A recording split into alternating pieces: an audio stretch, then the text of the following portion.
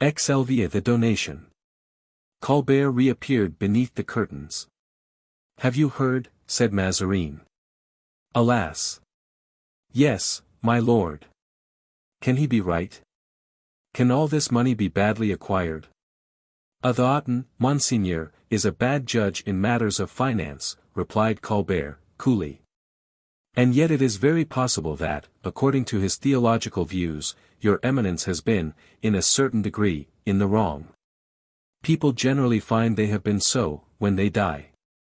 In the first place, they commit the wrong of dying, Colbert. That is true, my lord. Against whom, however, did the Theotin make out that you had committed these wrongs? Against the king. Mazarin shrugged his shoulders.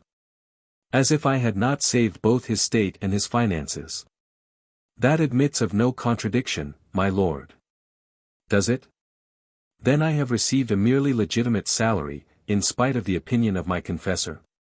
That is beyond doubt. And I might fairly keep for my own family, which is so needy, a good fortune, the whole, even, of which I have earned. I see no impediment to that, Monseigneur. I felt assured that in consulting you, Colbert, I should have good advice, replied Mazarin, greatly delighted. Colbert resumed his pedantic look. My lord, interrupted he, I think it would be quite as well to examine whether what the Theotin said is not a snare. Oh. No, a snare. What for? The Theotin is an honest man. He believed your eminence to be at death's door, because your eminence consulted him. Did I not hear him say, distinguish that which the king has given you from that which you have given yourself? Recollect, my lord, if he did not say something a little like that to you, that is quite a theatrical speech. That is possible. In which case, my lord, I should consider you as required by the Theotin to make restitution. Cried Mazarin, with great warmth. I do not say no. What, of all? You do not dream of such a thing. You speak just as the confessor did. To make restitution of a part, that is to say, His Majesty's part. And that, Monseigneur, may have its dangers. Your eminence is too skilful a politician not to know that, at this moment, the king does not possess 150,000 livres clear in his coffers. That is not my affair, said Mazarin, triumphantly, that belongs to le Surintendant Fouquet, whose accounts I gave you to verify some months ago. Colbert bit his lips at the name of Fouquet. His Majesty, said he, between his teeth, has no money but that which Fouquet collects. Your money, Monseigneur, would afford him a delicious banquet. Well, but I am not the superintendent of His Majesty's finances, I have my purse, surely I would do much for His Majesty's welfare, some legacy, but I cannot disappoint my family. The legacy of a part would dishonor you and offend the king. Leaving a part to His Majesty, is to avow that that part has inspired you with doubts as to the lawfulness of the means of acquisition. Monsieur Colbert. I thought your eminence did me the honor to ask my advice. Yes, but you are ignorant of the principal details of the question. I am ignorant of nothing, my lord. During 10 years, all the columns of figures which are found in France, have passed into review before me. And if I have painfully nailed them into my brain, they are there now so well riveted, that, from the office of Letellier, who is sober, to the little secret largesses of Fouquet, who is prodigal, I could recite, figure by figure, all the money that is spent in France from Marseilles to Cherbourg. Then, you would have me throw all my money into the coffers of the king, cried Mazarin, ironically. And from whom, at the same time the gout forced painful moans. Surely the king would reproach me with nothing, but he would laugh at me, while squandering my millions, and with good reason. Your eminence has misunderstood me. I did not, the least in the world, pretend that His Majesty ought to spend your money. You said so, clearly, it seems to me, when you advised me to give it to him. Ah, replied Colbert, that is because your eminence, absorbed as you are by your disease, entirely loses sight of the character of Louis XIV. How so? That character, if I may venture to express myself thus, resembles that which my lord confessed just now to the Vauden. Go on, that is. Pride. Pardon me, my lord, haughtiness, nobleness, kings have no pride, that is a human passion. Pride, yes, you are right. Next.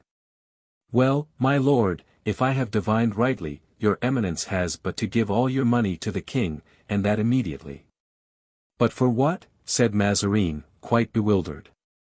Because the king will not accept of the whole. What, and he a young man, and devoured by ambition? Just so. A young man who is anxious for my death. My lord. To inherit, yes, Colbert, yes. He is anxious for my death, in order to inherit. Triple fool that I am. I would prevent him. Exactly, if the donation were made in a certain form he would refuse it. Well, but how? That is plain enough. A young man who has yet done nothing, who burns to distinguish himself, who burns to reign alone, will never take anything ready-built, he will construct for himself. This prince, Monseigneur, will never be content with the Palais Royal, which M. de Richelieu left him, nor with the Palais Mazarin, which you have had so superbly constructed, nor with the Louvre, which his ancestors inhabited, nor with Saint-Germain, where he was born. All that does not proceed from himself, I predict, he will disdain. And you will guarantee, that if I give my 40 millions to the king, saying certain things to him at the same time, I guarantee he will refuse them. But those things, what are they? I will write them, if my lord will have the goodness to dictate them. Well, but, after all, what advantage will that be to me? An enormous one. Nobody will afterwards be able to accuse your eminence of that unjust avarice with which pamphleteers have reproached the most brilliant mind of the present age. You are right, Colbert, you are right. Go, and seek the king, on my part, and take him my will. Your donation, my lord. But, if he should accept it, if he should even think of accepting it, then there would remain 13 millions for your family, and that is a good round sum. But then you would be either a fool or a traitor. And I am neither the one nor the other, my lord. You appear to be much afraid that the king will accept, you have a deal more reason to fear that he will not accept. But, see you, if he does not accept, I should like to guarantee my 13 reserved millions to him, yes, I will do so, yes. But my pains are returning, I shall faint. I am very, very ill, Colbert, I am near my end. Colbert started. The cardinal was indeed very ill, large drops of sweat flowed down upon his bed of agony, and the frightful pallor of a face streaming with water was a spectacle which the most hardened practitioner could not have beheld without much compassion. Colbert was, without doubt, very much affected, for he quitted the chamber, calling Bernouin to attend to the dying man, and went into the corridor. There, walking about with a meditative expression, which almost gave nobility to his vulgar head, his shoulders thrown up, his neck stretched out, his lips half open, to give vent to unconnected fragments of incoherent thoughts. He lashed up his courage to the pitch of the undertaking contemplated, whilst within 10 paces of him, separated only by a wall, his master was being stifled by anguish which drew from him lamentable cries. Thinking no more of the treasures of the earth, or of the joys of paradise, but much of all the horrors of hell. Whilst burning, hot napkins, physic, revulsives, and Guinaud, who was recalled, were performing their functions with increased activity, Colbert, holding his great head in both his hands, to compress within it the fever of the projects engendered by the brain, was meditating the tenor of the donation he would make Mazarin write, at the first hour of respite his disease should afford him. It would appear as if all the cries of the cardinal, and all the attacks of death upon this representative of the past, were stimulants for the genius of this thinker with the bushy eyebrows, who was turning already towards the rising sun of a regenerated society. Colbert resumed his place at Mazarin's pillow at the first interval of pain, and persuaded him to dictate a donation thus conceived. About to appear before God, the master of mankind, I begged the king, who was my master on earth, to resume the wealth which his bounty has bestowed upon me, and which my family would be happy to see pass into such illustrious hands. The particulars of my property will be found, they are drawn up, at the first requisition of his Majesty, or at the last sigh of his most devoted servant. Jules, Cardinal de Mazarin. The cardinal sighed heavily as he signed this. Colbert sealed the packet and carried it immediately to the Louvre, whither the king had returned. He then went back to his own home, rubbing his hands with the confidence of workman who has done a good day's work. 47. How Anne of Austria gave one piece of advice to Louis XIV. The news of the extreme illness of the cardinal had already spread, and attracted at least as much attention among the people of the Louvre as the news of the marriage of Monsieur, the king's brother, which had already been announced as an official fact. Scarcely had Louis XIV. Returned home, with his thoughts fully occupied with the various things he had seen and heard in the course of the evening, when an usher announced that the same crowd of courtiers who, in the morning, had thronged his lever, presented themselves again at his coucher, a remarkable piece of respect which, during the reign of the cardinal, the court, not very discreet in its performance, had accorded to the minister, without caring about displeasing the king. But the minister had, as we have said, an alarming attack of gout, and the tide of flattery was mounting towards the throne. Courtiers have a marvelous instinct in scenting the turn of events, courtiers possess a supreme kind of science. They are diplomatists in throwing light upon the unraveling of complicated intrigues, captains in divining the issue of battles, and physicians in curing the sick. Louis XIV, to whom his mother had taught this axiom, together with many others, understood at once that the cardinal must be very ill. Scarcely had Anne of Austria conducted the young queen to her apartments and taken from her brow the head dress of ceremony, when she went to see her son in his cabinet, where, alone, melancholy, and depressed, he was indulging, as if to exercise his will, in one of those terrible inward passions, king's passions, which create events when they break out, and with Louis XIV, thanks to his astonishing command over himself, became such benign tempests, that his most violent, his only passion, that which Saint Simon mentions with astonishment, was that famous fit of anger which he exhibited 50 years later, on the occasion of a little concealment of the Duc de Mainz, and which had for result a shower of blows inflicted with a cane upon the back of a poor valet who had stolen a biscuit. The young king then was, as we have seen, a prey to a double excitement, and he said to himself as he looked in a glass, "O king, king by name, and not in fact, phantom, vain phantom art thou.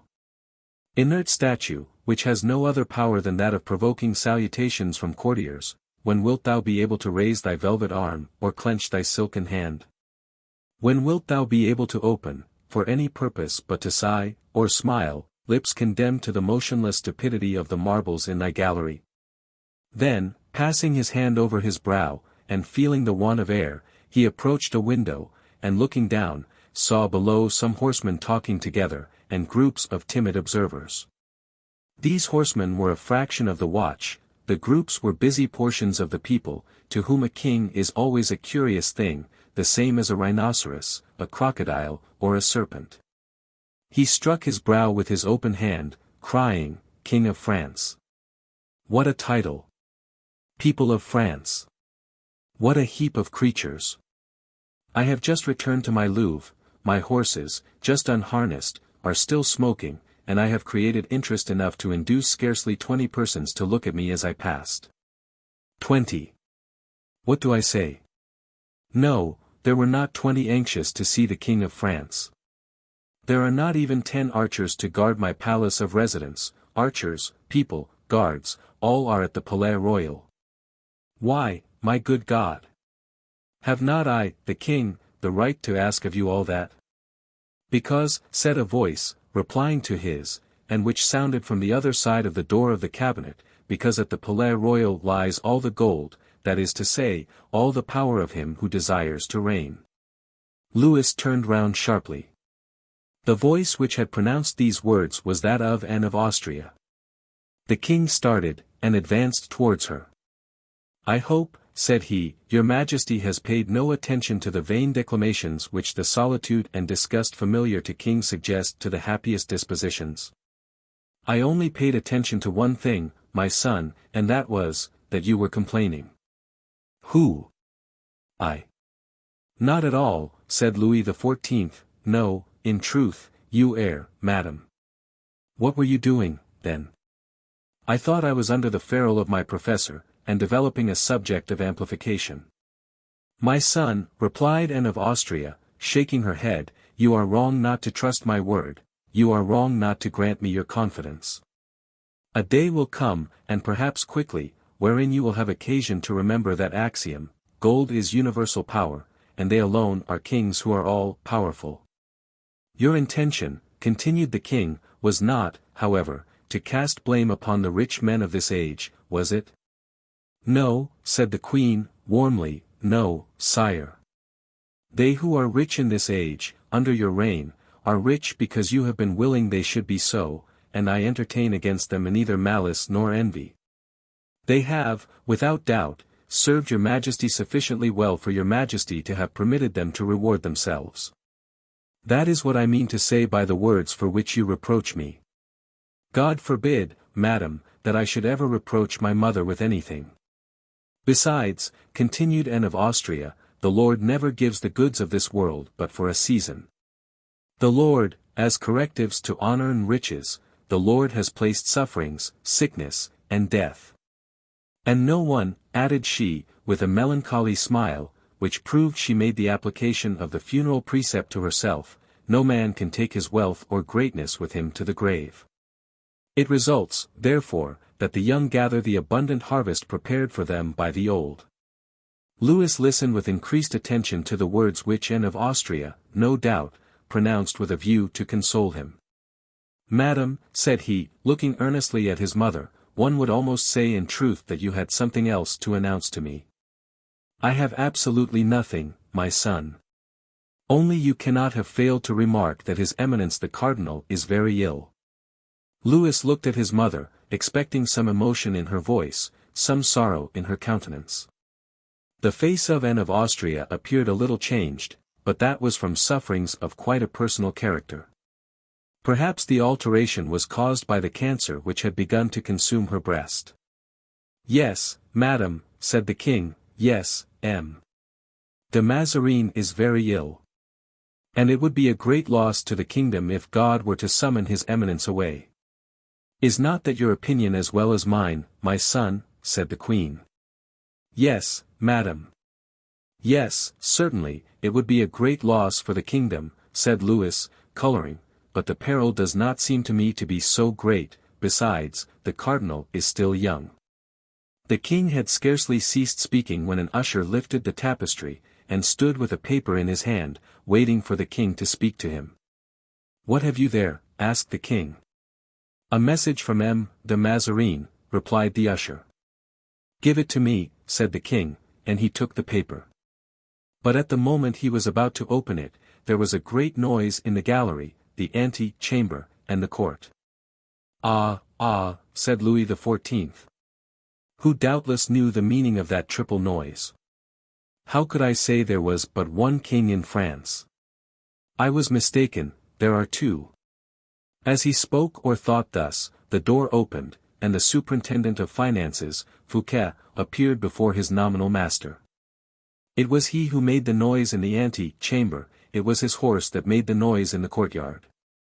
In addition to all this, a loud murmur was heard along his passage, which did not die away till some time after he had passed. It was this murmur which Louis XIV regretted so deeply not hearing as he passed, and dying away behind him. He is not precisely a king, as you fancy, said Anne of Austria to her son, he is only a man who is much too rich, that is all. Whilst saying these words, a bitter feeling gave to these words of the queen a most hateful expression. Whereas the brow of the king, calm and self-possessed, on the contrary, was without the slightest wrinkle. He nodded, therefore, familiarly to Fouquet, whilst he continued to unfold the paper given to him by the usher.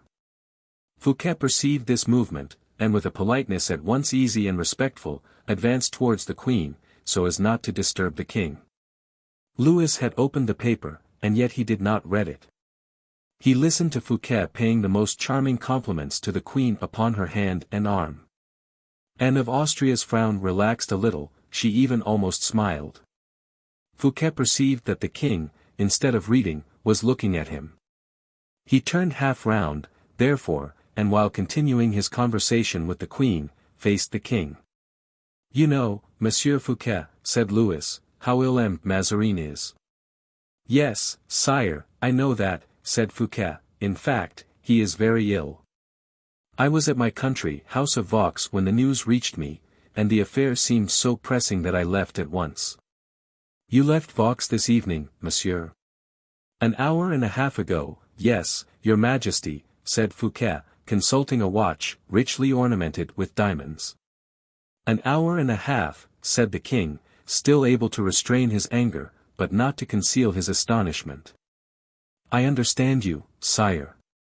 Your majesty doubts my word, and you have reason to do so, but I have really come in that time, though it is wonderful. I received from England 3 pairs of very fast horses, as I had been assured. They were placed at distances of 4 leagues apart, and I tried them this evening. They really brought me from Vaux to the Louvre in an hour and a half, so your majesty sees I have not been cheated." The queen mother smiled with something like secret envy. But Fouquet caught her thought.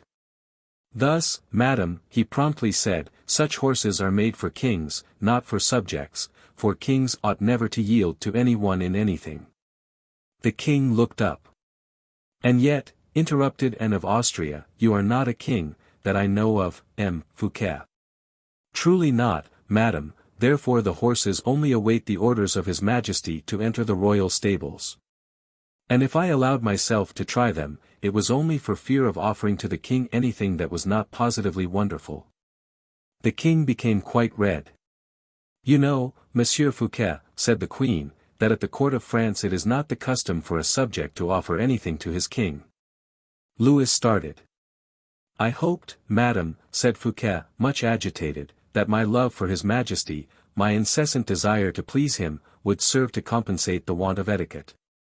It was not so much a present that I permitted myself to offer, as the tribute I paid." "Thank you, Monsieur Fouquet," said the king politely, "and I am gratified by your intention, for I love good horses, but you know I am not very rich. You, who are my superintendent of finances, know it better than anyone else. I am not able, then, however willing I may be, to purchase such a valuable set of horses."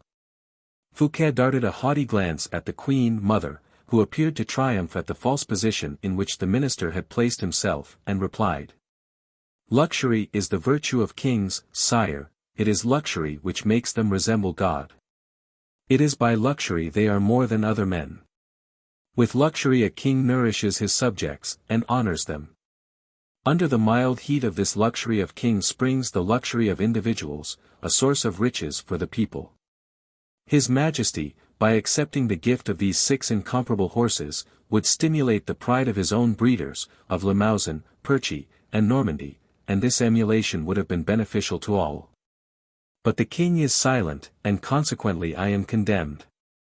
During this speech, Louis was, unconsciously, folding and unfolding Mazarin's paper, upon which he had not cast his eyes. At length he glanced upon it, and uttered a faint cry at reading the first line. "What is the matter, my son?" asked the queen, anxiously, and going towards the king. "From the cardinal," replied the king, continuing to read. Yes, it is really from him." "Is he worse, then?" "Read," said the king, passing the parchment to his mother, as if he thought that nothing less than reading would convince Anne of Austria of a thing so astonishing as was conveyed in that paper. Anne of Austria read in turn, and as she read, her eyes sparkled with joy all the greater from her useless endeavor to hide it, which attracted the attention of Fouquet. "Oh! A regularly drawn-up deed of gift," said she.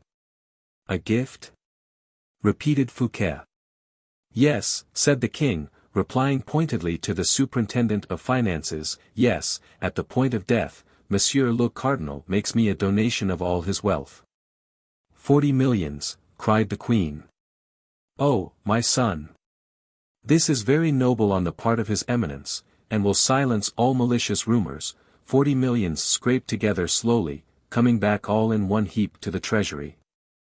It is the act of a faithful subject and a good Christian. And having once more cast her eyes over the act, she restored it to Louis XIV, whom the announcement of the sum greatly agitated. Fouquet had taken some steps backwards and remained silent. The king looked at him, and held the paper out to him, in turn.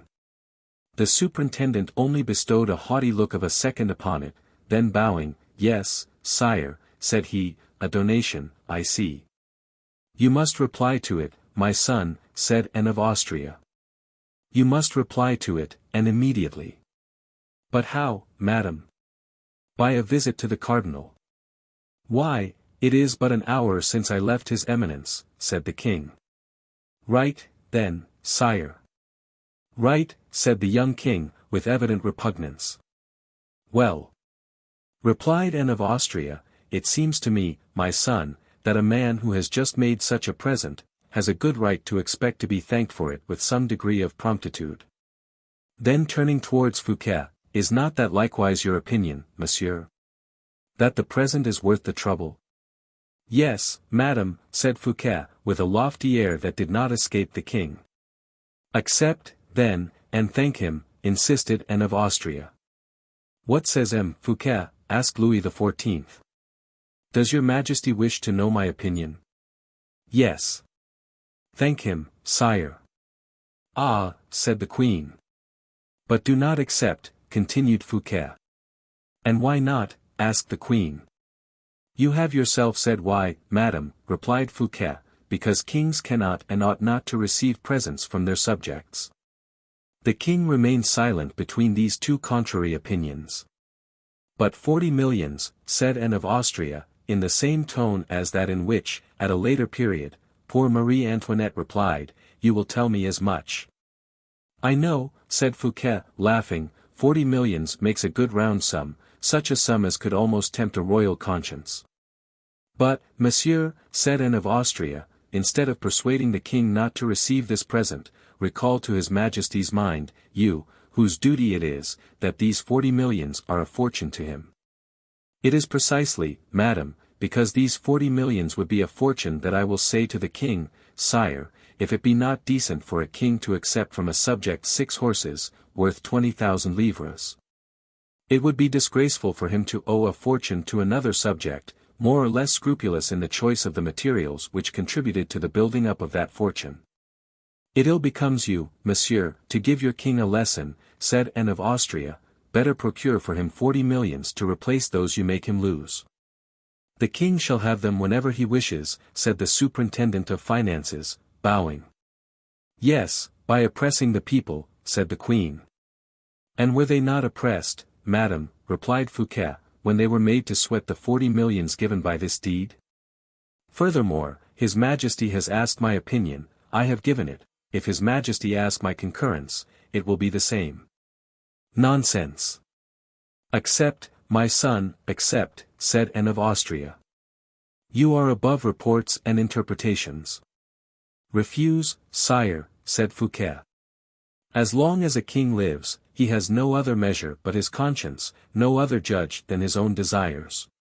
But when dead, he has posterity, which applauds or accuses." "Thank you, mother," replied Louis, bowing respectfully to the queen. "Thank you, Monsieur Fouquet," said he, dismissing the superintendent civilly. "Do you accept?" asked Anne of Austria, once more. "I shall consider of it," replied he, looking at Fouquet. XLVI agony. The day that the deed of gift had been sent to the king, the cardinal caused himself to be transported to Vincennes. The king and the court followed him thither. The last flashes of this torch still cast splendor enough around to absorb all other lights in its rays. Besides, as it has been seen, the faithful satellite of his minister, young Louis XIV, marched to the last minute in accordance with his gravitation. The disease, as Gonaud had predicted, had become worse. It was no longer an attack of gout, it was an attack of death. Then there was another thing which made that agony more agonizing still, and that was the agitation brought into his mind by the donation he had sent to the king, and which, according to Colbert, the king ought to send back unaccepted to the cardinal. The cardinal had, as we have said, great faith in the predictions of his secretary. But the sum was a large one, and whatever might be the genius of Colbert, from time to time the cardinal thought to himself that the Theotin also might possibly have been mistaken, and there was at least as much chance of his not being damned as there was of Louis XIV sending back his millions. Besides, the longer the donation was in coming back, the more Mazarin thought that 40 millions were worth a little risk, particularly of so hypothetic a thing as the soul. Mazarin, in his character of cardinal and prime minister, was almost an atheist, and quite a materialist.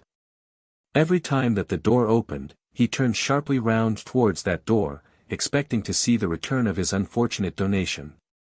Then, deceived in his hope, he fell back again with a sigh, and found his pains so much the greater for having forgotten them for an instant. Anne of Austria had also followed the cardinal. Her heart, though age had made it selfish, could not help evincing towards the dying man a sorrow which she owed him as a wife, according to some, and as a sovereign, according to others. She had, in some sort, put on a mourning countenance beforehand, and all the court wore it as she did. Louis, in order not to show on his face what was passing at the bottom of his heart, persisted in remaining in his own apartments, where his nurse alone kept him company. The more he saw the approach of the time when all constraint would be at an end, the more humble and patient he was, falling back upon himself, as all strong men do when they form great designs, in order to gain more spring at the decisive moment. Extreme unction had been administered to the cardinal, faithful to his habits of dissimulation, struggled against appearances, and even against reality, receiving company in his bed, as if he only suffered from a temporary complaint. Guinaud, on his part, preserved profound secrecy. Wearied with visits and questions, he answered nothing but, "His Eminence is still full of youth and strength, but God wills that which he wills, and when he has decided that man is to be laid low, he will be laid low." These words, which he scattered with a sort of discretion, reserve, and preference, were commented upon earnestly by two persons, the king and the cardinal. Mazarin, notwithstanding the prophecy of Guinaud, still lured himself with a hope, or rather played his part so well, that the most cunning, when saying that he lured himself, proved that they were his dupes. Louis, absent from the cardinal for 2 days, Louis, with his eyes fixed upon that same donation which so constantly preoccupied the cardinal, Louis did not exactly know how to make out Mazarin's conduct. The son of Louis XIII, following the paternal traditions, had, up to that time, been so little of a king that, whilst ardently desiring royalty, he desired it with that terror which always accompanies the unknown. Thus, having formed his resolution, which, besides, he communicated to nobody, he determined to have an interview with Mazarin. It was Anne of Austria, who, constant in her attendance upon the cardinal, first heard this proposition of the king's, and transmitted it to the dying man, whom it greatly agitated. For what purpose could Louis wish for an interview? Was it to return the deed, as Colbert had said he would?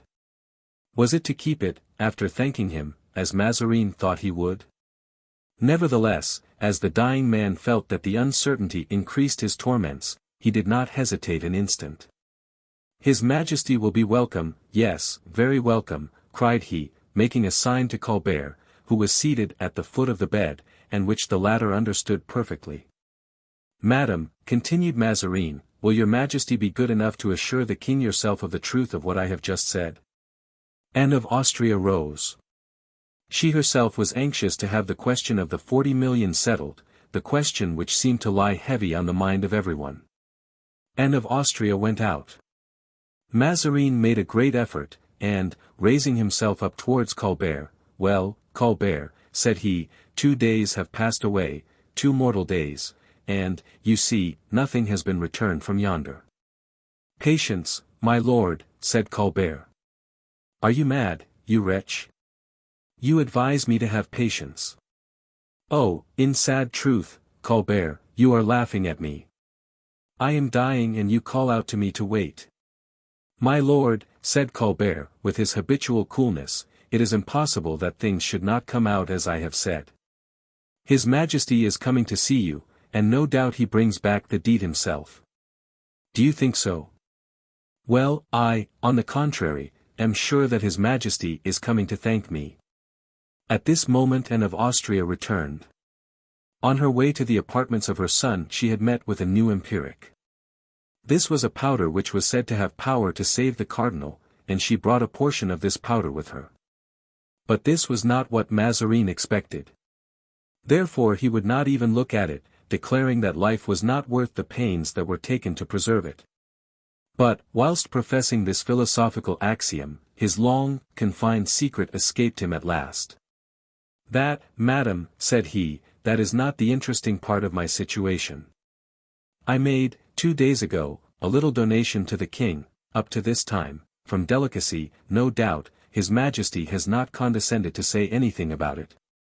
But the time for explanation is come, and I implore your Majesty to tell me if the king has made up his mind on that matter. Anne of Austria was about to reply, when Mazarin stopped her. The truth, madam, said he, in the name of heaven, the truth. Do not flatter a dying man with a hope that may prove vain. There he stopped, a look from Colbert telling him he was on the wrong track. I know, said Anne of Austria, taking the cardinal's hand, I know that you have generously made, not a little donation, as you modestly call it, but a magnificent gift. I know how painful it would be to you if the king. Mazarin listened, dying as he was, as 10 living men could not have listened. If the king, replied he. If the king, continued Anne of Austria, should not freely accept what you offer so nobly. Mazarin allowed himself to sink back upon his pillow like Pantaloon, that is to say, with all the despair of a man who bows before the tempest. But he still preserved sufficient strength and presence of mind to cast upon Colbert one of those looks which are well worth 10 sonnets, which is to say, 10 long poems. Should you not, added the queen, have considered the refusal of the king as a sort of insult? Mazarin rolled his head about upon his pillow, without articulating a syllable. The queen was deceived, or feigned to be deceived, by this demonstration. Therefore, resumed she, I have circumvented him with good counsels. And as certain minds, jealous, no doubt, of the glory you are about to acquire by this generosity, have endeavored to prove to the king that he ought not to accept this donation, I have struggled in your favor, and so well I have struggled. That you will not have, I hope, that distress to undergo. Ah, murmured Mazarin, with languishing eyes, ah. That is a service I shall never forget for a single minute of the few hours I still have to live. I must admit, continued the queen, that it was not without trouble I rendered it to your eminence. Ah, peste! I believe that. Oh! Oh! Good God! What is the matter? I am burning. Do you suffer much? As much as one of the damned. Colbert would have liked to sink through the floor. So, then, resumed Mazarin, your Majesty thinks that the king, he stopped several seconds, that the king is coming here to offer me some small thanks. I think so, said Queen. Mazarin annihilated Colbert with his last look. At that moment the ushers announced that the king was in the ante-chambers, which were filled with people. This announcement produced a stir of which Colbert took advantage to escape by the door of the ruelle. Anne of Austria arose, and awaited her son, standing. Louis XIV. Appeared at the threshold of the door, with his eyes fixed upon the dying man, who did not even think it worth while to notice that Majesty from whom he thought he had nothing more to expect. An usher placed an armchair close to the bed. Louis bowed to his mother, then to the cardinal, and sat down. The queen took a seat in her turn. Then, as the king looked behind him, the usher understood that look, and made a sign to the courtiers who filled up the doorway to go out, which they instantly did. Silence fell upon the chamber with the velvet curtains. The king, still very young, and very timid in the presence of him who had been his master from his birth, still respected him much, particularly now, in the supreme majesty of death. He did not dare, therefore, to begin the conversation, feeling that every word must have its weight not only upon things of this world, but of the next. As to the cardinal, at that moment he had but one thought, his donation. It was not physical pain which gave him that air of despondency, and that lugubrious look, it was the expectation of the thanks that were about to issue from the king's mouth, and cut off all hope of restitution. Mazarin was the first to break the silence. "Is your majesty come to make any stay at Vincennes?" said he. Louis made an affirmative sign with his head. "That is a gracious favor," continued Mazarin, "granted to a dying man, and which will render death less painful to him." "I hope," replied the king, "I am come to visit, not a dying man, but a sick man, susceptible of cure." Mazarin replied by a movement of the head. "Your majesty is very kind, but I know more than you on that subject." "The last visit, sire," said he, "the last visit." "If it were so, monsieur le cardinal," said Louis, "I would come a last time to ask the counsels of a guide to whom I owe everything." Anne of Austria was a woman, she could not restrain her tears. Louis showed himself much affected, and Mazarin still more than his two guests, but from very different motives. Here the silence returned. The queen wiped her eyes, and the king resumed his firmness. "I was saying," continued the king, "that I owed much to your eminence." The eyes of the cardinal had devoured the king, for he felt the great moment had come. "And," continued Louis, "the principal object of my visit was to offer you very sincere thanks for the last evidence of friendship you have kindly sent me." The cheeks of the cardinal became sunken, his lips partially opened, and the most lamentable sigh he had ever uttered was about to issue from his chest. "Sire," said he, "I shall have despoiled my poor family. I shall have ruined all who belong to me, which may be imputed to me as an error, but, at least, it shall not be said of me that I have refused to sacrifice everything to my king." Anne of Austria's tears flowed afresh. "My dear Monsieur Mazarin," said the king, in a more serious tone than might have been expected from his youth, "you have misunderstood me, apparently." Mazarin raised himself upon his elbow. "I have no purpose to despoil your dear family, nor to ruin your servants." "Oh, no, that must never be." "Humph," thought Mazarin, "he is going to restore me some scraps, let us get the largest piece we can."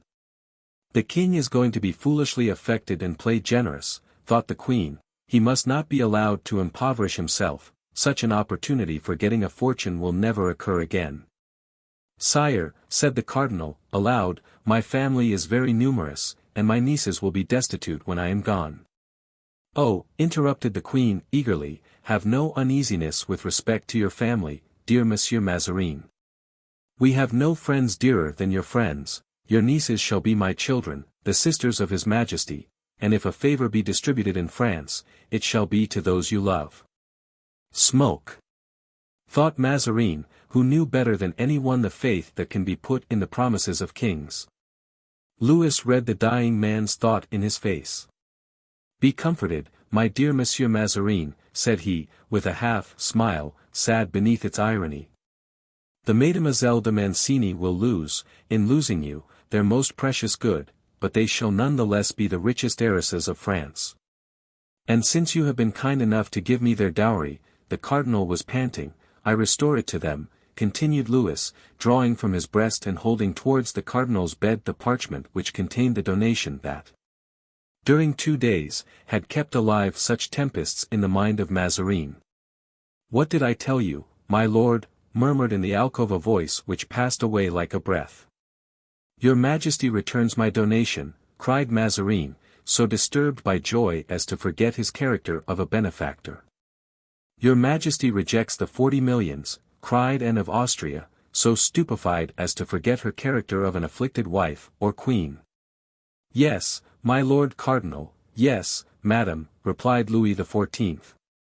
Tearing the parchment which Mazarin had not yet ventured to clutch, "Yes, I annihilate this deed, which despoiled a whole family. The wealth acquired by his eminence in my service is his own wealth and not mine." "But, sire, does your Majesty reflect," said Anne of Austria, that you have not 10,000 crowns in your coffers? Madam, I have just performed my first royal action, and I hope it will worthily inaugurate my reign. Ah! Sire, you are right, cried Mazarin, that is truly great, that is truly generous which you have just done. And he looked, one after the other, at the pieces of the act spread over his bed, to assure himself that it was the original and not a copy that had been torn. At length his eyes fell upon the fragment which bore his signature, and recognizing it, he sunk back on his bolster in a swoon. Anne of Austria, without strength to conceal her regret, raised her hands and eyes towards heaven. "Oh! Sire," cried Mazarin, "may you be blessed. My God! May you be beloved by all my family. Per Baccho. If ever any of those belonging to me should cause your displeasure, sire, only frown, and I will rise from my tomb." This pantalonnade did not produce all the effect Mazarin had counted upon. Louis had already passed to considerations of a higher nature, and as to Anne of Austria, unable to bear, without abandoning herself to the anger she felt burning within her, the magnanimity of her son and the hypocrisy of the cardinal. She arose and left the chamber, heedless of thus betraying the extent of her grief. Mazarin saw all this, and fearing that Louis XIV might repent his decision, in order to draw attention another way he began to cry out, as, at a later period, Scapin was to cry out, in that sublime piece of pleasantry with which the morose and grumbling Boileau dared to reproach Molière. His cries, however, by degrees, became fainter, and when Anne of Austria left the apartment, they ceased altogether. "Monsieur le Cardinal," said the king, "have you any recommendations to make me?" "Sire," replied Mazarin, "you are already wisdom itself, prudence personified. Of your generosity I shall not venture to speak. That which you have just done exceeds all that the most generous men of antiquity or of modern times have ever done." The king received this praise coldly. "So you confine yourself," said he, "to your thanks, and your experience, much more extensive than my wisdom, my prudence, or my generosity, does not furnish you with a single piece of friendly advice to guide my future." Mazarin reflected for a moment. "You have just done much for me, sire," said he, "that is, for my family." "Say no more about that," said the king. "Well," continued Mazarin, "I shall give you something in exchange for these 40 millions you have refused so royally." Louis XIV indicated by a movement that these flatteries were displeasing to him. "I shall give you a piece of advice," continued Mazarin, "yes, a piece of advice, advice more precious than the 40 millions. "My lord cardinal," interrupted Louis. "Sire, listen to this advice." "I am listening." "Come nearer, sire, for I am weak, nearer, sire, nearer." The king bent over the dying man. "Sire," said Mazarin, in so low a tone that the breath of his words arrived only like a recommendation from the tomb in the attentive ears of the king, "Sire, never have a prime minister." Louis drew back astonished. The advice was a confession, a treasure, in fact, was that sincere confession of Mazarin. The legacy of the cardinal to the young king was composed of 6 words only, but those 6 words, as Mazarin had said, were worth 40 millions. Louis remained for an instant bewildered. As for Mazarin, he appeared only to have said something quite natural. A little scratching was heard along the curtains of the alcove. Mazarin understood. "Yes, yes," cried he, warmly, "yes, sire, I recommend to you a wise man, an honest man, and a clever man." "Tell me his name, my lord." "His name is yet almost unknown, sire, it is M. Colbert, my attendant." "Oh!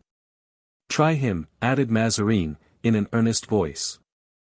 "All that he has predicted has come to pass, he has a safe glance, he is never mistaken either in things or in men, which is more surprising still. Sire, I owe you much, but I think I acquit myself of all towards you in giving you M. Colbert." "So be it," said Louis, faintly, for, as Mazarin had said, the name of Colbert was quite unknown to him, and he thought the enthusiasm of the cardinal partook of the delirium of a dying man. The cardinal sank back on his pillows. For the present, adieu, sire. Adieu, murmured Mazarin.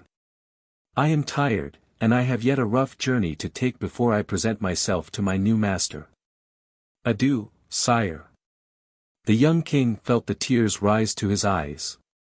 He bent over the dying man, already half a corpse, and then hastily retired. 49. The first appearance of Colbert. The whole night was passed in anguish, common to the dying man and to the king. The dying man expected his deliverance, the king awaited his liberty. Louis did not go to bed. An hour after leaving the chamber of the cardinal, he learned that the dying man, recovering a little strength, had insisted upon being dressed, adorned and painted, and seeing the ambassadors.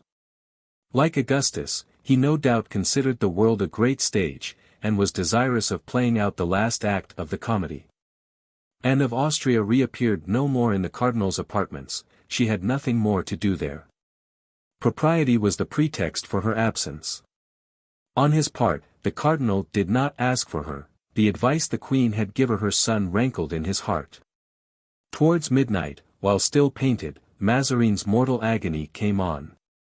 He had revised his will, and as this will was the exact expression of his wishes, and as he feared that some interested influence might take advantage of his weakness to make him change something in it, he had given orders to Colbert, who walked up and down the corridor which led to the cardinal's bed-chamber, like the most vigilant of sentinels.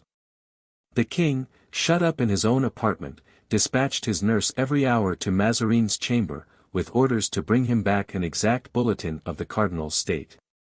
After having heard that Mazarin was dressed, painted, and had seen the ambassadors, Louis heard that the prayers for the dying were being read for the cardinal. At 1 o'clock in the morning, Guinaud had administered the last remedy. This was a relic of the old customs of that fencing time, which was about to disappear to give place to another time, to believe that death could be kept off by some good secret thrust. Mazarin, after having taken the remedy, respired freely for nearly 10 minutes. He immediately gave orders that the news should be spread everywhere of a fortunate crisis. The king, on learning this, felt as if a cold sweat were passing over his brow. He had had a glimpse of the light of liberty, slavery appeared to him more dark and less acceptable than ever. But the bulletin which followed entirely changed the face of things. Mazarin could no longer breathe at all, and could scarcely follow the prayers which the cure of Saint Nicholas de Champs recited near him. The king resumed his agitated walk about his chamber, and consulted, as he walked, several papers drawn from a casket of which he alone had the key. A third time the nurse returned. M.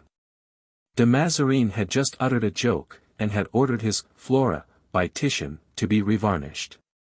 At length, towards 2 o'clock in the morning, the king could no longer resist his weariness, he had not slept for 24 hours.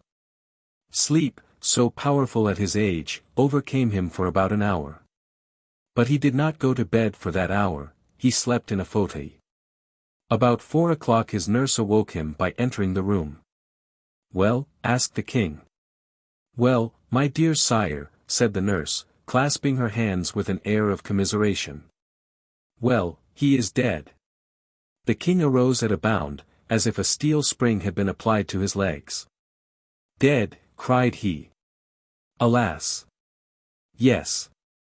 "Is it quite certain?" "Yes." "Official?" "Yes." "Has the news been made public?" "Not yet." "Who told you, then, that the cardinal was dead?" M. Colbert." M. Colbert. "Yes." "And he was sure of what he said?" "He came out of the chamber, and had held a glass for some minutes before the cardinal's lips." "Ah," said the king. "And what is become of M. Colbert?" "He has just left his eminence's chamber." "Where is he?" "He followed me." "So that he is, sire, waiting at your door, till it shall be your good pleasure to receive him." Louis ran to the door, opened it himself, and perceived Colbert standing waiting in the passage. The king started at sight of this statue, all clothed in black. Colbert, bowing with profound respect, advanced 2 steps towards his majesty. Louis re-entered his chamber, making Colbert a sign to follow. Colbert entered. Louis dismissed the nurse, who closed the door as she went out. Colbert remained modestly standing near that door. "What do you come to announce to me, monsieur?" said Louis, very much troubled at being thus surprised in his private thoughts, which he could not completely conceal. "That Monsieur le Cardinal has just expired, sire, and that I bring your Majesty his last adieu." The king remained pensive for a minute, and during that minute he looked attentively at Colbert. It was evident that the cardinal's last words were in his mind. "Are you, then, M. Colbert?" asked he. "Yes, sire. His faithful servant, as his eminence himself told me."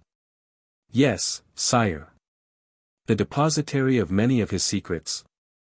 "Of all of them." "The friends and servants of his eminence will be dear to me, monsieur, and I shall take care that you are well placed in my employment." Colbert bowed. "You are a financier, monsieur, I believe." "Yes, sire." "And did Monsieur le Cardinal employ you in his stewardship?" "I had that honor, sire." "You never did anything personally for my household, I believe." "Pardon me, sire, it was I who had the honor of giving Monsieur le Cardinal the idea of an economy which puts 300,000 francs a year into your Majesty's coffers." "What economy was that, monsieur?" asked Louis XIV. "Your Majesty knows that the 100 Swiss have silver lace on each side of their ribbons?" "Doubtless." "Well, sire, it was I who proposed that imitation silver lace should be placed upon these ribbons.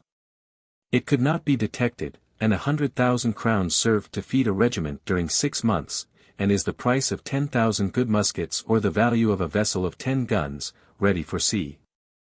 "That is true," said Louis XIV. Considering more attentively, and, ma foi. That was a well-placed economy. Besides, it was ridiculous for soldiers to wear the same lace as noblemen. "I am happy to be approved of by your Majesty." "Is that the only appointment you held about the cardinal?" asked the king. "It was I who was appointed to examine the accounts of the superintendent, sire." "Ah," said Louis, who was about to dismiss Colbert, but whom that word stopped. "Ah. It was you whom his eminence had charged to control him, Fouquet, was it? And the result of that examination?" "Is that there is a deficit, sire, but if your Majesty will permit me." "Speak, M. Colbert." "I ought to give your Majesty some explanations." "Not at all, monsieur, it is you who have controlled these accounts, give me the result."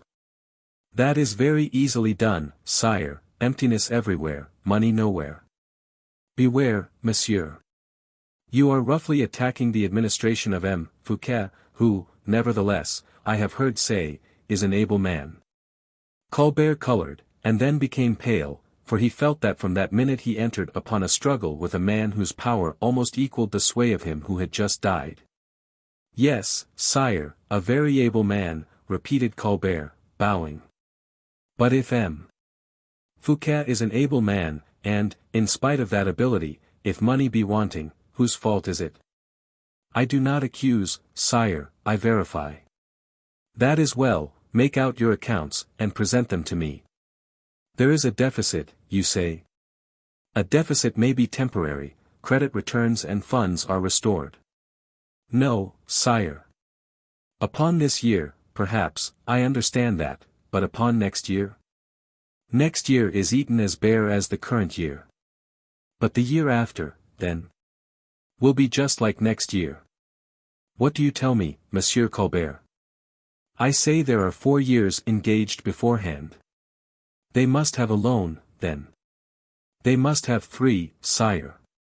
"I will create offices to make them resign, and the salary of the posts shall be paid into the treasury." "Impossible, sire, for there have already been creations upon creations of offices, the provisions of which are given in blank, so that the purchasers enjoy them without filling them. That is why your Majesty cannot make them resign. Further, upon each agreement M. Fouquet has made an abatement of 1/3, so that the people have been plundered, without your Majesty profiting by it." The king started. "Explain me that, M. Colbert," he said. "Let your Majesty set down clearly your thought, and tell me what you wish me to explain." You are right, clearness is what you wish, is it not? Yes, sire, clearness. God is God above all things, because he made light. Well, for example, resumed Louis XIV, if today, the cardinal being dead, and I being king, suppose I wanted money? Your Majesty would not have any. Oh. That is strange, monsieur. How? My superintendent would not find me any money? Colbert shook his large head. How is that, said the king, is the income of the state so much in debt that there is no longer any revenue? Yes, sire. The king frowned and said, if it be so, I will get together the ordinances to obtain a discharge from the holders, a liquidation at a cheap rate. Impossible, for the ordinances have been converted into bills, which bills, for the convenience of return and facility of transaction, are divided into so many parts that the originals can no longer be recognized. Louis, very much agitated, walked about, still frowning. But, if this is as you say, Monsieur Colbert, said he, stopping all at once, I shall be ruined before I begin to reign. You are, in fact, sire, said the impassible caster up of figures. Well, but yet, monsieur, the money is somewhere. Yes, sire, and even as a beginning, I bring your Majesty a note of funds which Look, Cardinal Mazarin was not willing to set down in his testament, neither in any act whatever, but which he confided to me. To you. Yes, sire, with an injunction to remit it to your Majesty. What? Besides the 40 millions of the testament? Yes, sire. De Mazarin had still other funds? Colbert bowed. Why, that man was a gulf, murmured the king. De Mazarin on one side, Fouquet on the other, more than 100 millions perhaps between them. No wonder my coffers should be empty. Colbert waited without stirring. And is the sum you bring me worth the trouble? Asked the king. Yes, sire, it is a round sum. Amounting to how much? To 13 millions of livres, sire. 13 millions, cried Louis, trembling with joy, do you say 13 millions, Monsieur Colbert? I said 13 millions, yes, your Majesty. Of which everybody is ignorant. Of which everybody is ignorant. Which are in your hands. In my hands, yes, sire. And which I can have. Within 2 hours, sire. But where are they, then? In the cellar of a house which the cardinal possessed in the city, and which he was so kind as to leave me by a particular clause of his will. You are acquainted with the cardinal's will, then? I have a duplicate of it, signed by his hand. A duplicate? Yes, sire, and here it is. Colbert drew the deed quietly from his pocket, and showed it to the king. The king read the article relative to the donation of the house. But, said he, there is no question here but of the house. There is nothing said of the money. Your pardon, sire, it is in my conscience. And Monsieur Mazarin has entrusted it to you? Why not, sire? He. A man mistrustful of everybody? He was not so of me, sire, as your Majesty may perceive. Louis fixed his eyes with admiration upon that vulgar but expressive face. You are an honest man, Colbert, said the king. That is not a virtue, it is a duty, replied Colbert, coolly. But, added Louis, does not the money belong to the family? If this money belonged to the family it would be disposed of in the testament, as the rest of the fortune is. If this money belonged to the family, I, who drew up the deed of donation in favor of your Majesty, should have added the sum of 13 millions to that of 40 millions which was offered to you. How, exclaimed Louis XIV. Was it you who drew up the deed of donation?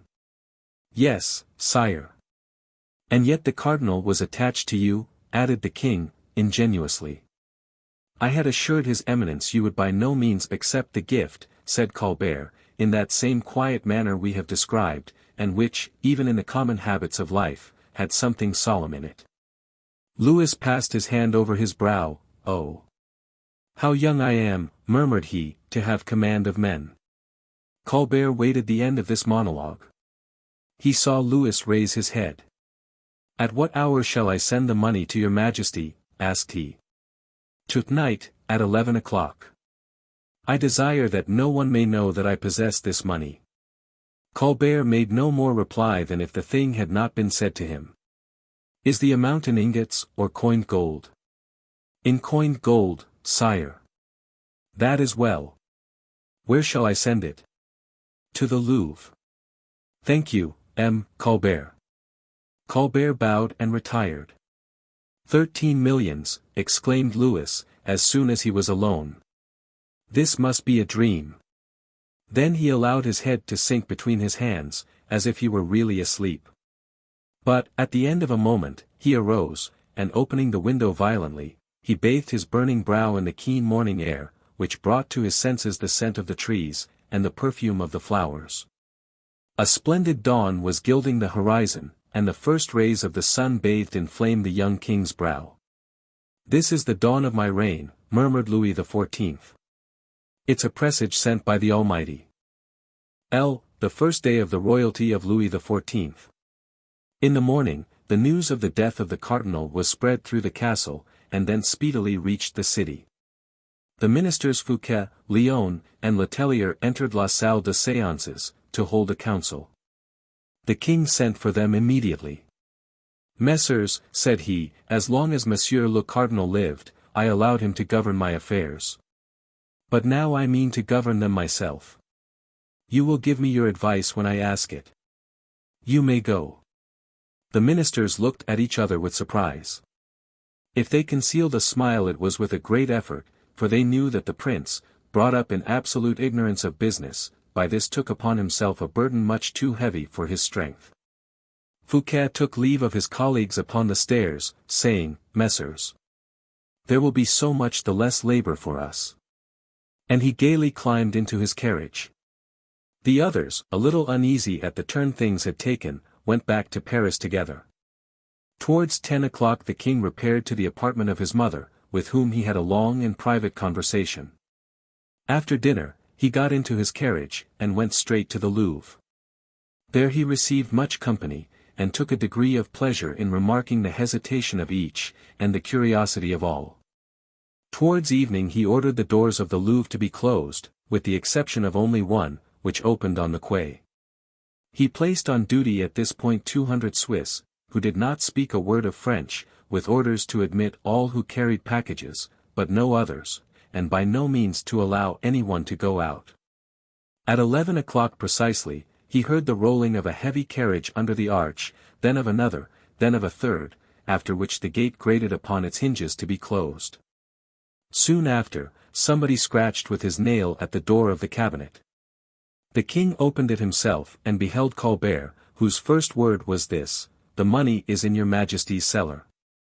The king then descended and went himself to see the barrels of specie, in gold and silver, which, under the direction of Colbert, for men had just rolled into a cellar of which the king had given Colbert the key in the morning. This review completed, Louis returned to his apartments, followed by Colbert, who had not apparently warmed with one ray of personal satisfaction. "Monsieur," said the king, "what do you wish that I should give you, as a recompense for this devotedness and probity?" "Absolutely nothing, sire." "How? Nothing? Not even an opportunity of serving me?" "If your majesty were not to furnish me with that opportunity, I should not the less serve you. It is impossible for me not to be the best servant of the king." "You shall be intendant of the finances, M. Colbert." "But there is already a superintendent, sire." "I know that." "Sire, the superintendent of the finances is the most powerful man in the kingdom." "Ah," cried Louis, coloring, "do you think so?" "He will crush me in a week, sire." "Your majesty gives me a cant roll for which strength is indispensable. An intendant under a superintendent, that is inferiority. You want support, you do not reckon upon me. I had the honor of telling your majesty, that during the lifetime of M. de Mazarin, M. Fouquet was the second man in the kingdom, now M. de Mazarin is dead, M. Fouquet is become the first. Monsieur, I agree to what you told me of all things up to today. But tomorrow, please to remember, I shall no longer suffer it. Then I shall be of no use to your majesty. You are already, since you fear to compromise yourself in serving me. I only fear to be placed so that I cannot serve your majesty. What do you wish, then? I wish your majesty to allow me assistance in the labors of the office of intendant. That post would lose its value. It would gain in security. Choose your colleagues. Messrs. Breteuil, Marin, Hervart. Tomorrow the ordonnance shall appear. Sire, I thank you. Is that all you ask?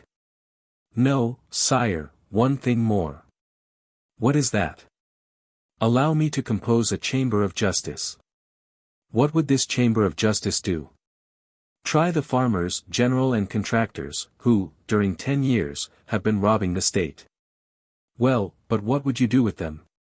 Hang 2 or 3, and that would make the rest disgorge. I cannot commence my reign with executions, Monsieur Colbert. On the contrary, sire, you had better, in order not to have to end with them. The king made no reply. Does your majesty consent? Said Colbert. I will reflect upon it, monsieur. It will be too late when reflection may be made. Why?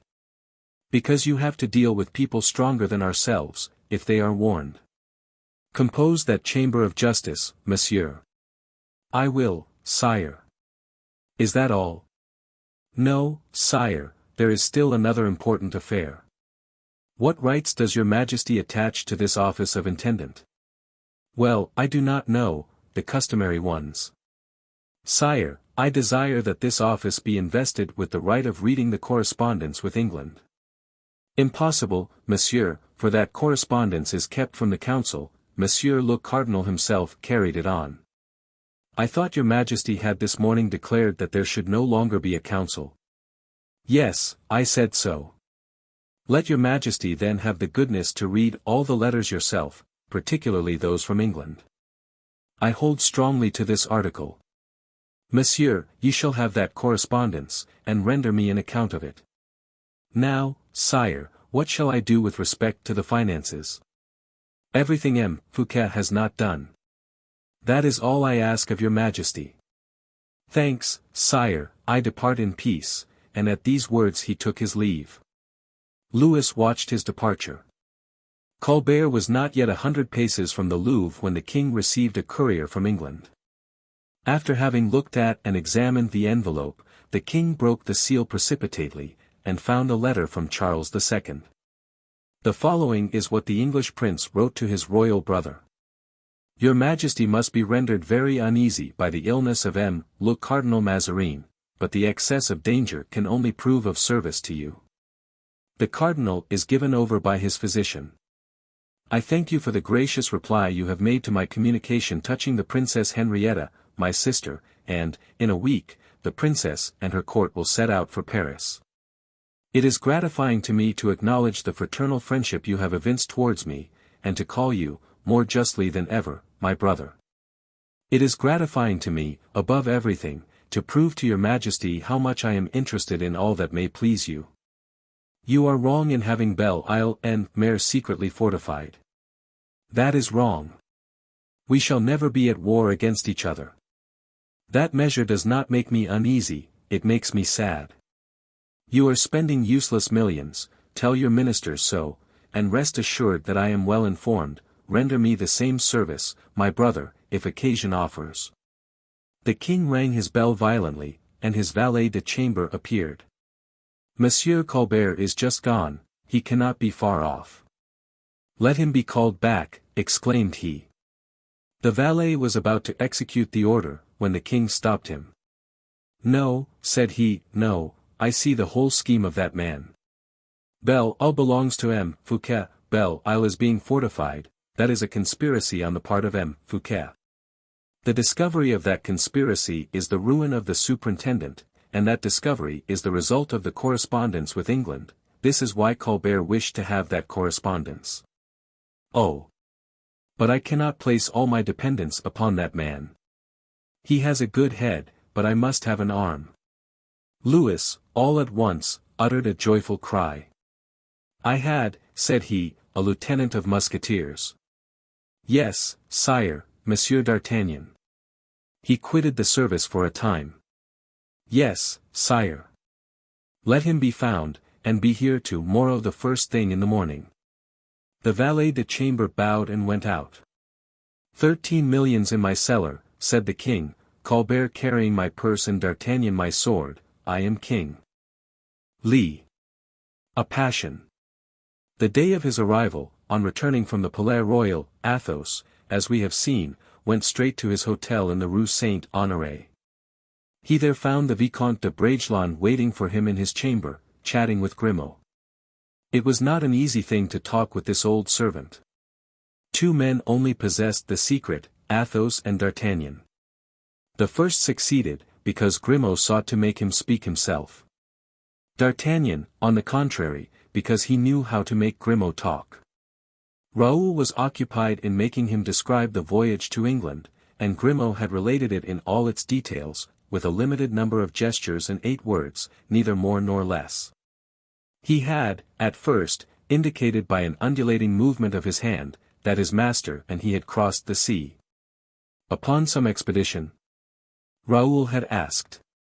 Grimaud by bending down his head had answered, yes. When Monsieur le Comte incurred much danger, asked Raoul. Neither too much nor too little, was replied by a shrug of the shoulders. But still, what sort of danger, insisted Raoul. Grimaud pointed to the sword. He pointed to the fire and to a musket that was hanging on the wall.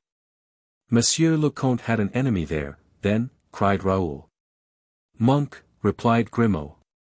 It is strange, continued Raoul, that Monsieur le Comte persists in considering me a novice, and not allowing me to partake the honor and danger of his adventure. Grimaud smiled. It was at this moment Athos came in. The host was lighting him up the stairs, and Grimaud, recognizing the step of his master, hastened to meet him, which cut short the conversation.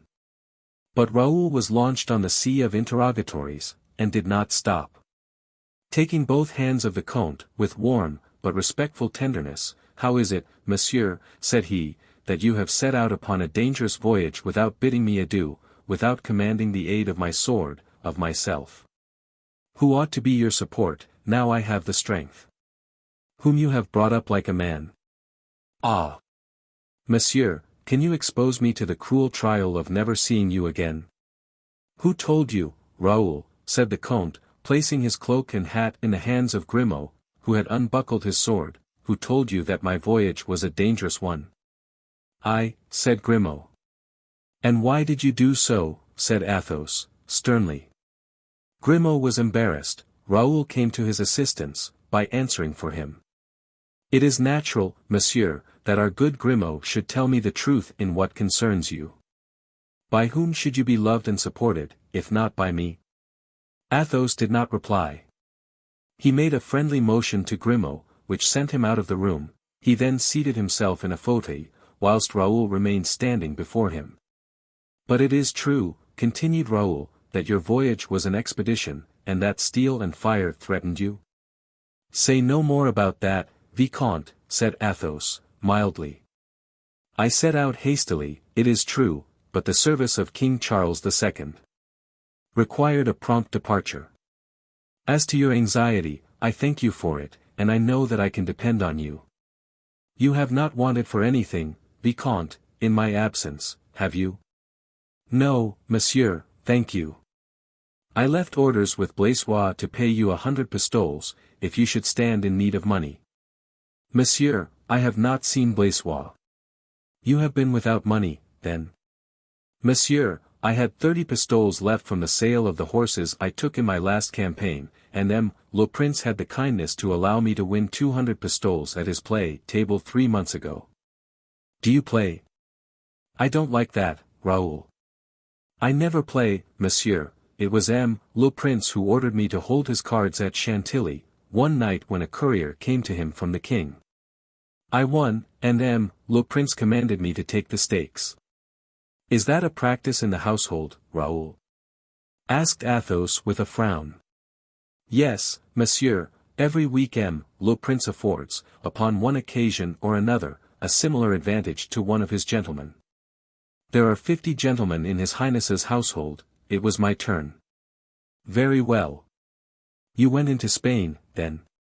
Yes, monsieur, I made a very delightful and interesting journey. You have been back a month, have you not? Yes, monsieur. And in the course of that month? In that month. What have you done?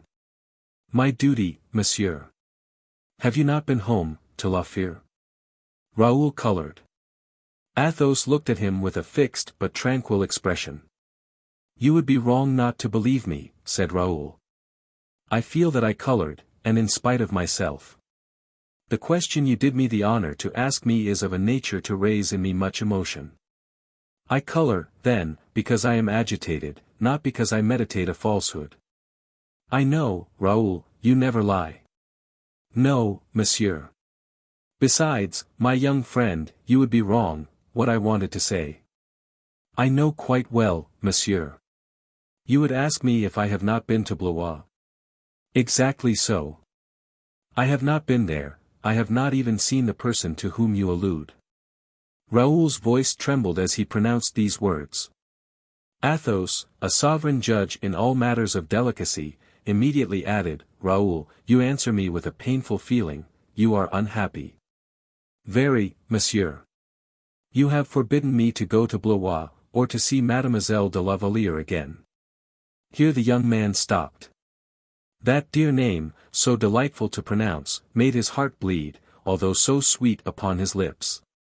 And I have acted rightly, Raoul. Athos hastened to reply.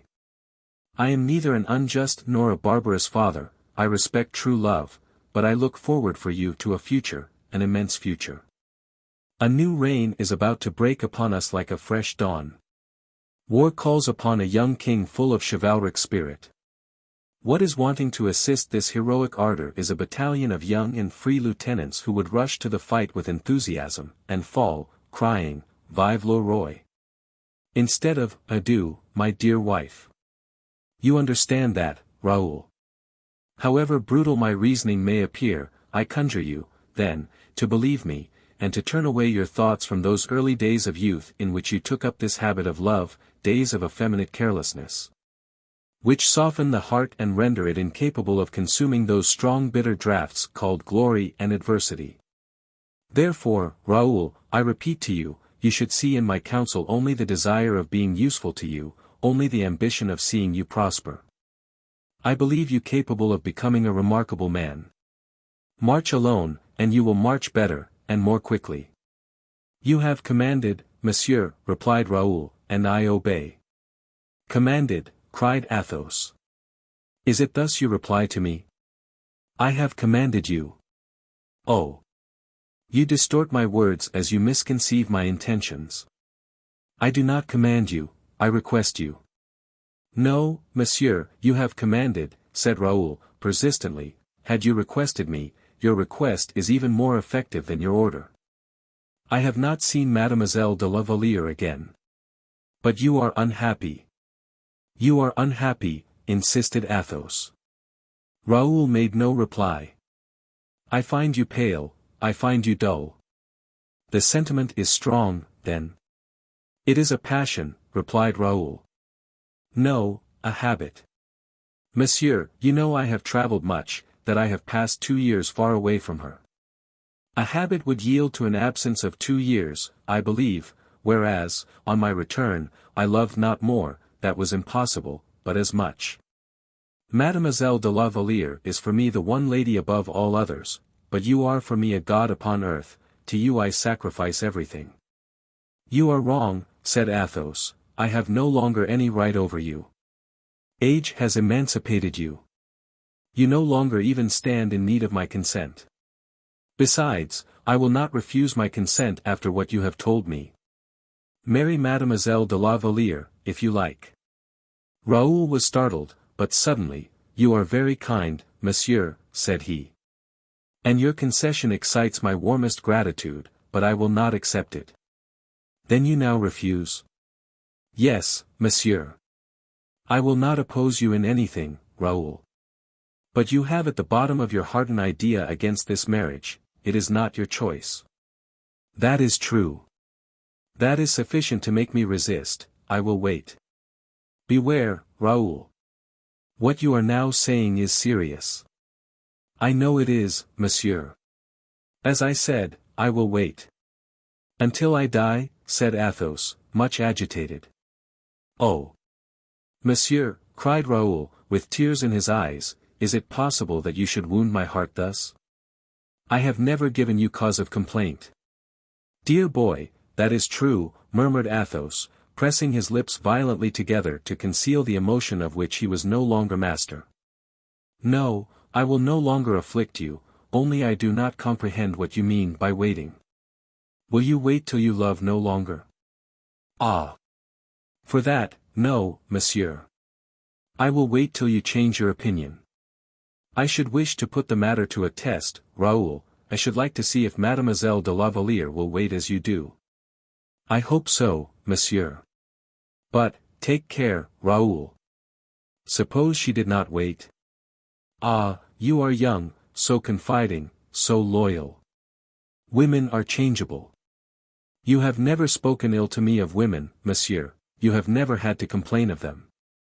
Why should you doubt of Mademoiselle de la Valliere? That is true, said Athos, casting down his eyes, I have never spoken ill to you of women, I have never had to complain of them, Mademoiselle de la Valliere never gave birth to a suspicion. But when we are looking forward, we must go even to exceptions, even to improbabilities. If, I say, Mademoiselle de la Valliere should not wait for you? How, monsieur? If she turned her eyes another way? If she looked favorably upon another, do you mean, monsieur? Said Raoul, pale with agony. Exactly.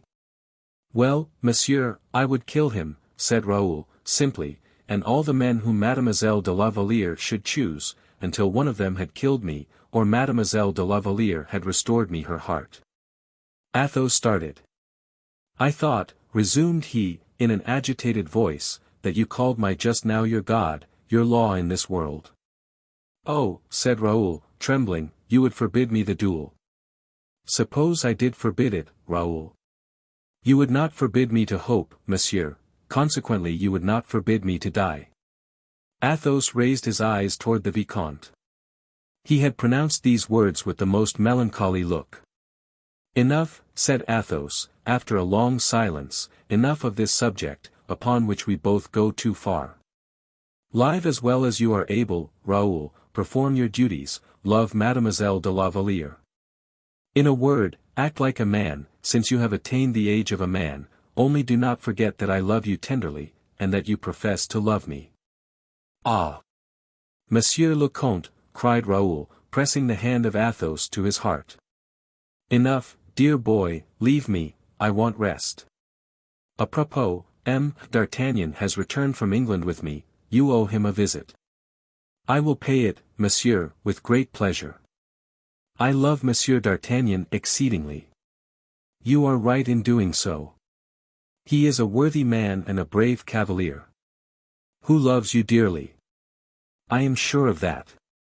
Do you know his address? At the Louvre, I suppose, or wherever the king is. Does he not command the musketeers? No, at present D'Artagnan is absent on leave, he is resting for a while. Do not, therefore, seek him at the posts of his service. You will hear of him at the house of a certain Planchet. His former lackey. Exactly, turned grocer. I know, Rue de Lombards. Somewhere thereabouts, or Rue de Arcis. I will find it, monsieur, I will find it. You will say 1,000 kind things to him, on my part, and ask him to come and dine with me before I set out for La Fere. Yes, monsieur. Good night, Raoul. Monsieur, I see you wear an order I never saw you wear before, accept my compliments. The fleece, that is true. A bauble, my boy, which no longer amuses an old child like myself. Good night, Raoul. D'Artagnan's lesson. Raoul did not meet with D'Artagnan the next day, as he had hoped. He only met with Planchet, whose joy was great at seeing the young man again, and who contrived to pay him 2 or 3 little soldierly compliments, savouring very little of the grocer's shop. But as Raoul was returning the next day from Vincennes at the head of 50 dragoons confided to him by Monsieur le Prince, he perceived, in La Place Baudoyer, a man with his nose in the air. Examining a house as we examine a horse we have a fancy to buy. This man, dressed in a citizen costume buttoned up like a military pourpoint, a very small hat on his head, but a long shagreen mounted sword by his side, turned his head as soon as he heard the steps of the horses. And left off looking at the house to look at the dragoons. It was simply D'Artagnan on foot, D'Artagnan with his hands behind him, passing a little review upon the dragoons, after having reviewed the buildings. Not a man, not a tag, not a horse's hoof escaped his inspection. Raoul rode at the side of his troop, D'Artagnan perceived him the last. Said he, Mordioux. I was not mistaken, cried Raoul, turning his horse towards him. Mistaken, no. Good day to you, replied the ex-musketeer. Whilst Raoul eagerly pressed the hand of his old friend. Take care, Raoul, said D'Artagnan, the second horse of the 5th rank will lose a shoe before he gets to the Pont Marie, he has only 2 nails left in his off-fore-foot. Wait a minute, I will come back, said Raoul. Can you quit your detachment? The cornet is there to take my place. Then you will come and dine with me? Most willingly, Monsieur D'Artagnan. Be quick, then. Leave your horse, or make them give me one. I prefer coming back on foot with you. Raoul hastened to give notice to the cornet, who took his post. He then dismounted, gave his horse to one of the dragoons, and with great delight seized the arm of D'Artagnan, who had watched him during all these little evolutions with the satisfaction of a connoisseur. What, do you come from Vincennes? Said he. Yes, Monsieur le Chevalier. And the Cardinal? Is very ill, it is even reported he is dead. Are you on good terms with him, Fouquet? Asked D'Artagnan, with a disdainful movement of the shoulders, proving that the death of Mazarin did not affect him beyond measure. With him, Fouquet, said Raoul, I do not know him. So much the worse. So much the worse. For a new king always seeks to get good men in his employment. Oh. The king means no harm, replied the young man. I say nothing about the crown, cried D'Artagnan, I am speaking of the king, that is Fouquet, if the cardinal is dead. You must contrive to stand well with him, Fouquet, if you do not wish to moulder away all your life as I have mouldered. It is true you have, fortunately, other protectors. Le Prince, for instance. Worn out. Worn out. Le Comte de la Fere. Athos. Oh. That's different, yes, Athos, and if you have any wish to make your way in England, you cannot apply to a better person. I can even say, without too much vanity, that I myself have some credit at the court of Charles II. There is a king, God speed him. Ah, cried Raoul, with the natural curiosity of well-born young people, while listening to experience and courage. Yes, a king who amuses himself, it is true, but who has had a sword in his hand, and can appreciate useful men. Athos is on good terms with Charles II. Take service there, and leave these scoundrels of contractors and farmers, general, who steal as well with French hands as others have done with Italian hands, leave the little snivelling king, who is going to give us another reign of Francis II. Do you know anything of history, Raoul? Yes, Monsieur le Chevalier. Do you know, then, that Francis II had always the earache? No, I did not know that. That Charles IV had always the headache? Indeed. And Henry III had always the stomach ache? Raoul began to laugh.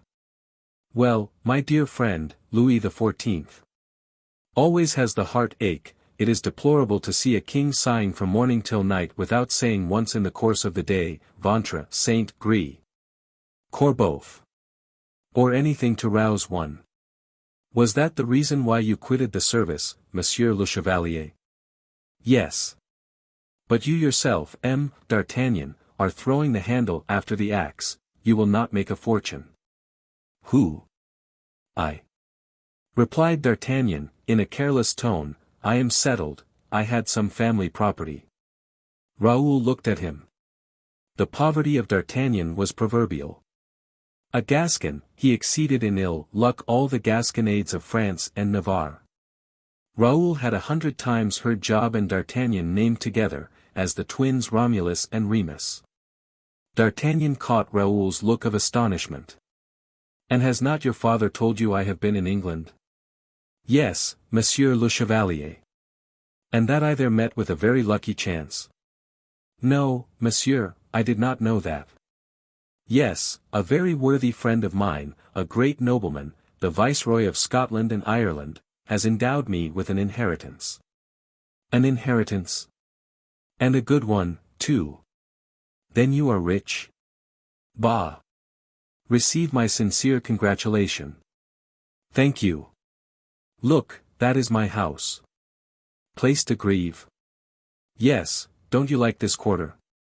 On the contrary, the look out over the water is pleasant. Oh! What a pretty old house. The Saint-Notre-Dame, it is an old cabaret, which I have transformed into a private house in 2 days. But the cabaret is still open. Pardieu! And where do you lodge, then? I lodge with Planchet. You said, just now, this is my house. I said so, because, in fact, it is my house. I have bought it. Ah, said Raoul. At 10 years' purchase, my dear Raoul, a superb affair, I bought the house for 30,000 livres. It has a garden which opens to the Rue de la Mortillerie, the cabaret lets for 1,000 livres, with the first story, the garret, or second floor, for 500 livres. Indeed. Yes, indeed. 500 livres for a garret. Why, it is not habitable. Therefore no one inhabits it, only, you see, this garret has 2 windows which look out upon the place. Yes, monsieur. Well, then, every time anybody is broken on the wheel or hung, quartered, or burnt, these 2 windows let for 20 pistoles. Oh, said Raoul, with horror. It is disgusting, is it not? Said D'Artagnan. Oh, repeated Raoul. It is disgusting, but so it is. These Parisian cockneys are sometimes real anthropophagi. I cannot conceive how men, Christians, can make such speculation. That is true. As for myself, continued D'Artagnan, if I inhabited that house, on days of execution I would shut it up to the very keyholes, but I do not inhabit it. And you let the garret for 500 livres? To the ferocious cabaretier, who sub-lets it. I said, then, 1,500 livres. The natural interest of money, said Raoul, 5%. Exactly so. I then have left the side of the house at the back, store rooms, and cellars, inundated every winter, 200 livres.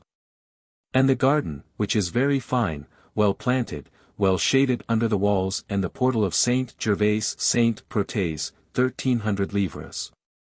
1,300 livres. Why, that is royal. This is the whole history. I strongly suspect some canon of the parish, these canons are all rich as Croesus, I suspect some canon of having hired the garden to take his pleasure in. The tenant has given the name of M. Goddard. That is either a false name or a real name. If true, he is a canon, if false, he is some unknown, but of what consequence is it to me? He always pays in advance.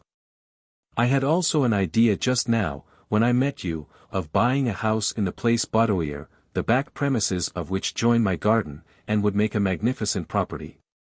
Your dragoons interrupted my calculations. But come, let us take the Rue de la Vannerie, that will lead us straight to M. Planchet's. D'Artagnan mended his pace, and conducted Raoul to Planchet's dwelling, a chamber of which the grocer had given up to his old master. planchet was out, but the dinner was ready. There was a remains of military regularity and punctuality preserved in the grocer's household. D'Artagnan returned to the subject of Raoul's future. "Your father brings you up rather strictly," said he. "Justly, Monsieur le Chevalier." "Oh, yes, I know Athos is just, but close, perhaps. A royal hand, Monsieur d'Artagnan. Well, never want, my boy. If ever you stand in need of a few pistoles, the old musketeer is at hand. My dear Monsieur d'Artagnan. Do you play a little?" "Never." "Successful with the ladies, then, oh. My little Aramis. That, my dear friend, costs even more than play. It is true we fight when we lose, that is a compensation. Bah! That little sniveller, the king, makes winners give him his revenge. What a reign! My poor Raoul, what a reign! When we think that, in my time, the musketeers were besieged in their houses like Hector and Priam in the city of Troy. And the women wept, and then the walls laughed, and then 500 beggarly fellows clapped their hands and cried, 'Kill! Kill!' when not one musketeer was hurt. Mordioux! You will never see anything like that. You are very hard upon the king, my dear Monsieur d'Artagnan, and yet you scarcely know him. Listen, Raoul. Day by day, hour by hour, take note of my words, I will predict what he will do. The cardinal being dead, he will fret. Very well, that is the least silly thing he will do, particularly if he does not shed a tear. And then? Why, then he will get M. Fouquet to allow him a pension, and will go and compose verses at Fontainebleau, upon some Mancini or other, whose eyes the queen will scratch out.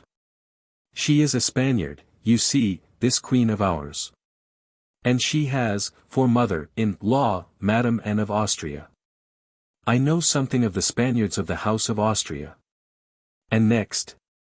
Well, after having torn the silver lace from the uniforms of his Swiss, because lace is too expensive, he will dismount his musketeers, because oats and hay of a horse cost 5 sols a day. Oh! Do not say that. Of what consequence is it to me?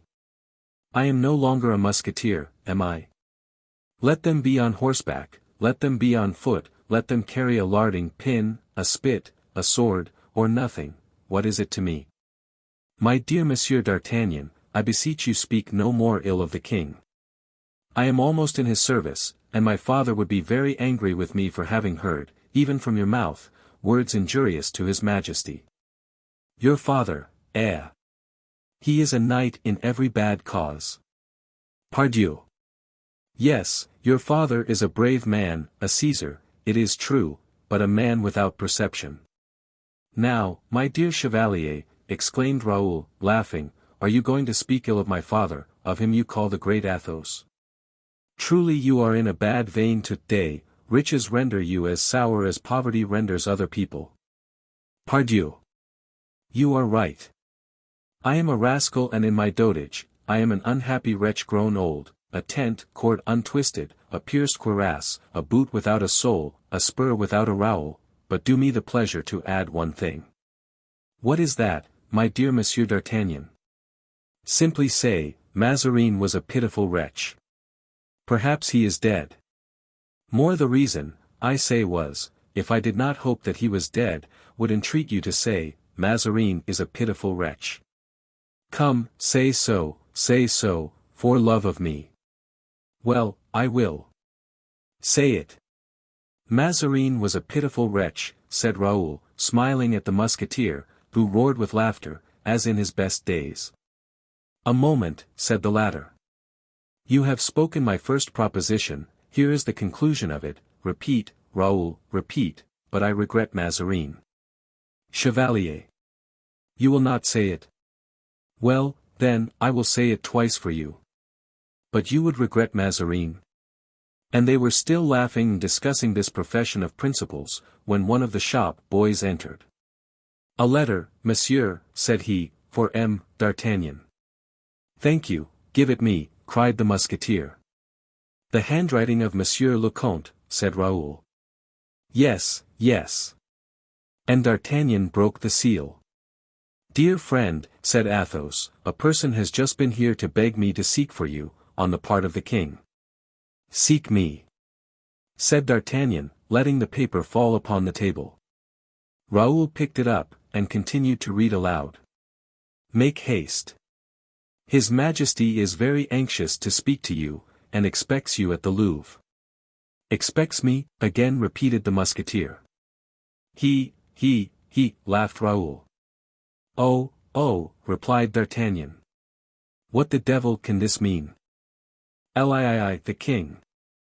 The first moment of surprise over, D'Artagnan reperused Athos's note. It is strange, said he, that the king should send for me. Why so? Said Raoul. Do you not think, monsieur, that the king must regret such a servant as you? Oh, cried the officer, laughing with all his might, you are poking fun at me, Master Raoul. If the king had regretted me, he would not have let me leave him. No, I see in it something better, or worse, if you like. Worse. What can that be, Monsieur le Chevalier? You are young, you are a boy, you are admirable. Oh, how I should like to be as you are. To be but 24, with an unfortunate brow, under which the brain is void of everything but women, love, and good intentions. Oh, Raoul, as long as you have not received the smiles of kings, the confidence of queens. As long as you have not had 2 cardinals killed under you, the one a tiger, the other a fox, as long as you have not, but what is the good of all this trifling? We must part, Raoul. How you say the word. What a serious face. But the occasion is worthy of it. Listen to me. I have a very good recommendation to tender you. I am all attention, Monsieur d'Artagnan. You will go and inform your father of my departure. Your departure? Pardieu. You will tell him I am gone into England, and that I am living in my little country house. In England, you, and the king's orders. You get more and more silly. Do you imagine that I am going to the Louvre, to place myself at the disposal of that little crowned wolf cub? The king a wolf cub? Why, Monsieur le Chevalier, you are mad. On the contrary, I never was so sane. You do not know what he wants to do with me, this worthy son of Louis le Just, but, Mordioux. That is policy. He wishes to ensconce me snugly in the Bastille, purely and simply, look you. What for? Cried Raoul, terrified at what he heard. On account of what I told him one day at Blois. I was warm, he remembers it. You told him what? That he was mean, cowardly, and silly.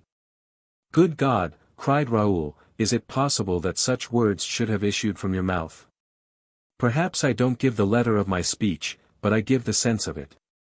But did not the king have you arrested immediately? By whom? It was I who commanded the musketeers. He must have commanded me to convey myself to prison. I would never have consented, I would have resisted myself. And then I went into England, no more D'Artagnan.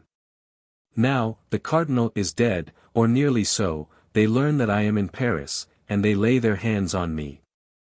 The cardinal was your protector. The cardinal knew me, he knew certain particularities of me, I also knew some of his, we appreciated each other mutually. And then, on rendering his soul to the devil, he would recommend Anne of Austria to make me the inhabitant of a safe place. Go, then, and find your father, relate the fact to him, and adieu. My dear Monsieur d'Artagnan, said Raoul, very much agitated, after having looked out the window, you cannot even fly. Why not? Because there is below an officer of the Swiss Guards waiting for you. Well, he will arrest you. D'Artagnan broke into a Homeric laugh. Oh! I know very well that you will resist, that you will fight, even. I know very well that you will prove the conqueror, but that amounts to rebellion, and you are an officer yourself, knowing what discipline is. Devil of a boy, how logical that is, grumbled D'Artagnan. You approve of it, do you not? Yes, instead of passing into the street, where that idiot is waiting for me, I will slip quietly out at the back. I have a horse in the stable, and a good one. I will ride him to death. My means permit me to do so, and by killing one horse after another, I shall arrive at Boulogne in 11 hours, I know the road. Only tell your father one thing. What is that? That is, that the thing he knows about is placed at Planchet's house, except a fifth, and that. But, my dear D'Artagnan, rest assured that if you fly, 2 things will be said of you. What are they, my dear friend? The first, that you have been afraid. Ah! And who will dare to say that? The king first. Well. But he will tell the truth, I am afraid. The second, that you knew yourself guilty. Guilty of what?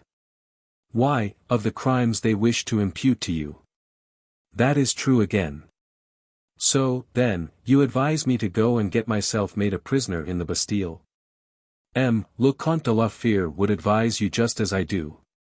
Pardieu. I know he would, said D'Artagnan thoughtfully. You are right, I shall not escape. But if they cast me into the Bastille? We will get you out again, said Raoul, with a quiet, calm air. Mordioux.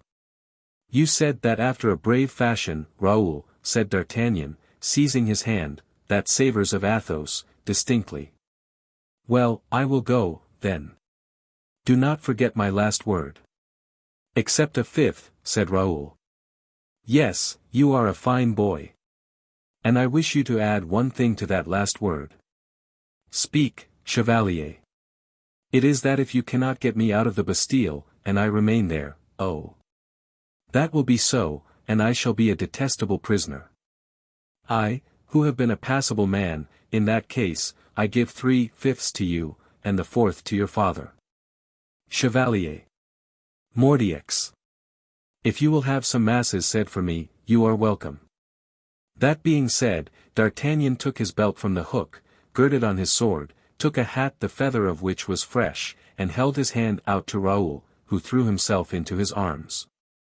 When in the shop, he cast a quick glance at the shop lads, who looked upon the scene with a pride mingled with some inquietude, then plunging his hands into a chest of currants, he went straight to the officer who was waiting for him at the door.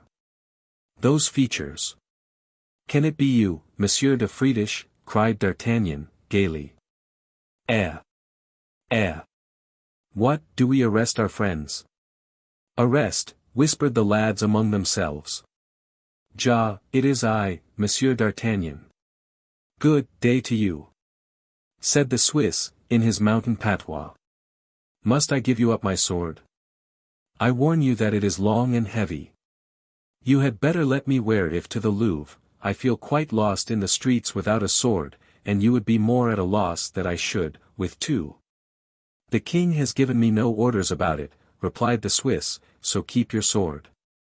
Well, that is very polite on the part of the king. Let us go, at once. Monsieur Friedisch was not a talker, and D'Artagnan had too many things to think about to say much. From Planchet's shop to the Louvre was not far, they arrived in 10 minutes. It was a dark night. De Friedisch wanted to enter by the wicket. No, said D'Artagnan, you would lose time by that, take the little staircase. The Swiss did as D'Artagnan advised, and conducted him to the vestibule of the king's cabinet. When arrived there, he bowed to his prisoner, and, without saying anything, returned to his post. D'Artagnan had not had time to ask why his sword was not taken from him, when the door of the cabinet opened, and a valet de chambre called, D'Artagnan. The musketeer assumed his parade carriage, and entered, with his large eyes wide open, his brow calm, his mustache stiff. The king was seated at a table writing. He did not disturb himself when the step of the musketeer resounded on the floor. He did not even turn his head. D'Artagnan advanced as far as the middle of the room, and seeing that the king paid no attention to him, and suspecting, besides, that this was nothing but affectation, a sort of tormenting preamble to the explanation that was preparing. He turned his back on the prince, and began to examine the frescoes on the cornices, and the cracks in the ceiling. This maneuver was accompanied by a little tacit monologue. Ah! You want to humble me, do you, you, whom I have seen so young, you, whom I have saved as I would my own child, you, whom I have served as I would a god, that is to say, for nothing. Wait a while. Wait a while. You shall see what a man can do who has suffered the air of the fire of the Huguenots, under the beard of Monsieur le Cardinal, the true cardinal. At this moment Louis turned round. Ah! Are you there, Monsieur d'Artagnan? Said he. D'Artagnan saw the movement and imitated it. Yes, sire, said he. Very well, have the goodness to wait till I have cast this up. D'Artagnan made no reply, he only bowed. That is polite enough, thought he, I have nothing to say. Louis made a violent dash with his pen, and threw it angrily away. Ah! Go on, work yourself up, thought the musketeer, you will put me at my ease. You shall find I did not empty the bag, the other day, at Blois. Louis rose from his seat, passed his hand over his brow, then, stopping opposite to D'Artagnan, he looked at him with an air at once imperious and kind. What the devil does he want with me? I wish he would begin, thought the musketeer. Monsieur, said the king, you know, without doubt, that Monsieur le Cardinal is dead. I suspected so, sire. You know that, consequently, I am master in my own kingdom. That is not a thing that dates from the death of Monsieur le Cardinal, sire. A man is always master in his own house, when he wishes to be so. Yes, but do you not remember all you said to me at Blois? Now we come to it, thought D'Artagnan. I was not deceived. Well, so much the better, it is a sign that my scent is tolerably keen yet. You do not answer me, said Louis. Sire, I think I recollect. You only think. It is so long ago. If you do not remember, I do. You said to me, listen with attention. Ah! I shall listen with all my ears, sire, for it is very likely the conversation will turn in a fashion very interesting to me.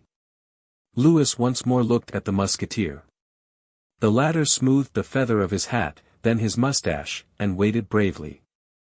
Louis XIV. Continued, you quitted my service, monsieur, after having told me the whole truth. Yes, sire. That is, after having declared to me all you thought to be true, with regard to my mode of thinking and acting. That is always a merit. You began by telling me that you had served my family 30 years, and were fatigued. I said so. Yes, sire. And you afterwards admitted that that fatigue was a pretext, and that discontent was the real cause. I was discontented, in fact. But that discontent has never betrayed itself, that I know of, and if, like a man of heart, I have spoken out before your majesty, I have not even thought of the matter before anybody else. Do not excuse yourself, D'Artagnan, but continue to listen to me. When making me the reproach that you were discontented, you received in reply a promise, wait. Is that not true?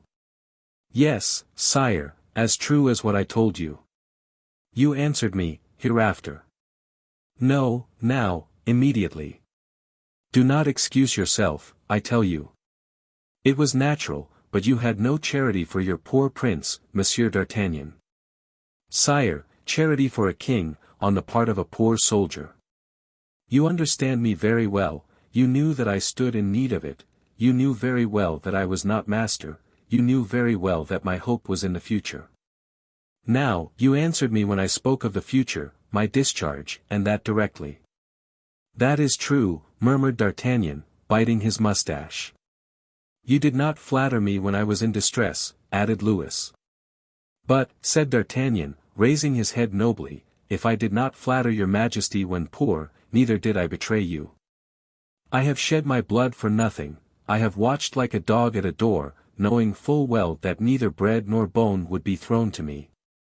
I, although poor likewise, asked nothing of your majesty but the discharge you speak of. I know you are a brave man, but I was a young man, and you ought to have had some indulgence for me. What had you to reproach the king with, that he left King Charles II? Without assistance? Let us say further, that he did not marry Mademoiselle de Mancini. When saying these words, the king fixed upon the musketeer a searching look. Ah! Ah, thought the latter, he is doing far more than remembering, he divines. The devil! Your sentence, continued Louis, fell upon the king and fell upon the man.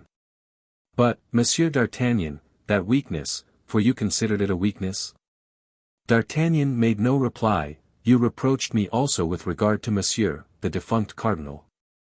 Now, Monsieur le Cardinal, did he not bring me up, did he not support me, elevating himself and supporting himself at the same time, I admit, but the benefit was discharged. As an ingrate or an egotist, would you, then, have better loved or served me? Sire. We will say no more about it, Monsieur, it would only create in you too many regrets, and me too much pain. D'Artagnan was not convinced. The young king, in adopting a tone of hauteur with him, did not forward his purpose. You have since reflected, resumed Louis.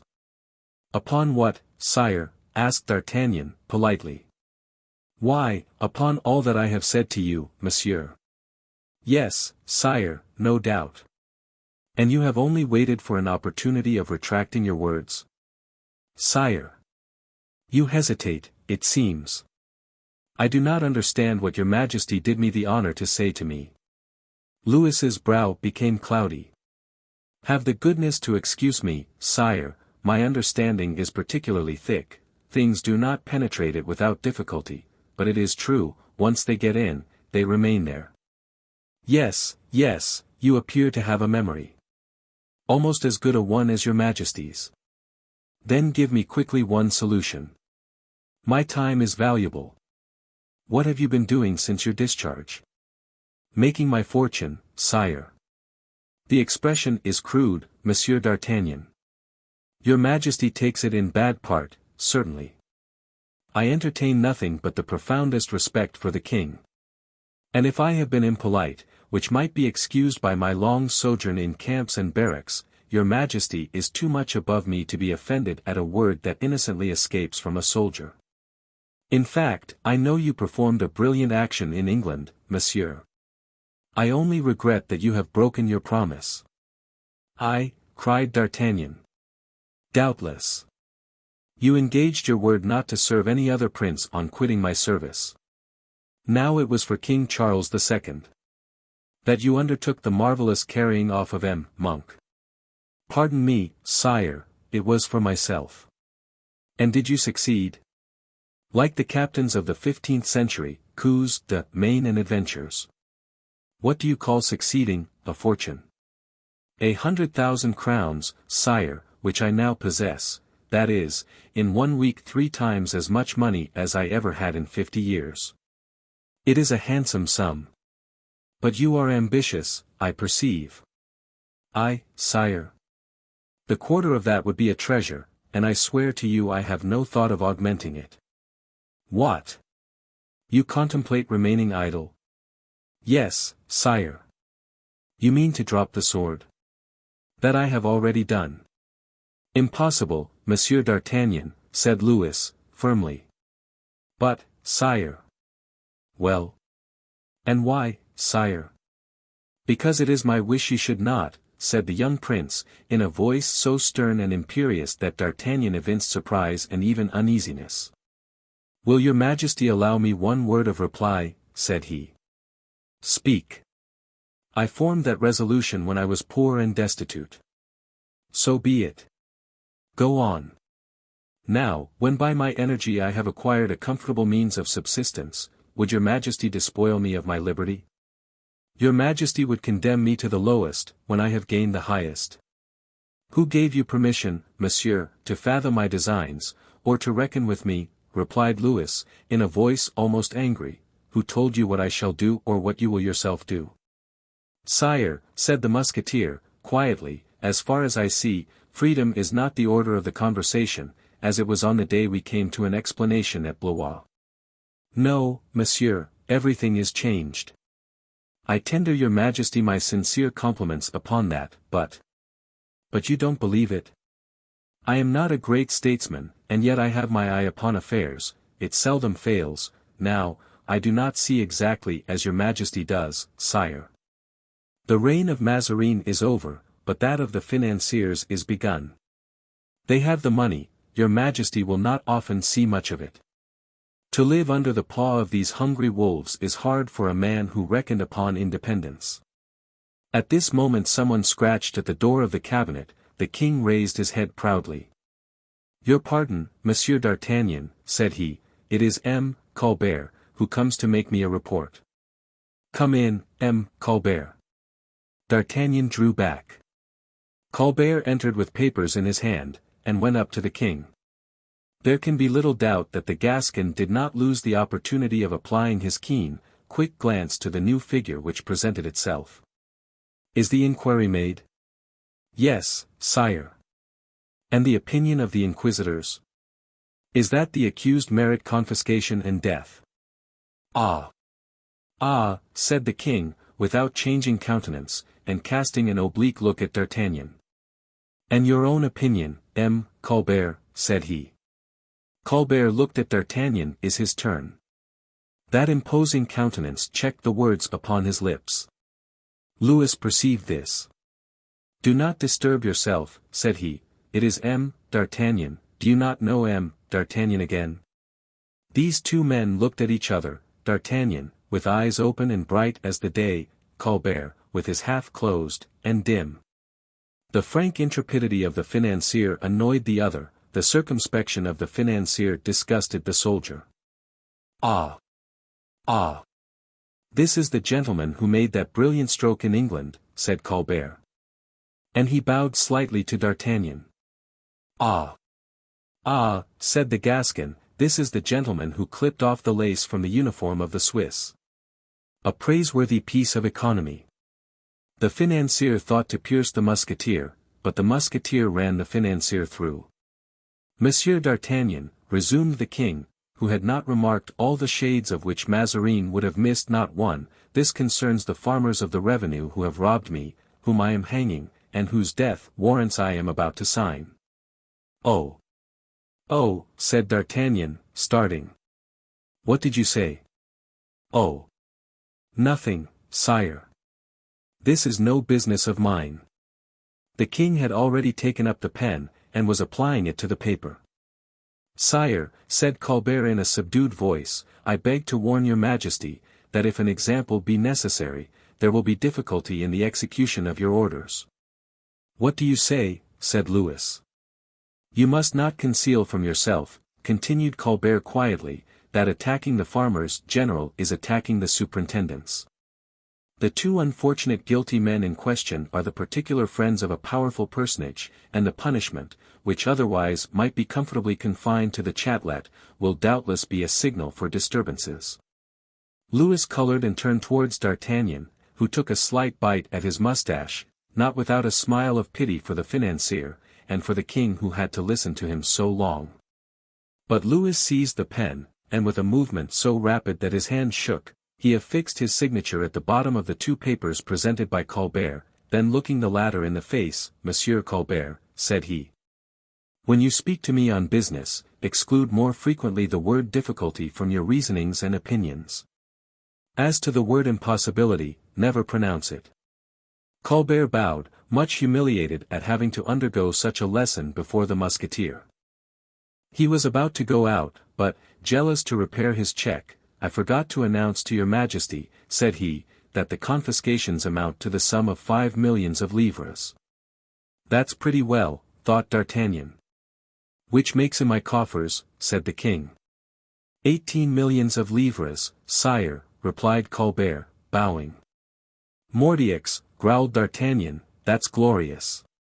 Monsieur Colbert, added the king, you will, if you please, go through the gallery where M. Léon is waiting, and will tell him to bring hither what he has drawn up, by my order. Directly, sire, if your majesty wants me no more this evening. No, monsieur, good night. And Colbert went out. Now, let us return to our affair, M. D'Artagnan, said the king, as if nothing had happened. You see that, with respect to money, there is already a notable change. Something to the tune of from 0 to 18 millions, replied the musketeer gaily. Ah! That was what your Majesty wanted the day King Charles II came to Blois. The two states would not have been embroiled today. For I must say, that there also I see another stumbling block. Well, in the first place, replied Louis, you are unjust, monsieur. For, if Providence had made me able to give my brother the million that day, you would not have quitted my service, and, consequently, you would not have made your fortune, as you told me just now you have done. But, in addition to this, I have had another piece of good fortune, and my difference with Great Britain need not alarm you. A valet de chamber interrupted the king by announcing M. Lyon. Come in, monsieur, said the king, you are punctual. That is like a good servant. Let us see your letter to my brother Charles II. D'Artagnan pricked up his ears. A moment, monsieur, said Louis carelessly to the Gascon, I must expedite to London my consent to the marriage of my brother, M. Le Duc d'Anjou, with the Princess Henrietta Stuart. He is knocking me about, it seems, murmured D'Artagnan, whilst the king signed the letter, and dismissed M. de Lyon, but ma foi. The more he knocks me about in this manner, the better I like it. The king followed M. de Lyon with his eyes, till the door was closed behind him, he even made 3 steps, as if he would follow the minister. But, after these 3 steps, stopping, passing, and coming back to the musketeer, now, monsieur, said he, let us hasten to terminate our affair. You told me the other day, at Blois, that you were not rich? But I am now, sire. Yes, but that does not concern me, you have your own money, not mine, that does not enter into my account. I do not well understand what your Majesty means. Then, instead of leaving you to draw out words, speak spontaneously. Should you be satisfied with 20,000 livres a year as a fixed income? But, sire, said D'Artagnan, opening his eyes to the utmost. Would you be satisfied with 4 horses furnished and kept, and with a supplement of funds such as you might require, according to occasions and needs, or would you prefer a fixed sum which would be, for example, 40,000 livres? Answer. Sire, your Majesty. Yes, you are surprised, that is natural, and I expected it. Answer me, come. Or I shall think you have no longer that rapidity of judgment I have so much admired in you. It is certain, sire, that 20,000 livres a year make a handsome sum, but... No buts. Yes or no, is it an honorable indemnity? Oh. Very certainly. You will be satisfied with it. That is well. It will be better to reckon the extra expenses separately, you can arrange that with Colbert. Now let us pass to something more important. But, sire, I told your Majesty that you wanted rest, I know you did, only I replied that I would not allow it, I am master, I suppose. Yes, sire. That is well. You were formerly in the way of becoming captain of the musketeers? Yes, sire. Well, here is your commission signed. I place it in this drawer. The day on which you return from a certain expedition which I have to confide to you, on that day you may yourself take the commission from the drawer. D'Artagnan still hesitated, and hung down his head. Come, monsieur, said the king, one would believe, to look at you, that you did not know that at the court of the most Christian king, the captain general of the musketeers takes precedence of the maréchals of France. Sire, I know he does. Then, am I to think you do put no faith in my word? Oh! Sire, never, never dream of such a thing. I have wished to prove to you, that you, so good a servant, had lost a good master. Am I anything like the master that will suit you? I begin to think you are, sire. Then, monsieur, you will resume your functions. Your company is quite disorganized since your departure, and the men go about drinking and rioting in the cabarets, where they fight, in spite of my edicts, and those of my father. You will reorganize the service as soon as possible. Yes, sire. You will not again quit my person. Very well, sire. You will march with me to the army, you will encamp round my tent. Then, sire, said D'Artagnan, if it is only to impose upon me a service like that, your majesty need not give me 20,000 livres a year. I shall not earn them. I desire that you shall keep open house. I desire that you should keep a liberal table, I desire that my captain of musketeers should be a personage. And I, said D'Artagnan, bluntly, I do not like easily found money, I like money won. Your majesty gives me an idle trade, which the first comber would perform for 4,000 livres. Louis XIV began to laugh. You are a true Gascon, Monsieur d'Artagnan, you will draw my heart's secret from me. Bah! Has your majesty a secret, then? Yes, monsieur.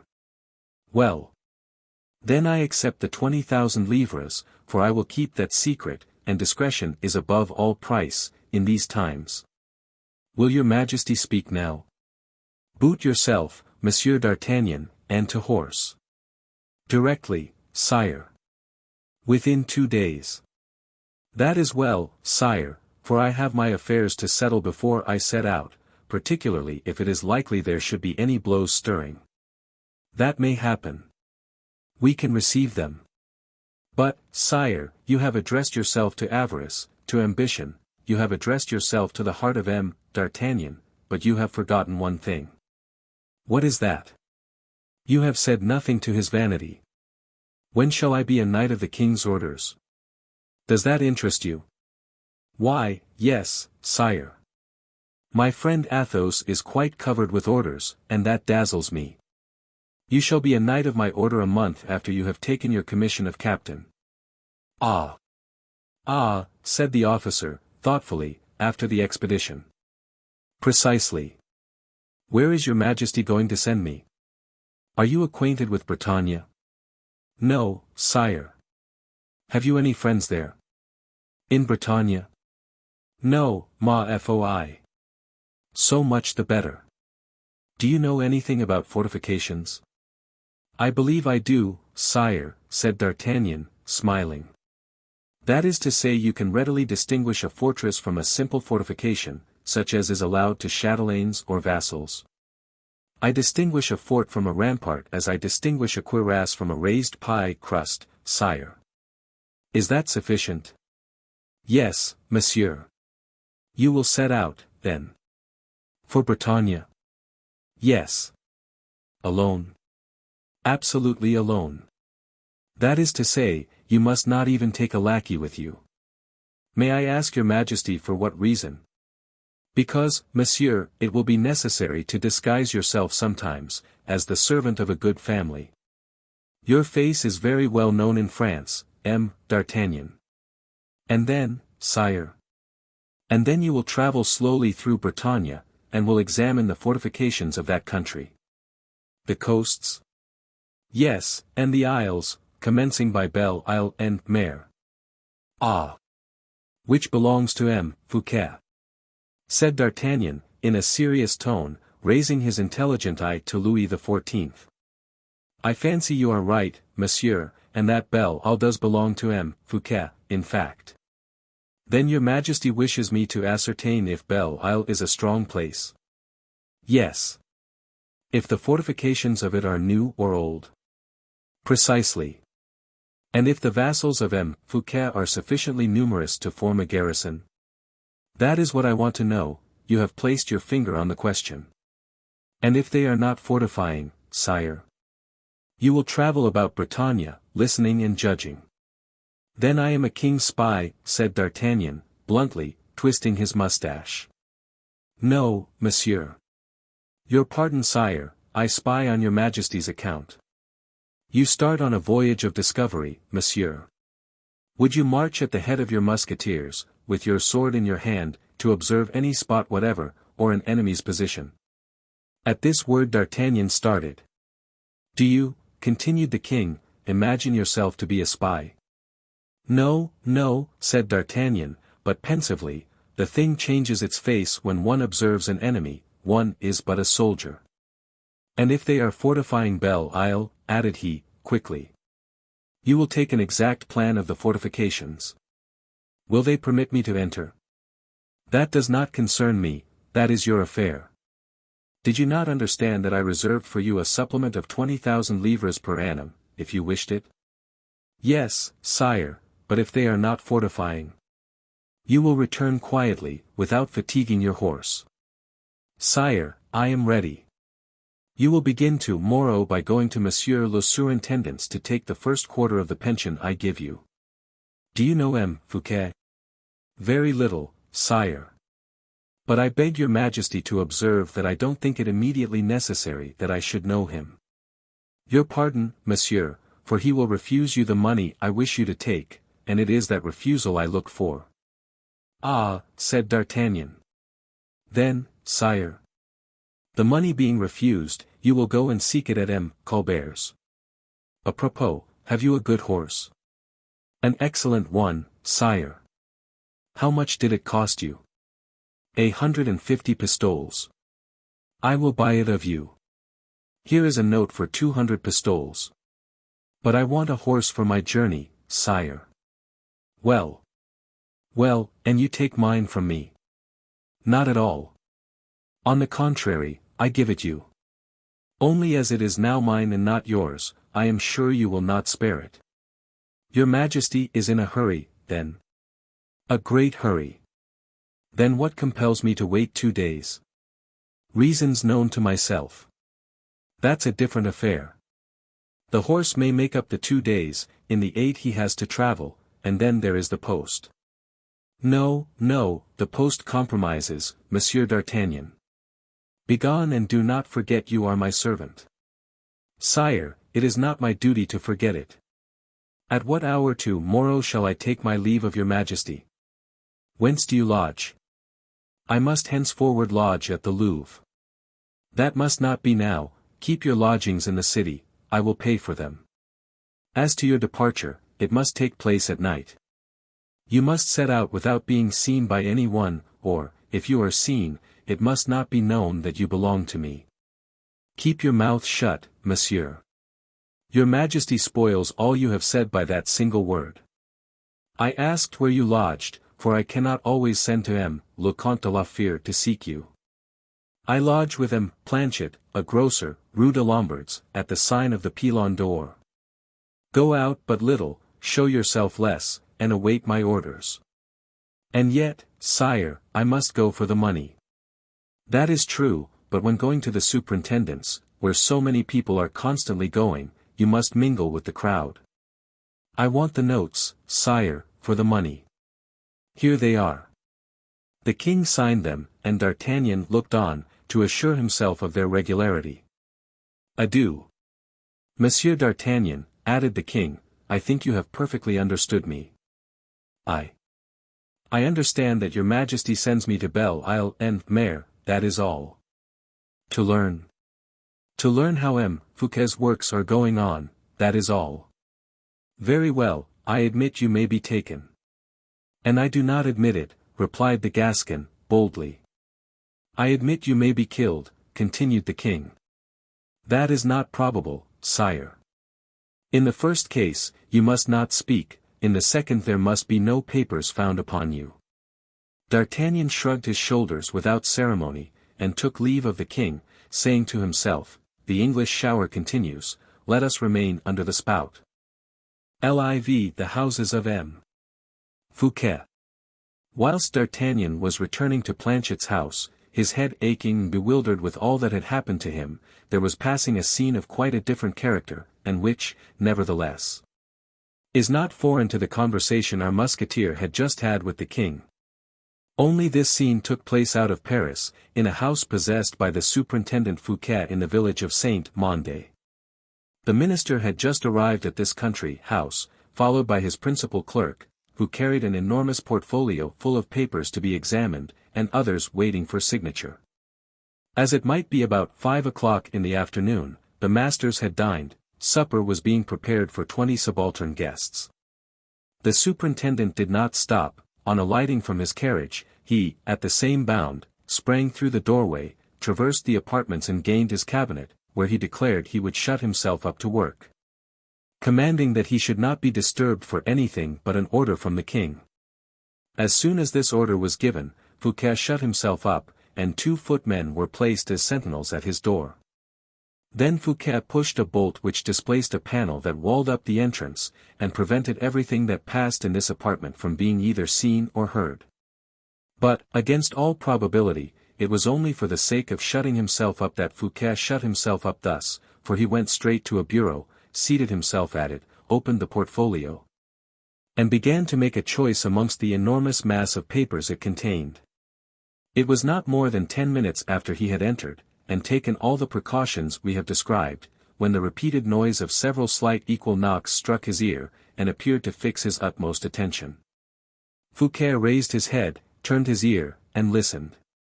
The strokes continued. Then the worker arose with a slight movement of impatience and walked straight up to a glass behind which the blows were struck by a hand, or by some invisible mechanism. It was a large glass let into a panel. 3 other glasses, exactly similar to it, completed the symmetry of the apartment.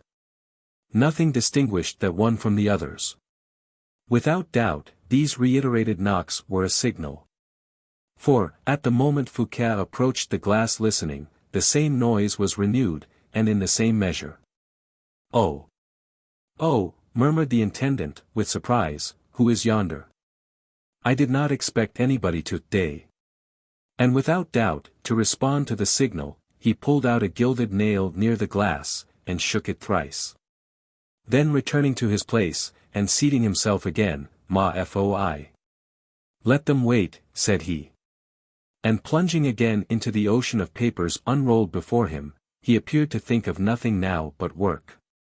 In fact, with incredible rapidity and marvelous lucidity, Fouquet deciphered the largest papers and most complicated writings, correcting them, annotating them with a pen moved as if by a fever, and the work melting under his hands, signatures, figures, references, became multiplied as if 10 clerks, that is to say, 100 fingers and 10 brains had performed the duties, instead of the 5 fingers and single brain of this man.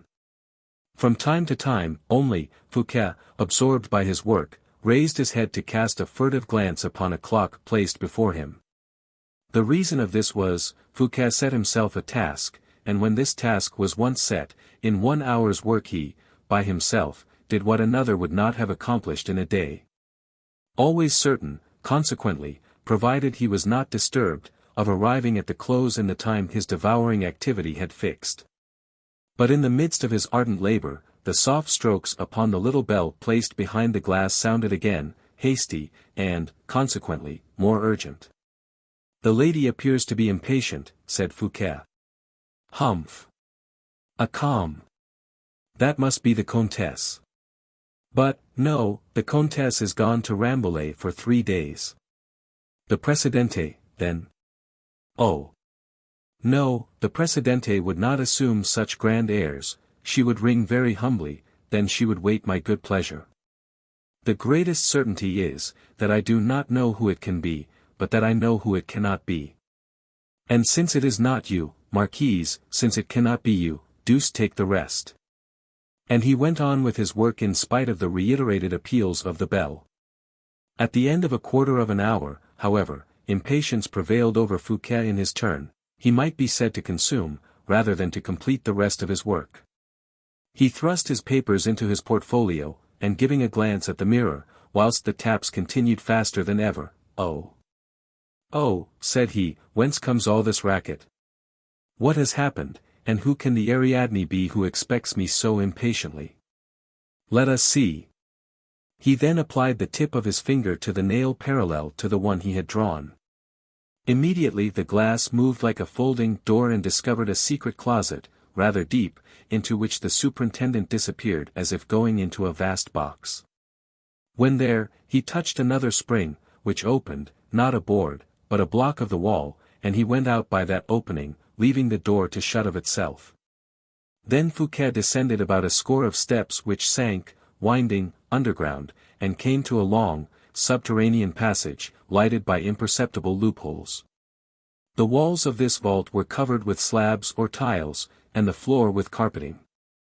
This passage was under the street itself, which separated Fouquet's house from the park of Vincennes.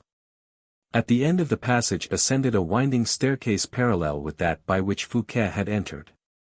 He mounted these other stairs, entered by means of a spring placed in a closet similar to that in his cabinet, and from this closet an untenanted chamber furnished with the utmost elegance. As soon as he entered, he examined carefully whether the glass closed without leaving any trace, and, doubtless satisfied with his observation, he opened by means of a small gold key the triple fastenings of a door in front of him. This time the door opened upon a handsome cabinet, sumptuously furnished, in which was seated upon cushions a lady of surpassing beauty, who at the sound of the lock sprang towards Fouquet. "Ah! Good heavens!" cried the latter, starting back with astonishment. "Madame la Marquise de Valliere, you hear?" "Yes," murmured la Marquise. "Yes, it is I, monsieur." "Marquise." "Dear Marquise," added Fouquet, ready to prostrate himself. "Ah! My God!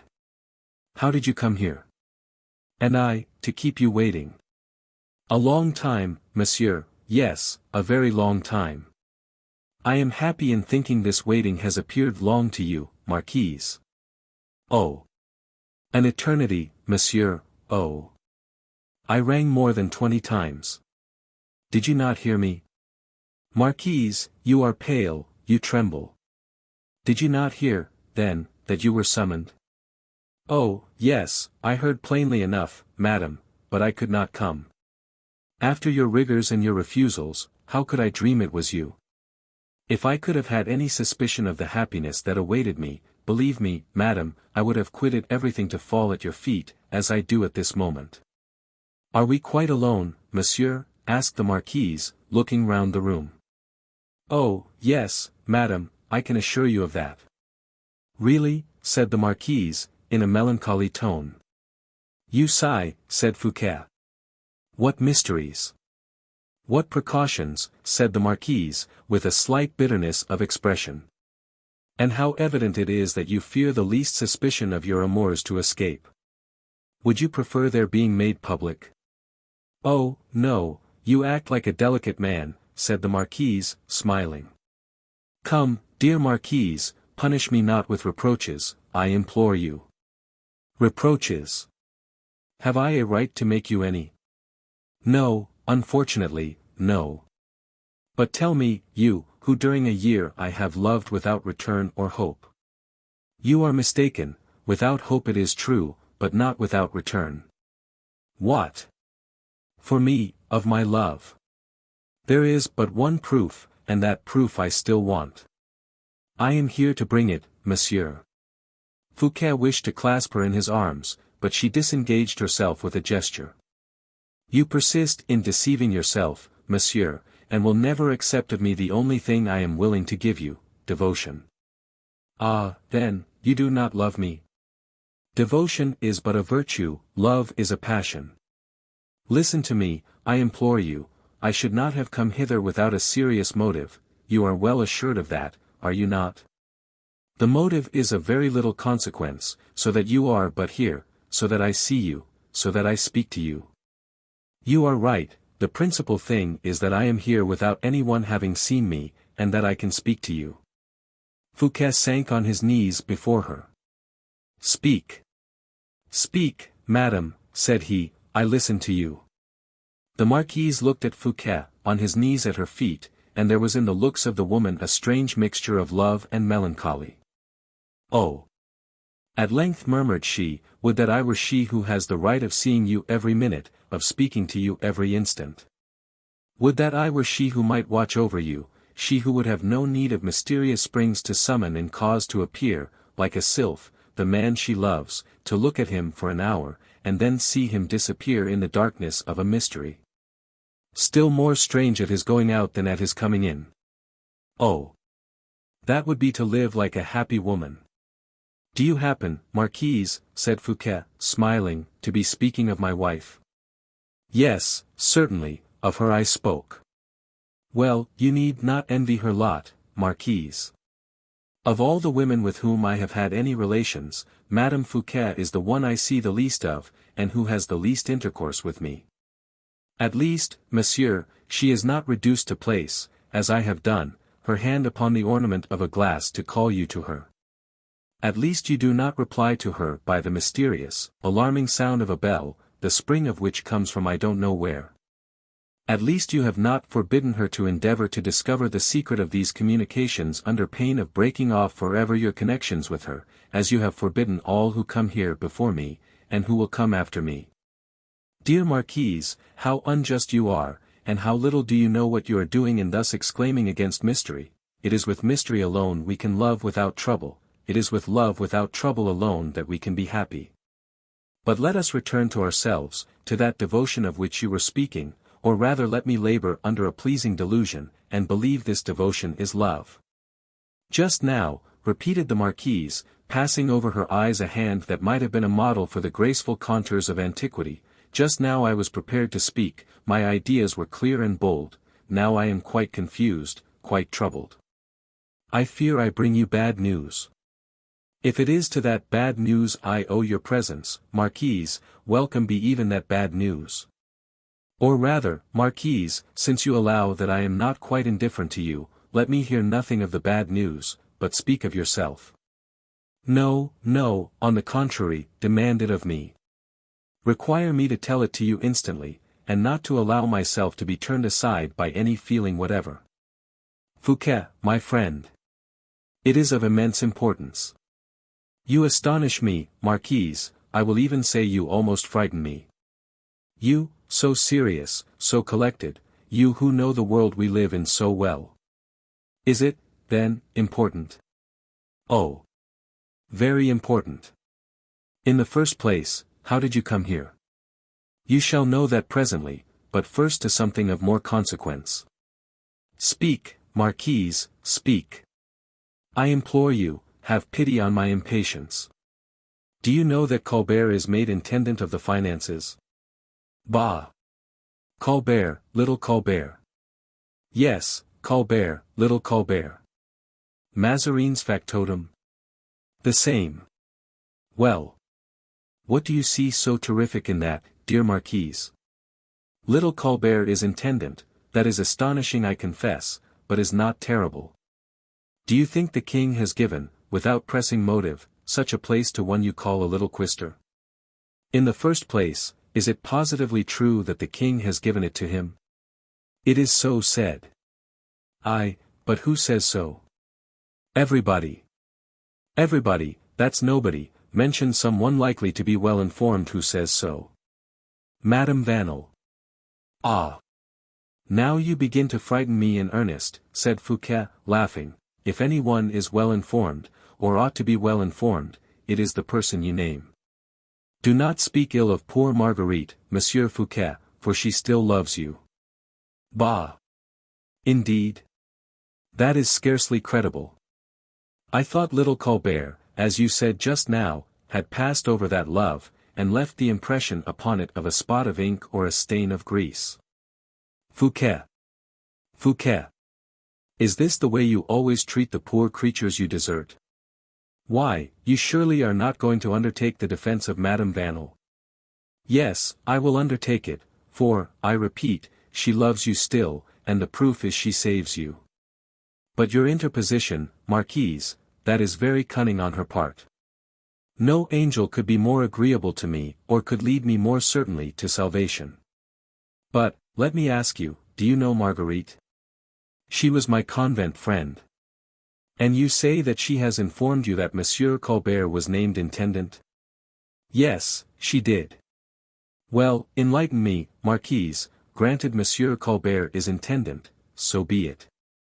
In what can an intendant, that is to say my subordinate, my clerk, give me umbrage or injure me, even if he is Monsieur Colbert? You do not reflect, Monsieur, apparently, replied the Marquise. Upon what? This, that Monsieur Colbert hates you. Hates me, cried Fouquet. Good heavens! Marquise, whence do you come? Where can you live? Hates me. Why all the world hates me, he, of course, as others do. He more than others. More than others, let him. He is ambitious. Who is not, Marquise? Yes, but with him ambition has no bounds. I am quite aware of that, since he made it a point to succeed me with Madame Vanel. And obtained his end, look at that. Do you mean to say he has the presumption to pass from intendant to superintendent? Have you not yourself already had the same fear? Oh! Oh, said Fouquet, to succeed with Madame Vanel is one thing, to succeed me with the king is another. France is not to be purchased so easily as the wife of a maitre de camps. Monsieur, everything is to be bought, if not by gold, by intrigue. Nobody knows to the contrary better than you, madam, you to whom I have offered millions. Instead of millions, Fouquet, you should have offered me a true, only and boundless love, I might have accepted that. So you see, still, everything is to be bought, if not in one way, by another. So, Colbert, in your opinion, is in a fair way of bargaining for my place of superintendent. Make yourself easy on that head, my dear Marquise, he is not yet rich enough to purchase it. But if he should rob you of it? Ah! That is another thing. Unfortunately, before he can reach me, that is to say, the body of the place, he must destroy, must make a breach in the advanced works, and I am devilishly well fortified, Marquise. What you call your advanced works are your creatures, are they not, your friends? Exactly so. And is M. d'Eymeris one of your creatures? Yes, he is. Is M. Lyodot one of your friends? Certainly. M. de Vannes. M. de Vannes. Ah! They may do what they like with him, but they must not touch the others. Well, if you are anxious they should not touch him, d'Eymeris and Lyodot, it is time to look about you. Who threatens them? Will you listen to me now? Attentively, Marquise. Without interrupting me. Speak. Well, this morning Marguerite sent for me. And what did she want with you? I dare not see M. Fouquet myself, said she. Bah! Why should she think I would reproach her? Poor woman, she vastly deceives herself. See him yourself, said she, and tell him to beware of M. Colbert. What? She warned me to beware of her lover. I have told you she still loves you. Go on, Marquise. M. Colbert, she added, came to me 2 hours ago, to inform me he was appointed intendant. I have already told you, Marquise, that M. Colbert would only be the more in my power for that. Yes, but that is not all, Marguerite is intimate, as you know, with Madame d'Eymeris and Madame Lyodot. I know it. Well, M. Colbert put many questions to her, relative to the fortunes of these two gentlemen, and as to the devotion they had for you. Oh, as to those two, I can answer for them, they must be killed before they will cease to be mine. Then, as Madame Vanel was obliged to quit M. Colbert for an instant to receive a visitor, and as M. Colbert is industrious, scarcely was the new intendant left alone, before he took a pencil from his pocket, and, there was paper on the table, began to make notes. Notes concerning d'Eymeris and Lyodot. Exactly. I should like to know what those notes were about. And that is just what I have brought you. Madame Vanel has taken Colbert's notes and sent them to me. No, but by a chance which resembles a miracle, she has a duplicate of those notes. How could she get that? Listen, I told you that Colbert found paper on the table. Yes. That he took a pencil from his pocket. Yes. And wrote upon that paper. Yes. Well, this pencil was a lead pencil, consequently hard. So, it marked in black upon the first sheet, and in white upon the second. Go on. Colbert, when tearing off the first sheet, took no notice of the second. Well. Well, on the second was to be read what had been written on the first. Madame Vanel read it, and sent for me. Yes, yes. Then, when she was assured I was your devoted friend, she gave me the paper, and told me the secret of this house. And this paper, said Fouquet, in some degree of agitation. Here it is, monsieur, read it, said the Marquise. Fouquet read. Names of the farmers of revenue to be condemned by the Chamber of Justice: Diemeris, friend of M.F., Lyodot, friend of M.F., de Vannin, Indif. Diemeris and Lyodot, cried Fouquet, reading the paper eagerly again. Friends of M.F., pointed the marquise with her finger. But what is the meaning of these words, to be condemned by the Chamber of Justice? Dame, said the marquise, that is clear enough, I think. Besides, that is not all. Read on, and Fouquet continued, the two first to death, the third to be dismissed, with M.M. de Hautmont and de la Valette, who will only have their property confiscated. Great God, cried Fouquet, to death, to death. Lyodot and Diemeris. But even if the Chamber of Justice should condemn them to death, the king will never ratify their condemnation, and they cannot be executed without the king's signature. The king has made him Colbert intendant. Oh!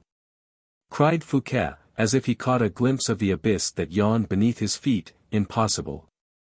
Impossible. But who passed a pencil over the marks made by Colbert? I did. I was afraid the first would be effaced. Oh! I will know all. You will know nothing, monsieur, you despise your enemy too much for that. Pardon me, my dear marquise, excuse me, yes, M. Colbert is my enemy, I believe him to be so, yes, M. Colbert is a man to be dreaded, I admit. But I have time, and as you are here, as you have assured me of your devotion, as you have allowed me to hope for your love, as we are alone. I came here to save you, Monsieur Fouquet, and not to ruin myself, said the marquise, rising, therefore. Beware. Marquise, in truth you terrify yourself too much at least, unless this terror is but a pretext. He is very deep, this M. Colbert, beware. Fouquet, in his turn, drew himself up. And I? asked he. And you have only a noble heart. Beware. Beware. So. I have done what was right, my friend, at the risk of my reputation. Adieu. Not adieu, au revoir. Perhaps, said the marquise, giving her hand to Fouquet to kiss, and walking towards the door with so firm a step, that he did not dare to bar her passage. As to Fouquet, he retook, with his head hanging down and a fixed cloud on his brow, the path of the subterranean passage along which ran the metal wires that communicated from one house to the other, transmitting, through two glasses, the wishes and signals of hidden correspondence. L.V. The Abbe Fouquet. Fouquet hastened back to his apartment by the subterranean passage, and immediately closed the mirror with the spring. He was scarcely in his well-known voice crying, "Open the door, Monseigneur, I entreat you, open the door." Fouquet quickly restored a little order to everything that might have revealed either his absence or his agitation. He spread his papers over the desk, took up a pen, and, to gain time, said, through the closed door, "Who is there?" "What, Monseigneur, do you not know me?" replied the voice. Yes, said Fouquet to himself, "yes, my friend, I know you well enough." And then, aloud, "Is it not Gourville?" "Why, yes, Monseigneur." Fouquet arose, cast a look at one of his glasses, went to the door, pushed back the bolt, and Gourville entered. "Ah! Monseigneur! Monseigneur!" cried he, "what cruelty!" "In what?" "I have been a quarter of an hour imploring you to open the door, and you would not even answer me. Once and for all, you know that I will not be disturbed when I am busy. Now, although I might make you an exception, Gourville, I insist upon my orders being respected by others. Monseigneur, at this moment, orders, doors, bolts, locks, and walls I could have broken, forced and overthrown." "Ah! Ah! It relates to some great event, then?" asked Fouquet. "Oh! I assure you it does, Monseigneur," replied Gourville. "And what is this event?" said Fouquet, a little troubled by the evident agitation of his most intimate confidant. "There is a secret chamber of justice instituted, Monseigneur." "I know there is, but do the members meet, Gourville?" They not only meet, but they have passed a sentence, Monseigneur. A sentence? Said the superintendent, with a shudder and pallor he could not conceal. A sentence, and on whom? Two of your best friends. Lyodot and Diemeris, do you mean? But what sort of a sentence? Sentence of death. Passed? Oh. You must be mistaken, Gourville, that is impossible. Here is a copy of the sentence which the king is to sign today, if he has not already signed it. Fouquet seized the paper eagerly, read it, and returned it to Gourville. The king will never sign that, said he. Gourville shook his head. Monseigneur M. Colbert is a bold counsellor, do not be too confident. Monsieur Colbert again, cried Fouquet. How is it that that name rises upon all occasions to torment my ears, during the last 2 or 3 days? You make so trifling a subject of too much importance, Gourville. Let M. Colbert appear, I will face him. Let him raise his head, I will crush him, but you understand, there must be an outline upon which my look may fall, there must be a surface upon which my feet may be placed. Patience, Monseigneur. For you do not know what Colbert is, study him quickly, it is with this dark financier as it is with meteors, which the eye never sees completely before their disastrous invasion, when we feel them we are dead. Oh! Gourville, this is going too far, replied Fouquet, smiling, allow me, my friend, not to be so easily frightened, M. Colbert a meteor. Corbleu, we confront the meteor. Let us see acts, and not words. What has he done? He has ordered 2 gibbets of the executioner of Paris, answered Gourville. Fouquet raised his head, and a flash gleamed from his eyes. Are you sure of what you say? Cried he. Here is the proof, Monseigneur. And Gourville held out to the superintendent a note communicated by a certain secretary of the Hôtel de Ville, who was one of Fouquet's creatures. Yes, that is true, murmured the minister.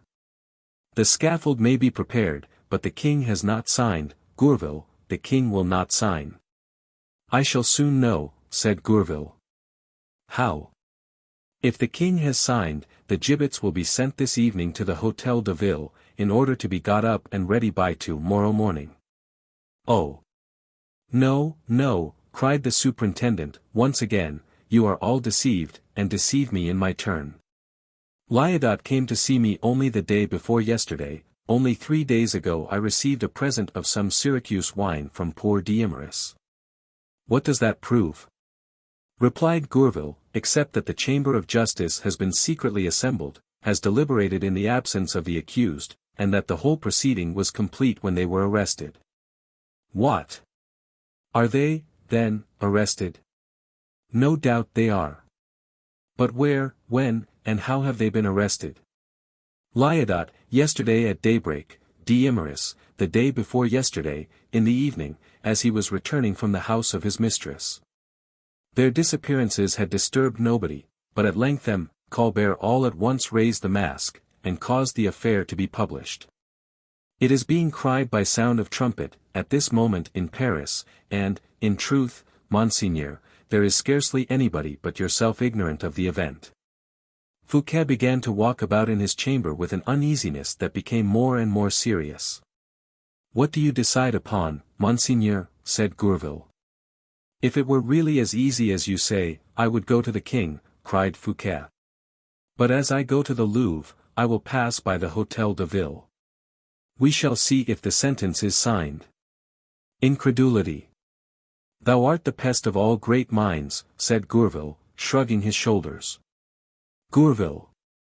Yes, continued he, and incredulity. Thou ruinest, as contagion destroys the most robust health, that is to say, in an instant. Let us go, cried Fouquet, desire the door to be opened, Gourville. Be cautious, said the latter, the Abbe Fouquet is there. Ah! My brother, replied Fouquet, in a tone of annoyance, he is there, is he? He knows all the ill news, then, and is rejoiced to bring it to me, as usual. The devil! If my brother is there, my affairs are bad, Gourville, why did you not tell me that sooner, I should have been the more readily convinced. Monseigneur calumniates him, said Gourville, laughing. If he is come, it is not with a bad intention. What, do you excuse him? Cried Fouquet, a fellow without a heart, without ideas, a devourer of wealth. He knows you are rich.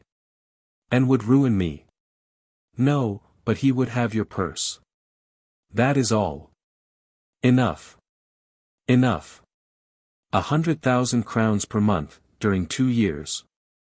Corbleu. It is I that pay, Gourville, and I know my figures. Gourville laughed in a silent, sly manner. Yes, yes, you mean to say it is the king pays, said the superintendent. Ah, Gourville, that is a vile joke, this is not the place. Monseigneur, do not be angry. Well, then, send away the Abbe Fouquet, I have not a sou. Gourville made a step towards the door. He has been a month without seeing me, continued Fouquet, why could he not be 2 months? Because he repents of living in bad company, said Gourville, and prefers you to all his bandits. Thanks for the preference. You make a strange advocate, Gourville, to-day, the advocate of the Abbe Fouquet. But everything and every man has a good side, their useful side, Monseigneur. The bandits whom the Abbe keeps in pay and drink have their useful side, have they? Prove that, if you please. Let the circumstance arise, Monseigneur, and you will be very glad to have these bandits under your hand. You advise me, then, to be reconciled to the Abbe, said Fouquet, ironically. I advise you, Monseigneur, not to quarrel with 100 or 120 loose fellows, who, by putting their rapiers end to end, would form a cordon of steel capable of surrounding 3,000 men. Fouquet darted a searching glance at Gourville, and passing before him, that is all very well, let l'Abbe Fouquet be introduced, said he to the footman. You are right, Gourville. 2 minutes after, the Abbe Fouquet appeared in the doorway, with profound reverence. He was a man of from 40 to 45 years of age, half churchman, half soldier, a spadassin grafted upon an abbé. Upon seeing that he had not a sword by his side, you might be sure he had pistols. Fouquet saluted him more as elder brother than as a minister. What can I do to serve you, Monsieur l'Abbé? Said he. Oh! Oh! How coldly you speak to me, brother! I speak like a man who is in a hurry, monsieur. The Abbé looked maliciously at Gourville, and anxiously at Fouquet, and said, I have 300 pistoles to pay to M. de Bragelonne this evening. A play debt, a sacred debt. What next? Said Fouquet bravely, for he comprehended that the Abbé Fouquet would not have disturbed him for such a want. 1,000 to my butcher, who will supply no more meat. Next. 1,200 to my tailor, continued the Abbé. The fellow has made me take back 7 suits of my people's, which compromises my liveries, and my mistress talks of replacing me by a farmer of the revenue, which would be a humiliation for the church. What else? Said Fouquet. You will please to remark, said the Abbé, humbly, that I have asked nothing for myself. That is delicate, monsieur, replied Fouquet, so, as you see, I wait. And I ask nothing, oh. No, it is not for want of need, though, I assure you. The minister reflected for a minute. 1,200 pistoles to the tailor, that seems a great deal for clothes, said he. I maintain 100 men, said the Abbé, proudly, that is a charge, I believe. Why 100 men, said Fouquet. Are you a Richelieu or a Mazarin, to require 100 men as a guard? What use do you make of these men, speak? And do you ask me that? Cried the Abbé Fouquet, ah. How can you put such a question, why I maintain 100 men? Ah. Why, yes, I do put that question to you. What have you to do with 100 men, answer. Ingrate, continued the Abbé, more and more affected. Explain yourself. Why, monsieur the superintendent, I only want 1 valet de chambre, for my part, and even if I were alone, could help myself very well, but you who have so many enemies, 100 men are not enough for me to defend you with. 100 men. You ought to have 10,000. I maintain, then, these men in order that in public places, in assemblies, no voice may be raised against you. And without them, monsieur, you would be loaded with imprecations, you would be torn to pieces, you would not last a week, no, not a week, do you understand? Ah! I did not know you were my champion to such an extent, monsieur l'Abbé. You doubt it, cried the Abbé. Listen, then, to what happened, no longer ago than yesterday, in the Rue de la Hochette. A man was cheapening a fowl. Well, how could that injure me, Abbé? This way. The fowl was not fat. The purchaser refused to give 18 sous for it, saying that he could not afford 18 sous for the skin of a fowl from which M. Fouquet had sucked all the fat. Go on. The joke caused a deal of laughter, continued the Abbé. Laughter at your expense, death to the devils. And the canaille were delighted. The joker added, give me a fowl fed by M. Colbert, if you like. And I will pay all you ask. And immediately there was a clapping of hands. A frightful scandal. You understand, a scandal which forces a brother to hide his face. Fouquet colored. And you veiled it, said the superintendent. No, for so it happened I had one of my men in the crowd, a new recruit from the provinces, one M. Neville, whom I like very much. He made his way through the press, saying to the joker, Mille barbes. Monsieur the false joker, here's a thrust for Colbert. And one for Fouquet, replied the joker. Upon which they drew in front of the cook's shop, with a hedge of the curious round them, and 500 as curious at the windows. Well, said Fouquet. Well, monsieur, my men Neville spitted the joker, to the great astonishment of the spectators, and said to the cook, take this goose, my friend, for it is fatter than your fowl.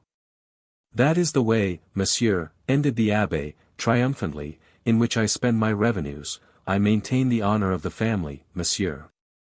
Fouquet hung his head. And I have 100 as good as he, continued the Abbé.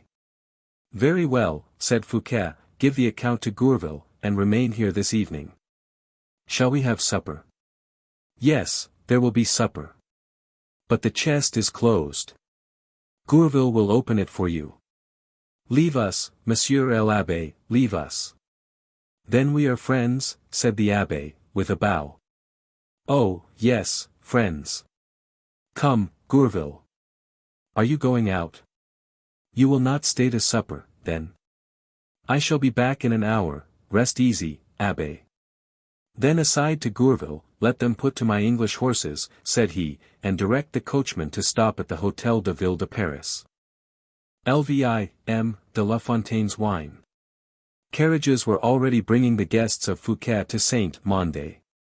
Already the whole house was getting warm with the preparations for supper, when the superintendent launched his fleet horses upon the roads to Paris, and going by the quays, in order to meet fewer people on the way, soon reached the Hôtel de Ville. It wanted 7:45. Fouquet alighted at the corner of the Rue de Long Pont, and, on foot, directed his course towards the Place de Grève, accompanied by Gourville. At the turning of the place they saw a man dressed in black and violet, of dignified mien, who was preparing to stop at Vincennes. He had before him a large hamper filled with bottles, which he had just purchased at the cabaret with the sign of Image-de-notre-dame. But that is Vattel. My maître d'hôtel, said Fouquet to Gourville. Yes, monseigneur, replied the latter. What can he have been doing at the sign of Image-de-notre-dame? Buying wine, no doubt. What? Buy wine for me, at a cabaret, said Fouquet. My cellar, then, must be in a miserable condition. And he advanced towards the maître d'hôtel, who was arranging his bottles in the carriage with the most minute care. Hola!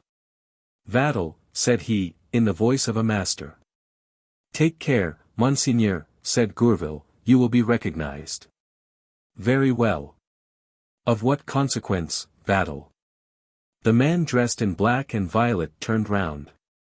He had a good and mild countenance, without expression, a mathematician minus the pride.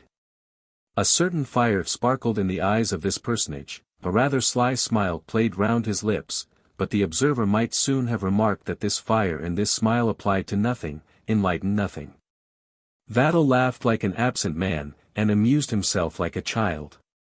At the sound of his master's voice he turned round, exclaiming, "Oh! Monseigneur! Yes, it is I. What the devil are you doing here, Vattel? Wine! You are buying wine at a cabaret in the Place de Grève." "But, Monseigneur," said Vattel, quietly after having darted a hostile glance at Gourville, "why am I interfered with here? Is my cellar kept in bad order?" "No, certes, Vattel, no." But what?" replied Vattel. Gourville touched Fouquet's elbow.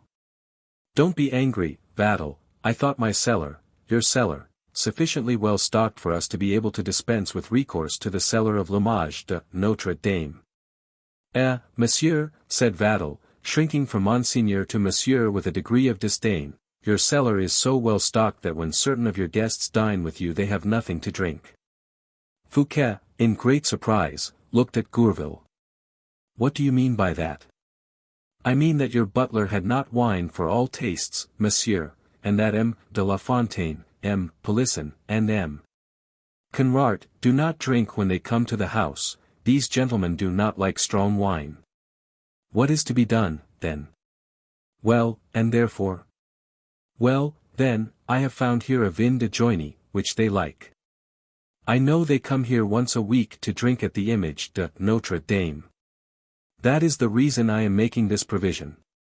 Fouquet had no more to say, he was convinced.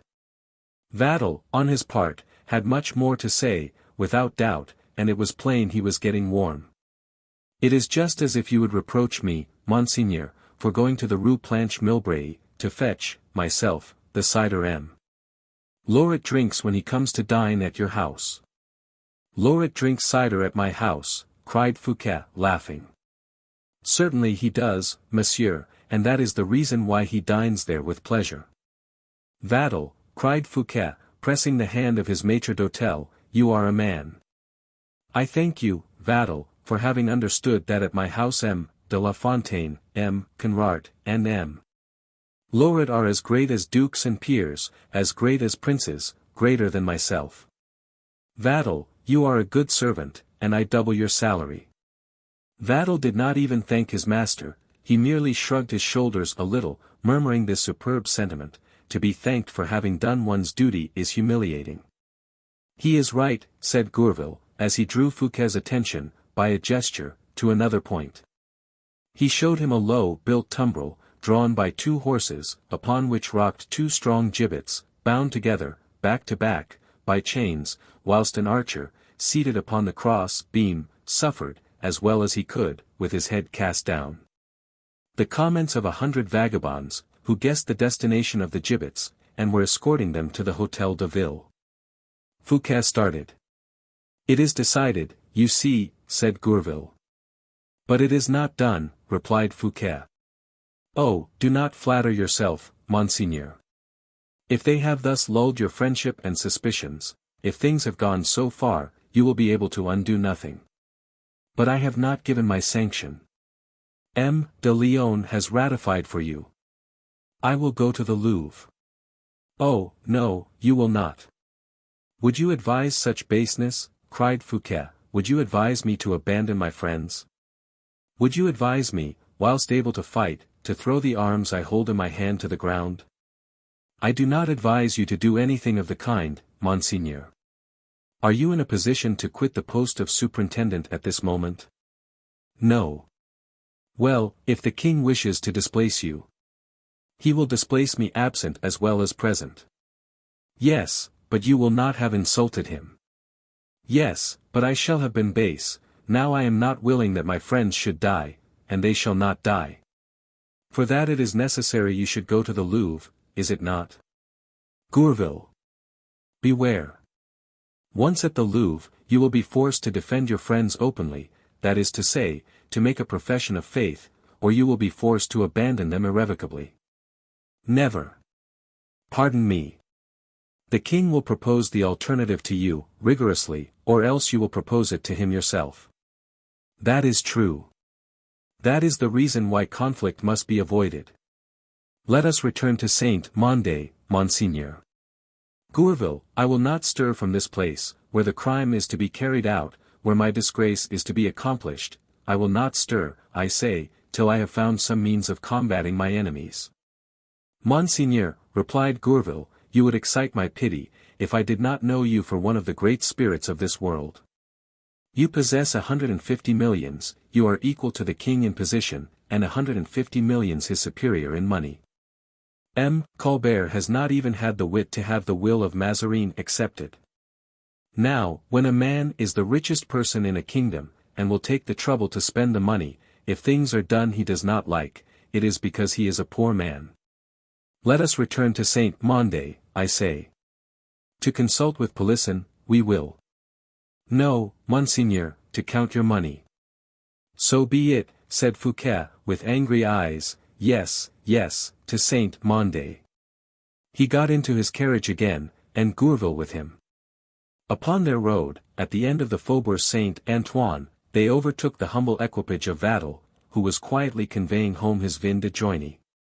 The black horses, going at a swift pace, alarmed, as they passed, the timid hack of the maître d'hôtel, who, putting his head out at the window, cried, in a fright, take care of my bottles. LVAI the gallery of Saint-Mande.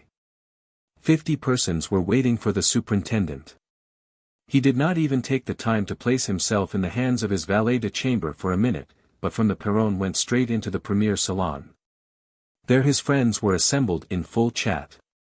The intendant was about to order supper to be served, but, above all, the Abbe Fouquet watched for the return of his brother, and was endeavoring to do the honors of the house in his absence.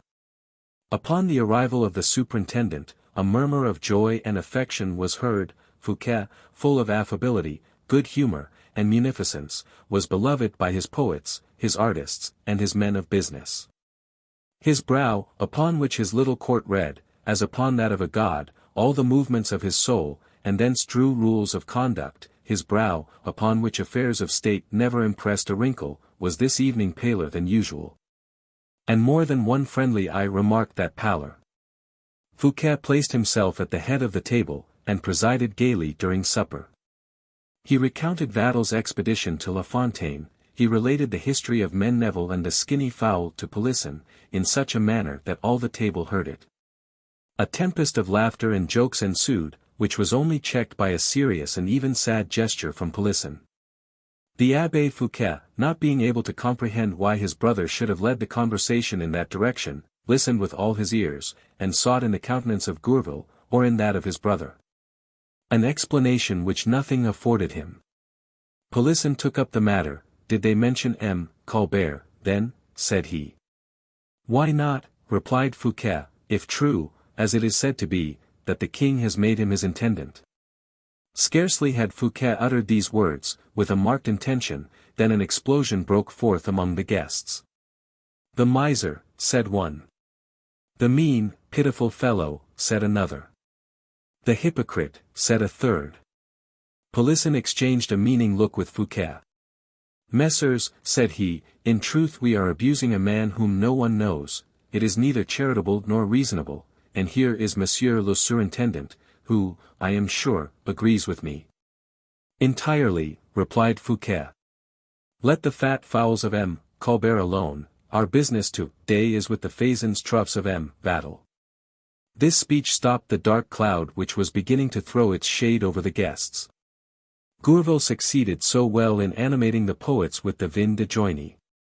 The abbe, intelligent as a man who stands in need of his host's money, so enlivened the financiers and the men of the sword, that, amidst the vapors of this joy and the noise of conversation, inquietudes disappeared completely. The will of Cardinal Mazarin was the text of the conversation at the second course and dessert. Then Fouquet ordered bowls of sweetmeats and fountains of liquor to be carried into the salon adjoining the gallery. He led the way thither, conducting by the hand a lady, the queen, by his preference, of the evening. The musicians then supped, and the promenades in the gallery and the gardens commenced, beneath a spring sky, mild and flower-scented. Polisson then approached the superintendent, and said, "Something troubles Monseigneur?" "Greatly," replied the minister, "ask Gourville to tell you what it is." Polisson, on turning round, found La Fontaine treading upon his heels. He was obliged to listen to a Latin verse, which the poet had composed upon Vattel. La Fontaine had, for an hour, been scanning this verse in all corners, seeking some one to pour it out upon advantageously. He thought he had caught Polisson, but the latter escaped him. He turned towards Sorel, who had, himself, just composed a quatrain in honor of the supper, and the amphitryon. La Fontaine in vain endeavored to gain attention to his verses. Sorel wanted to obtain a hearing for his quatrain. He was obliged to retreat before le Comte de Charost, whose arm Fouquet had just taken. L'Abbe Fouquet perceived that the poet, absent-minded, as usual, was about to follow the two talkers. And he interposed. La Fontaine seized upon him, and recited his verses. The abbé, who was quite innocent of Latin, nodded his head, in cadence, at every roll which La Fontaine impressed upon his body, according to the undulations of the dactyls and spondees. While this was going on, behind the confiture basins, Fouquet related the event of the day to his son in Law, de Charost. "We will send the idle and useless to look at the fireworks," said Polisson to Gourville, "whilst we converse here." "So be it," said Gourville, addressing 4 words to Vattel. The latter then led towards the gardens the major part of the beaux, the ladies, and the chatterers, whilst the men walked in the gallery, lighted by 300 wax lights, in the sight of all. The admirers of fireworks all ran away towards the garden. Gourville approached Fouquet, and said, "Monsieur, we are here."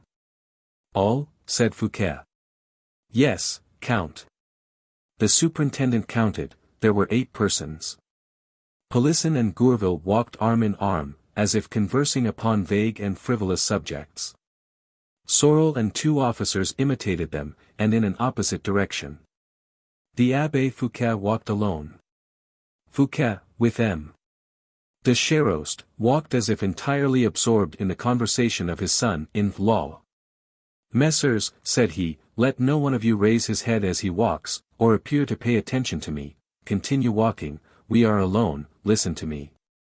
A perfect silence ensued, disturbed only by the distant cries of the joyous guests, from the groves whence they beheld the fireworks. It was a whimsical spectacle this, of these men walking in groups, as if each one was occupied about something, whilst lending attention really only to one amongst them, who, himself, seemed to be speaking only to his companion. "Messieurs," said Fouquet, "you have, without doubt, remarked the absence of 2 of my friends this evening, who were with us on Wednesday. For God's sake, Abbe, do not stop, it is not necessary to enable you to listen. Walk on, carrying your head in a natural way, and as you have excellent sight, place yourself at the window, and if any one returns towards the gallery, give us notice by coughing." The abbé obeyed. "I have not observed their absence," said Polisson, who, at this moment, was turning his back to Fouquet, and walking the other way. "I do not see Lyodot," said Sorel, "who pays me my pension." "And I," said the abbé, at the window, "do not see D'Eymeris, who owes me 1100 livres from our last game of Brelin." "Sorel," continued Fouquet, walking bent, and gloomily, "you will never receive your pension any more from Lyodot. And you, Abbe, will never be paid you 1100 livres by D'Eymeris, for both are doomed to die." "To die!" exclaimed the whole assembly, arrested, in spite of themselves, in the comedy they were playing, by that terrible word. "Recover yourselves, messieurs," said Fouquet, "for perhaps we are watched." "I said, to die." "To die," repeated Polisson. "What, the men I saw 6 days ago, full of health, gaiety, and the spirit of the future. What then is man, good God? That disease should thus bring him down all at once." "It is not a disease," said Fouquet. "Then there is a remedy," said Sorel. "No remedy. Messrs. de Lyodot and D'Eymeris are on the eve of their last day." "Of what are these gentlemen dying, then?" asked an officer. "Ask of him who kills them," replied Fouquet. Who kills them? Are they being killed, then? Cried the terrified chorus. They do better still. They are hanging them, murmured Fouquet, in a sinister voice, which sounded like a funeral knell in that rich gallery, splendid with pictures, flowers, velvet, and gold. Involuntarily every one stopped, the abbe quitted his window. The first fuses of the fireworks began to mount above the trees. A prolonged cry from the gardens attracted the superintendent to enjoy the spectacle. He drew near to a window, and his friends placed themselves behind him, attentive to his least wish. Messieurs, said he, M. Colbert has cause to be arrested, tried and will execute my two friends. What does it become me to do? Mordieu! Exclaimed the abbe, the first one to speak. Run M. Colbert through the body. Monseigneur, said Polisson, you must speak to his majesty. The king, my dear Polisson, himself signed the order for the execution. Well, said the Comte de Charost, the execution must not take place, then, that is all. Impossible, said Gourville, unless we could corrupt the jailers. Or the governor, said Fouquet. This night the prisoners might be allowed to escape. Which of you will take charge of the transaction? I, said the abbe, will carry the money. And I, said Polisson, will be the bearer of the words. Words and money, said Fouquet, 500,000 livres to the governor of the conciergerie, that is sufficient. Nevertheless, it shall be 1,000,000, if necessary. 1,000,000, cried the abbe. Why, for less than half, I would have half Paris sacked. There must be no disorder, said Polisson. The governor being gained, the two prisoners escape. Once clear of the fangs of the law, they will call together the enemies of Colbert, and prove to the king that his young justice, like all other monstrosities, is not infallible. Go to Paris, then, Polisson, said Fouquet, and bring hither the two victims. To-morrow we shall see. Gourville gave Polisson the 500,000 livres. Take care the wind does not carry you away, said the abbe. What a responsibility. Peste! Let me help you a little. Silence, said Fouquet, somebody is coming. Ah! The fireworks are producing a magical effect. At this moment a shower of sparks fell rustling among the branches of the neighboring trees.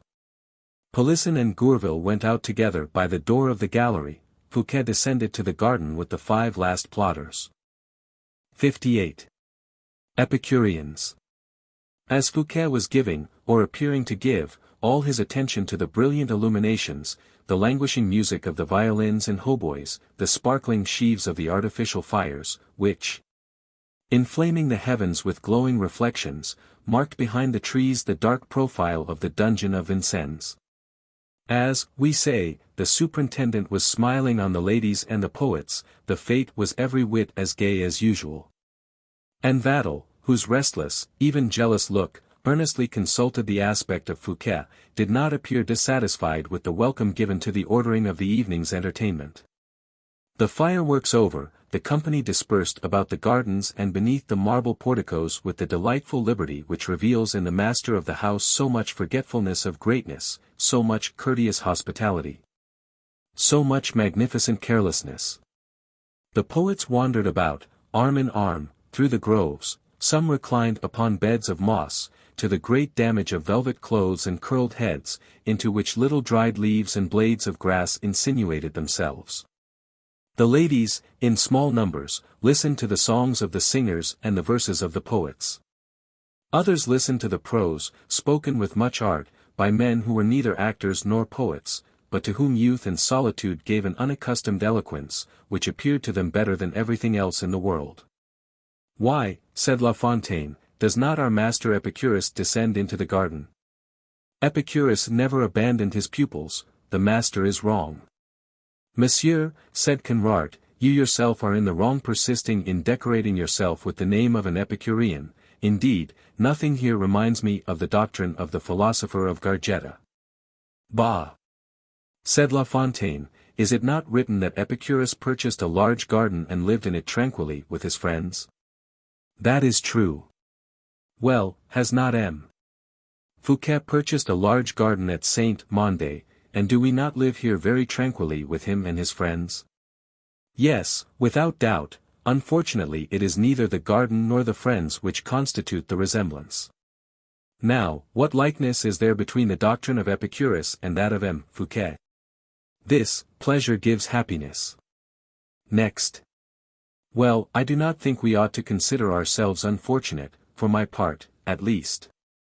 A good repast, vin de joigny, which they have the delicacy to go and fetch for me from my favorite cabaret, not one impertinence heard during a supper an hour long, in spite of the presence of 10 millionaires and 20 poets. I stop you there. You mention vin de joigny, and a good repast, do you persist in that? I persist, antico, as they say at Port Royal. Then please to recollect that the great Epicurus lived, and made his pupils live, upon bread, vegetables, and water. That is not certain, said La Fontaine, and you appear to me to be confounding Epicurus with Pythagoras, my dear Conrart. Remember, likewise, that the ancient philosopher was rather a bad friend of the gods and the magistrates. Oh! That is what I will not admit, replied La Fontaine. Epicurus was like M. Fouquet. Do not compare him to Monsieur le Surintendant, said Conrart, in an agitated voice, or you would accredit the reports which are circulating concerning him and us. What reports? That we are bad Frenchmen, lukewarm with regard to the king, deaf to the law. I return, then, to my text, said La Fontaine. Listen, Conrart, this is the morality of Epicurus, whom, besides, I consider, if I must tell you so, as a myth. Antiquity is mostly mythical. Jupiter, if we give a little attention to it, is life. Alcides is strength. The words are there to bear me out, Zeus, that is, Zen, to live. Alcides, that is, Alce, vigor. Well, Epicurus, that is mild watchfulness, that is protection, now who watches better over the state, or who protects individuals better than M. Fouquet does? You talk etymology and not morality. I say that we modern Epicureans are indifferent citizens. Oh, cried La Fontaine, if we become bad citizens, it is not through following the maxims of our master. Listen to one of his principal aphorisms. I will pray for good leaders. Well. Well. What does M. Fouquet say to us every day? When shall we be governed? Does he say so? Come, Conrart, be frank. He says so, that is true.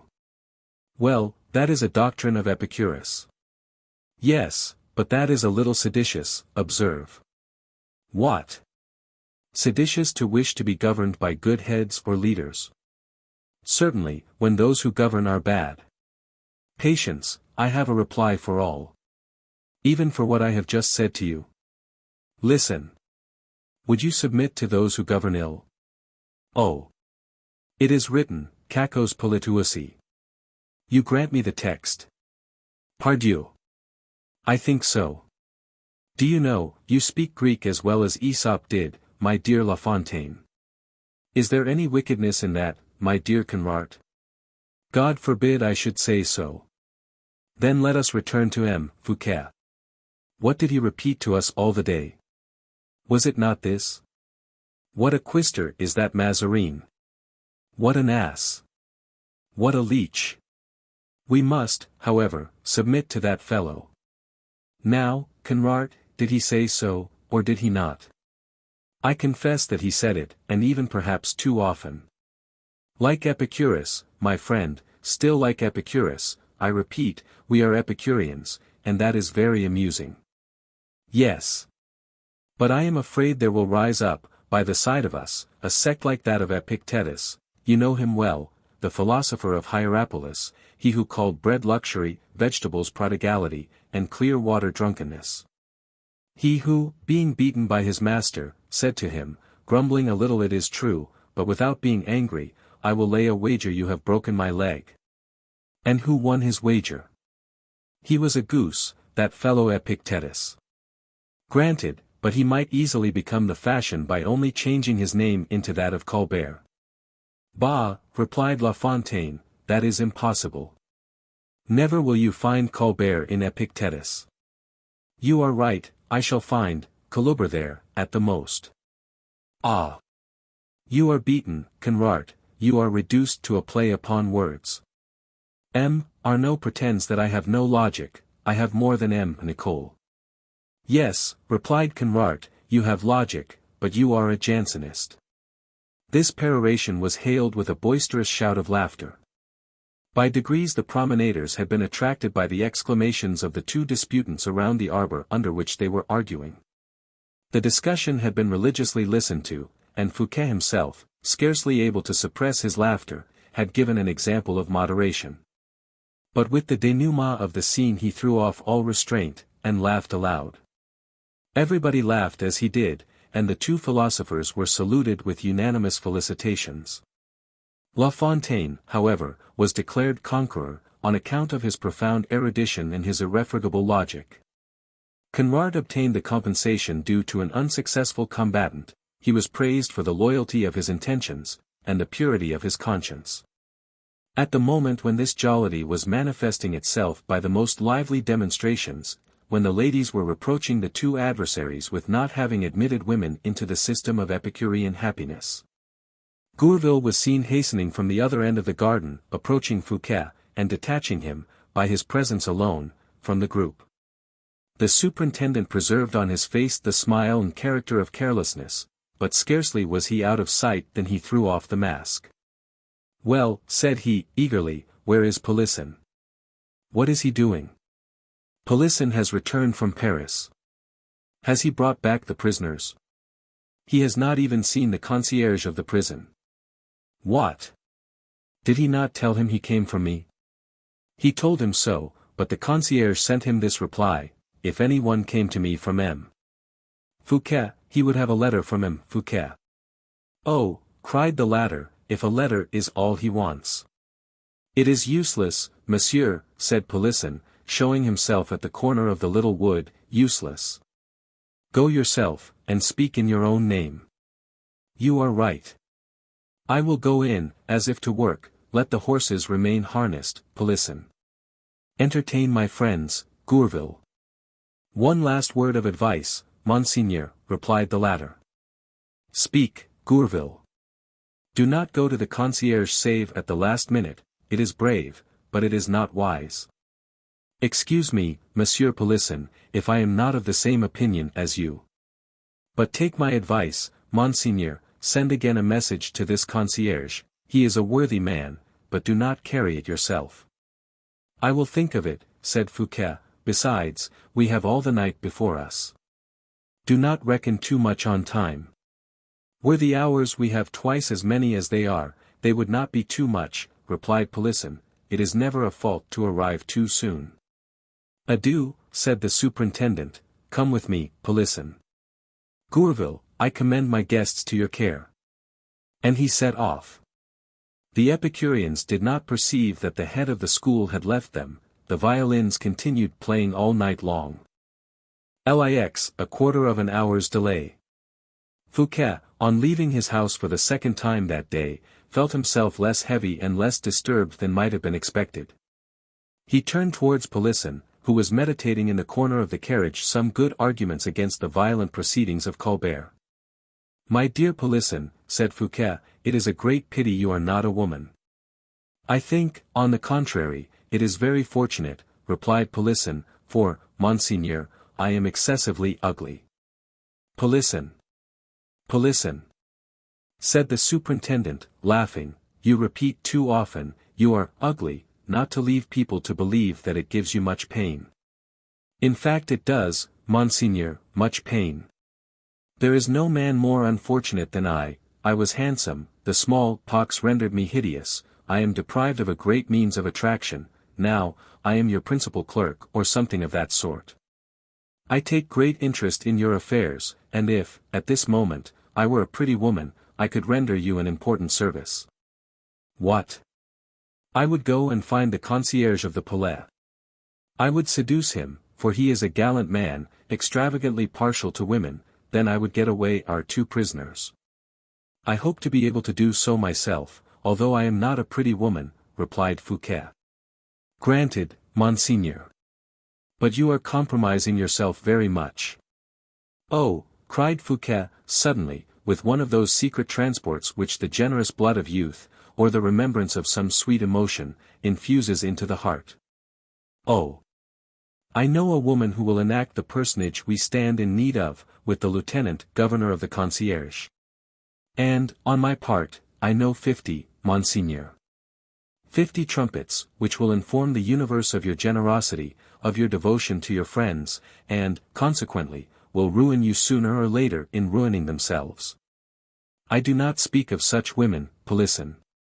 I speak of a noble and beautiful creature who joins to the intelligence and wit of her sex the valor and coolness of ours.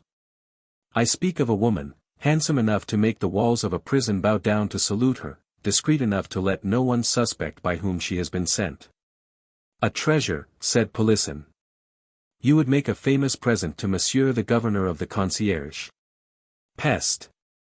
Monseigneur, he might have his head cut off, but he would, before dying, have had such happiness as no man had enjoyed before him. And I add, said Fouquet, that the concierge of the Palais would not have his head cut off, for he would receive of me my horses, to effect his escape, and 500,000 livres wherewith to live comfortably in England, I add. That this lady, my friend, would give him nothing but the horses and the money. Let us go and seek her, Polisson. The superintendent reached forth his hand towards the golden and silken cord placed in the interior of his carriage, but Polisson stopped him. Monseigneur, said he, you are going to lose as much time in seeking this lady as Columbus took to discover the New World. Now, we have but 2 hours in which we can possibly succeed. The concierge once gone to bed, how shall we get at him without making a disturbance? When daylight dawns, how can we conceal our proceedings? Go yourself, monseigneur, and do not seek either woman or angel to-night. But, my dear Polisson, here we are before her door. What? Before the angel's door? Why, yes. This is the hotel of Madame de Valliere. Hush. Ah. Good Lord, exclaimed Polisson. What have you to say against her? Nothing, alas. And it is that which causes my despair. Nothing, absolutely nothing. Why can I not, on the contrary, say ill enough of her to prevent your going to her? But Fouquet had already given orders to stop, and the carriage was motionless. Prevent me! Cried Fouquet, why, no power on earth should prevent my going to pay my compliments to Madame de Valliere, besides, who knows that we shall not stand in need of her? No, monseigneur, no. But I do not wish you to wait for me, Polisson, replied Fouquet, sincerely courteous. The more reason I should, monseigneur, knowing that you are keeping me waiting, you will, perhaps, stay a shorter time. Take care. You see there is a carriage in the courtyard, she has someone with her. Fouquet leaned towards the steps of the carriage. One word more, cried Polisson, do not go to this lady till you have been to the concierge, for heaven's sake. 5 minutes, Polisson, replied Fouquet, alighting at the steps of the hotel, leaving Polisson in the carriage, in a very ill humor. Fouquet ran upstairs, told his name to the footman, which excited an eagerness and a respect that showed the habit the mistress of the house had of honoring that name in her family. Monsieur le Surintendant, cried the marquise, advancing, very pale, to meet him, what an honor. What an unexpected pleasure, said she. Then, in a low voice, take care, added the marquise, Marguerite Vanel is here. Madame, replied Fouquet, rather agitated, I came on business. One single word, and quickly, if you please. And he entered the salon. Madame Vanel had risen, paler, more livid, than envy herself. Fouquet in vain addressed her, with the most agreeable, most pacific salutation, she only replied by a terrible glance darted at the marquise and Fouquet. This keen glance of a jealous woman is a stiletto which pierces every cuirass. Marguerite Vanel plunged it straight into the hearts of the two confidants. She made a courtesy to her friend, a more profound one to Fouquet, and took leave, under pretense of having a number of visits to make, without the marquise trying to prevent her, or Fouquet, a prey to anxiety, thinking further about her. She was scarcely out of the room, and Fouquet left alone with the marquise, before he threw himself on his knees, without saying a word. "I expected you," said the marquise, with a tender sigh. "Oh! No," cried he, "or you would have sent away that woman. She has been here little more than half an hour, and I had no expectation she would come this evening." "You love me just a little, then, marquise?" "That is not the question now. It is of your danger. How are your affairs going on?" "I am going this evening to get my friends out of the prisons of the Palais." "How will you do that?" "By buying and bribing the governor. He is a friend of mine. Can I assist you, without injuring you?" "Oh! Marquise, it would be a signal service, but how can you be employed without your being compromised? Now, never shall my life, my power, or even my liberty, be purchased at the expense of a single tear from your eyes, or of one frown of pain upon your brow. Monseigneur, no more such words, they bewilder me. I have been culpable in trying to serve you, without calculating the extent of what I was doing. I love you in reality, as a tender friend, and as a friend, I am grateful for your delicate attentions, but, alas, alas! You will never find a mistress in me." "Marquise," cried Fouquet, in a tone of despair, "why not?"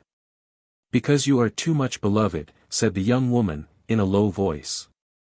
"Because you are too much beloved by too many people, because the splendor of glory and fortune wound my eyes, whilst the darkness of sorrow attracts them, because, in short, I, who have repulsed you in your proud magnificence. I who scarcely looked at you in your splendor, I came, like a mad woman, to throw myself, as it were, into your arms, when I saw a misfortune hovering over your head. You understand me now, Monseigneur? Become happy again, that I may remain chaste in heart and in thought. Your misfortune entails my ruin." "Oh! Madame," said Fouquet, with an emotion he had never before felt. "Were I to fall to the lowest degree of human misery, and hear from your mouth that word which you now refuse me, that day, madame, you will be mistaken in your noble egotism. That day you will fancy you are consoling the most unfortunate of men, and you will have said, 'I love you,' to the most illustrious, the most delighted, the most triumphant of the happy beings of this world." He was still at her feet, kissing her hand, when Pelisson entered precipitately, crying, in very ill humor, "Monseigneur." "Madame! For heaven's sake! Excuse me. Monseigneur, you have been here half an hour. Oh! Do not both look at me so reproachfully. Madame, pray who is that lady who left your house soon after Monseigneur came in?" "Madame Vanel," said Fouquet. "Ha!" cried Pelisson, "I was sure of that." "Well? What then?" "Why, she got into her carriage, looking deadly pale." "What consequence is that to me?" "Yes, but what she said to her coachman is of consequence to you." "Kind heaven," cried the marquise, "what was that?" "To M. Colbert's," said Pelisson, in a hoarse voice. "Bon Dieu, begone, begone, Monseigneur," replied the marquise, pushing Fouquet out of the salon, whilst Pelisson dragged him by the hand. "Am I, then, indeed," said the superintendent, "become a child, to be frightened by a shadow?" "You are a giant," said the marquise, "whom a viper is trying to bite in the heel." Pelisson continued to drag Fouquet to the carriage. "To the Palais at full speed," cried Pelisson to the coachman. The horses set off like lightning, no obstacle relaxed their pace for an instant. Only, at the Arcade Saint-Jean, as they were coming out upon the Place de Grève, a long file of horsemen, barring the narrow passage, stopped the carriage of the superintendent. There was no means of forcing this barrier. It was necessary to wait till the mounted archers of the watch, for it was they who stopped the way, had passed with the heavy carriage they were escorting, and which ascended rapidly towards the Place Baudoyer. Fouquet and Pelisson took no further account of this circumstance beyond deploring the minute's delay they had thus to submit to. They entered the habitation of the concierge du Palais 5 minutes after. That officer was still walking about in the front court. At the name of Fouquet, whispered in his ear by Polisson, the governor eagerly approached the carriage, and, hat in hand, was profuse in his attentions. "What an honor for me, monseigneur," said he. "One word, monsieur le gouverneur, will you take the trouble to get into my carriage?" The officer placed himself opposite Fouquet in the coach. "Monsieur," said Fouquet, "I have a service to ask of you." "Speak, monseigneur." "A service that will be compromising for you, monsieur, but which will assure to you forever my protection and my friendship. Were it to cast myself into the fire for you, monseigneur, I would do it." "That is well," said Fouquet, "what I require is much more simple." "That being so, monseigneur, what is it?" "To conduct me to the chamber of Messrs. Liaudot and D'Eymeris." "Will monseigneur have the kindness to say for what purpose?" "I will tell you that in their presence, monsieur. At the same time that I will give you ample means of palliating this escape." "Escape? Why, then, monseigneur does not know." "What?" "That Messrs. Liaudot and D'Eymeris are no longer here." "Since when?" cried Fouquet, in great agitation. "About a quarter of an hour." "Whither have they gone, then?" "To Vincennes, to the dungeon." "Who took them from here?" "An order from the king." "Oh! Woe! Woe!" exclaimed Fouquet, striking his forehead. "Woe!" And without saying a single word more to the governor, he threw himself back into his carriage, despair in his heart and death on his countenance. "Well," said Polisson, with great anxiety. "Our friends are lost. Colbert is conveying them to the dungeon. They crossed our path under the Arcade Saint-Jean." Polisson, struck as by a thunderbolt, made no reply. With a single reproach he would have killed his master. "Where is monseigneur going?" said the footman. "Home, to Paris." "You, Polisson, return to Saint-Mande, and bring the Abbe Fouquet to me within an hour. Begone. LX Plan of Battle. The night was already far advanced when the Abbe Fouquet joined his brother. Gourville had accompanied him. These three men, pale with dread of future events, resembled less three powers of the day than three conspirators, united by one single thought of violence. Fouquet walked for a long time, with his eyes fixed upon the floor, striking his hands one against the other. At length, taking courage, in the midst of a deep sigh, "Abbe," said he, "you were speaking to me only to day of certain people you maintain." "Yes, monsieur," replied the abbe. "Tell me precisely who are these people." The abbe hesitated. "Come. No fear, I am not threatening, no romancing, for I am not joking. Since you demand the truth, monseigneur, here it is, I have 120 friends or companions of pleasure, who are sworn to me as the thief is to the gallows. And you think you can depend on them? Entirely. And you will not compromise yourself? I will not even make my appearance. Are they men of resolution? They would burn Paris, if I promised them they should not be burnt in turn.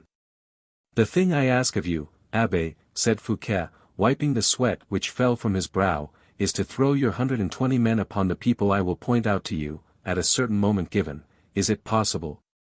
It will not be the first time such a thing has happened to them, monseigneur. That is well, but would these bandits attack an armed force? They are used to that. Then get your 120 men together, Abbe. Directly. But where? On the road to Vincennes, to-morrow, at 2 o'clock precisely. To carry off Liaudot and D'Eymeris. There will be blows to be got. A number, no doubt. Are you afraid? Not for myself, but for you. Your men will know, then, what they have to do. They are too intelligent not to guess it. Now, a minister who gets up a riot against his king, exposes himself. Of what importance is that to you, I pray? Besides, if I fall, you fall with me. It would then be more prudent, monsieur, not to stir in the affair, and leave the king to take this little satisfaction. Think well of this, Abbe. Lyodot and Diomeris at Vincennes are a prelude of ruin for my house. I repeat it, I arrested, you will be imprisoned, I imprisoned, you will be exiled. Monsieur, I am at your orders, have you any to give me? What I told you, I wish that, tomorrow, the two financiers of whom they mean to make victims, whilst there remain so many criminals unpunished, should be snatched from the fury of my enemies. Take your measures accordingly. Is it possible?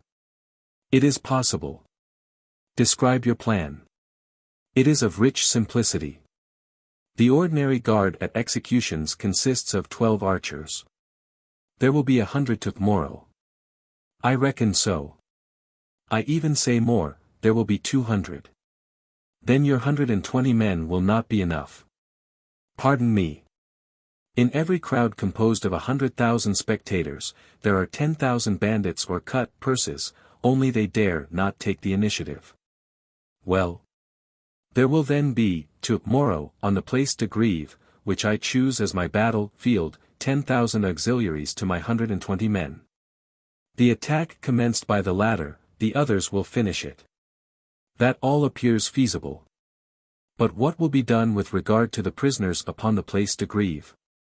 This, they must be thrust into some house, that will make a siege necessary to get them out again. And stop. Here is another idea, more sublime still. Certain houses have two issues, one upon the place, and the other into the Rue de la Mortellerie, or la Vannerie, or la Tixeranderie. The prisoners entering by one door will go out at another. Yes. But fix upon something positive. I am seeking to do so. And I, cried Fouquet, I have found it. Listen to what has occurred to me at this moment. I am listening. Fouquet made a sign to Gourville, who appeared to understand. One of my friends lends me sometimes the keys of a house which he rents, Rue Baudoyer, the spacious gardens of which extend behind a certain house on the Place de Grève. That is the place for us, said the abbe. What house? A cabaret, pretty well frequented, whose sign represents the image of Notre-Dame. I know it, said the abbe. This cabaret has windows opening upon the place, a place of exit into the court, which must abut upon the gardens of my friend by a door of communication. Good, said the abbe. Enter by the cabaret, take the prisoners in. Defend the door while you enable them to fly by the garden and the Place Baudoyer. That is all plain. Monsieur, you would make an excellent general, like Monsieur le Prince. Have you understood me? Perfectly well. How much will it amount to make your bandits all drunk with wine, and to satisfy them with gold? Oh, monsieur, what an expression. Oh. Monsieur, if they heard you. Some of them are very susceptible. I mean to say they must be brought to the point where they cannot tell the heavens from the earth, for I shall tomorrow contend with the king, and when I fight I mean to conquer, please to understand. It shall be done, monsieur. Give me your other ideas. That is your business. Then give me your purse. Gourville, count 100,000 livres for the abbe. Good. And spare nothing, did you not say? Nothing. That is well. Monseigneur, objected Gourville, if this should be known, we should lose our heads. Eh. Gourville, replied Fouquet, purple with anger, you excite my pity. Speak for yourself, if you please. My head does not shake in that manner upon my shoulders. Now, abbe, is everything arranged? Everything. At 2 o'clock tomorrow. At 12, because it will be necessary to prepare our auxiliaries in a secret manner. That is true. Do not spare the wine of the cabaretier. I will spare neither his wine nor his house, replied the abbe, with a sneering laugh. I have my plan, I tell you, leave me to set it in operation, and you shall see. Where shall you be yourself? Everywhere, nowhere. And how shall I receive information? By a courier whose horse shall be kept in the very same garden of your friend. A propos, the name of your friend? Fouquet looked again at Gourville. The latter came to the succor of his master, saying, "Accompany Monsieur l'Abbé, for several reasons, but the house is easily to be known, the Image-de-notre-dame in the front, a garden, the only one in the quarter, behind." "Good, good. I will go and give notice to my soldiers." "Accompany him, Gourville," said Fouquet, "and count him down the money."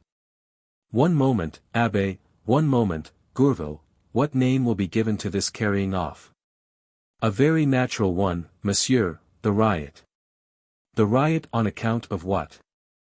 "For, if ever the people of Paris are disposed to pay their court to the king, it is when he hangs financiers." "I will manage that," said the abbé. "Yes, but you may manage it badly, and people will guess." "Not at all, not at all. I have another idea." "What is that?" "My men shall cry out, 'Colbert, vive Colbert!' and shall throw themselves upon the prisoners as if they would tear them in pieces, and shall force them from the gibbets, as too mild a punishment."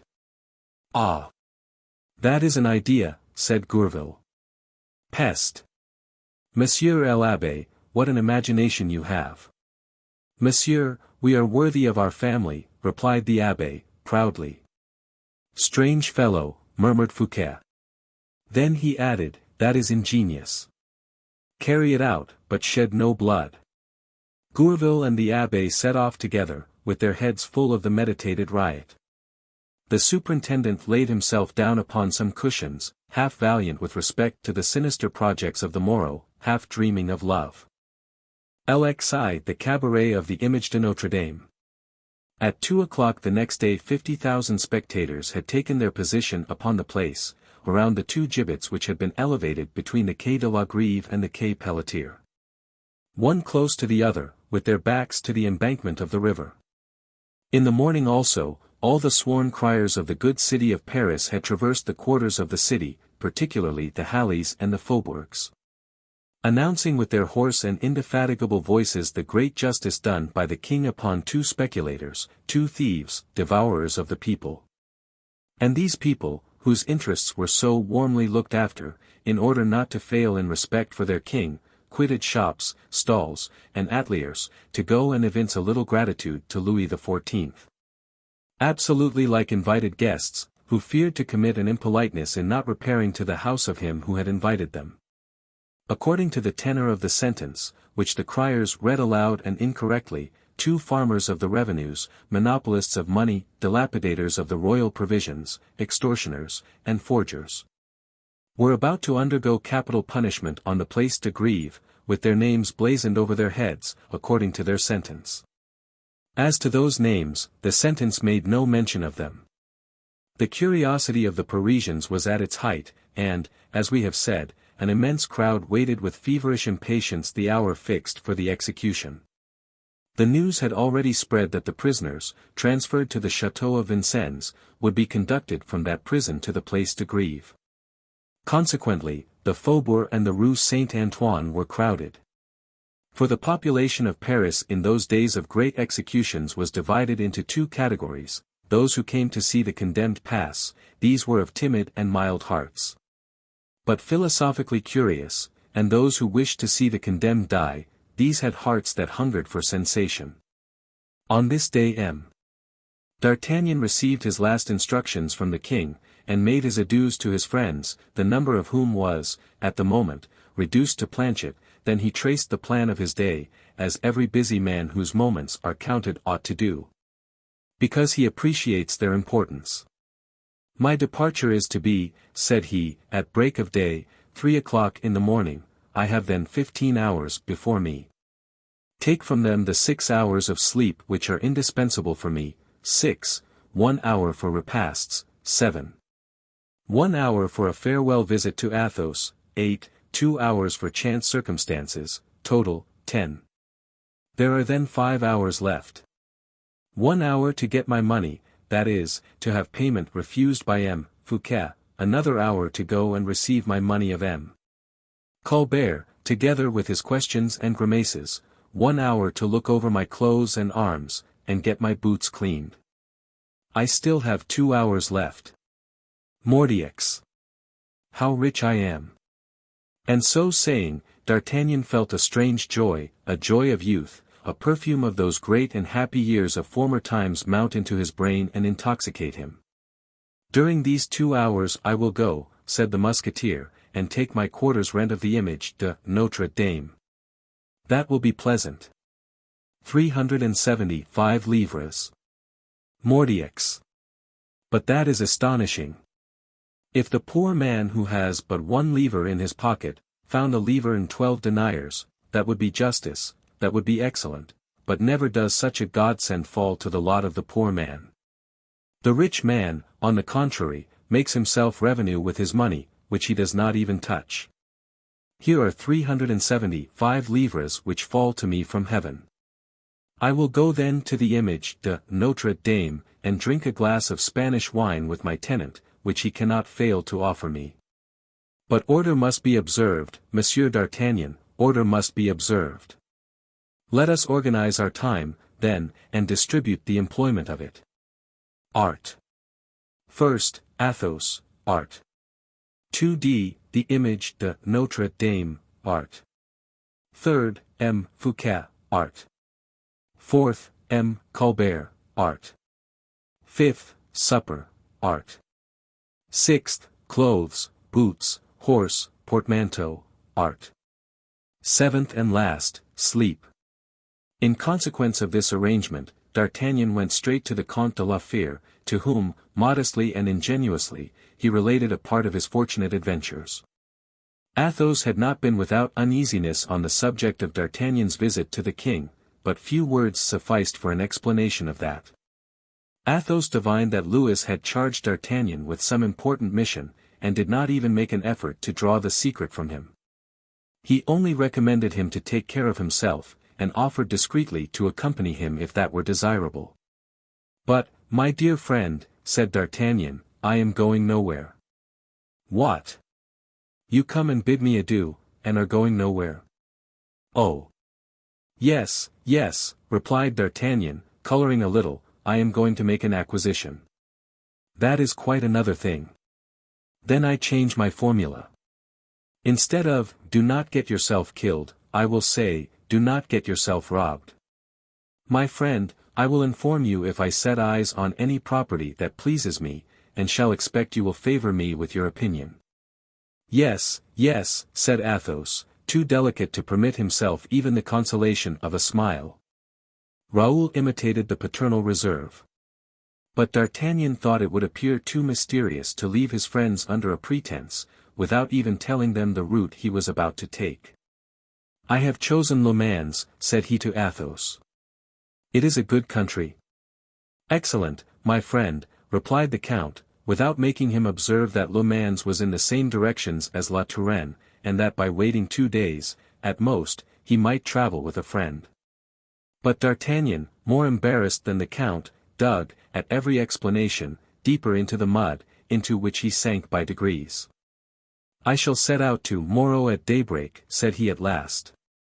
"Till that time, will you come with me, Raoul?" "Yes, Monsieur le Chevalier," said the young man, "if Monsieur le Comte does not want me." "No, Raoul, I am to have an audience to-day of Monsieur, the king's brother, that is all I have to do." Raoul asked Grimaud for his sword, which the old man brought him immediately. "Now then," added D'Artagnan, opening his arms to Athos, "adieu, my dear friend." Athos held him in a long embrace, and the musketeer, who knew his discretion so well, murmured in his ear, "An affair of state," to which Athos only replied by a pressure of the hand, still more significant. They then separated. Raoul took the arm of his old friend, who led him along the Rue Saint-Honoré. "I am conducting you to the abode of the god Plutus," said D'Artagnan to the young man, "prepare yourself. The whole day you will witness the piling up of crowns. Heavens! How I am changed! Oh! What numbers of people there are in the street," said Raoul. "Is there a procession to-day?" asked D'Artagnan of a passer-by. "Monsieur, it is a hanging," replied the man. "What? A hanging at the Greve?" said D'Artagnan. "Yes, monsieur. The devil take the rogue who gets himself hung the day I want to go and take my rent," cried D'Artagnan. Raoul, did you ever see anybody hung? Never, monsieur, thank God. Oh! How young that sounds! If you were on guard in the trenches, as I was, and a spy. But, pardon me, Raoul, I am doting, you are quite right, it is a hideous sight to see a person hung. At what hour do they hang them, monsieur, if you please? Monsieur, replied the stranger respectfully, delighted at joining conversation with two men of the sword, it will take place at about 3 o'clock. Aha! It is now only past 1. Let us step out, we shall be there in time to touch my 375 livres, and get away before the arrival of the malefactor. Malefactors, monsieur, continued the bourgeois, there are 2 of them. Monsieur, I return to you many thanks, said D'Artagnan, who as he grew older, had become polite to a degree. Drawing Raoul along, he directed his course rapidly in the direction of La Grève. Without that great experience musketeers have of a crowd, to which were joined an irresistible strength of wrist, and an uncommon suppleness of shoulders, our 2 travelers would not have arrived at their place of destination. They followed the line of the quay, which they had gained on quitting the Rue Saint-Honoré, where they left Athos. D'Artagnan went first. His elbow, his wrist, his shoulder formed 3 wedges which he knew how to insinuate with skill into the groups, to make them split and separate like firewood. He made use sometimes of the hilt of his sword as an additional help, introducing it between ribs that were too rebellious, making it take the part of a lever or crowbar, to separate husband from wife, uncle from nephew, and brother from brother. And all that was done so naturally, and with such gracious smiles, that people must have had ribs of bronze not to cry thank you when the wrist made its play. Or hearts of diamond not to be enchanted when such a bland smile enlivened the lips of the musketeer. Raoul, following his friend, cajoled the women who admired his beauty, pushed back the men who felt the rigidity of his muscles, and both opened, thanks to these maneuvers, the compact and muddy tide of the populace. They arrived in sight of the 2 gibbets, from which Raoul turned away his eyes in disgust. As for D'Artagnan, he did not even see them. His house with its gabled roof, its windows crowded with the curious, attracted and even absorbed all the attention he was capable of. He distinguished in the place and around the houses a good number of musketeers on leave, who, some with women, others with friends, awaited the crowning ceremony. What rejoiced him above all was to see that his tenant, the cabaretier, was so busy he hardly knew which way to turn. 3 lads could not supply the drinkers. They filled the shop, the chambers, and the court, even. D'Artagnan called Raoul's attention to this concourse, adding, the fellow will have no excuse for not paying his rent. Look at those drinkers, Raoul, one would say they were jolly companions. Mordioux! Why, there is no room anywhere. D'Artagnan, however, contrived to catch hold of the master by the corner of his apron, and to make himself known to him. Ah, Monsieur le Chevalier, said the cabaretier, half distracted, 1 minute if you please. I have here 100 mad devils turning my cellar upside down. The cellar, if you like, but not the money box. Oh, monsieur, your 37.5 pistoles are all counted out ready for you, upstairs in my chamber. But there are in that chamber 30 customers, who are sucking the staves of a little barrel of Oporto which I tapped for them this very morning. Give me a minute, only a minute. So be it, so be it. I will go, said Raoul, in a low voice, to D'Artagnan, this hilarity is vile. Monsieur, replied D'Artagnan, sternly, you will please to remain where you are. The soldier ought to familiarize himself with all kinds of spectacles. There are in the eye, when it is young, fibers which we must learn how to harden, and we are not truly generous and good save from the moment when the eye has become hardened, and the heart remains tender. Besides, my little Raoul, would you leave me alone here? That would be very wrong of you. Look, there is yonder in the lower court a tree, and under the shade of that tree we shall breathe more freely than in this hot atmosphere of spilt wine. From the spot on which they had placed themselves the two new guests of the Image-de-notre-dame heard the ever-increasing hubbub of the tide of people, and lost neither a cry nor a gesture of the drinkers, at tables in the cabaret, or disseminated in the chambers. If D'Artagnan had wished to place himself as a vedette for an expedition, he could not have succeeded better. The tree under which he and Raoul were seated covered them with its already thick foliage. It was a low, thick chestnut tree, with inclined branches, that cast their shade over a table so dilapidated the drinkers had abandoned it. We said that from this post D'Artagnan saw everything. He observed the goings and comings of the waiters. The arrival of fresh drinkers, the welcome, sometimes friendly, sometimes hostile, given to the newcomers by others already installed. He observed all this to amuse himself, for the 37.5 pistoles were a long time coming. Raoul recalled his attention to it. "Monsieur," said he, "you do not hurry your tenant, and the condemned will soon be here. There will then be such a press we shall not be able to get out." "You are right," said the musketeer. "Hola! Oh! Somebody there! Mordieux!" But it was in vain he cried and knocked upon the wreck of the old table, which fell to pieces beneath his fist. Nobody came. D'Artagnan was preparing to go and seek the cabaretier himself, to force him to a definite explanation, when the door of the court in which he was with Raoul, a door which communicated with the garden situated at the back, opened. And a man dressed as a cavalier, with his sword in the sheath, but not at his belt, crossed the court without closing the door. And having cast an oblique glance at D'Artagnan and his companion, directed his course towards the cabaret itself, looking about in all directions with his eyes capable of piercing walls of consciences. "Humph!" said D'Artagnan, "my tenants are communicating. That, no doubt, now, is some amateur in hanging matters." At the same moment the cries and disturbance in the upper chamber ceased. Silence, under such circumstances, surprises more than a twofold increase of noise. D'Artagnan wished to see what was the cause of this sudden silence. He then perceived that this man, dressed as a cavalier, had just entered the principal chamber, and was haranguing the tipplers, who all listened to him with the greatest attention. D'Artagnan would perhaps have heard his speech but for the dominant noise of the popular clamours, which made a formidable accompaniment to the harangue of the orator. But it was soon finished, and all the people the cabaret contained came out, one after the other, in little groups, so that there only remained 6 in the chamber.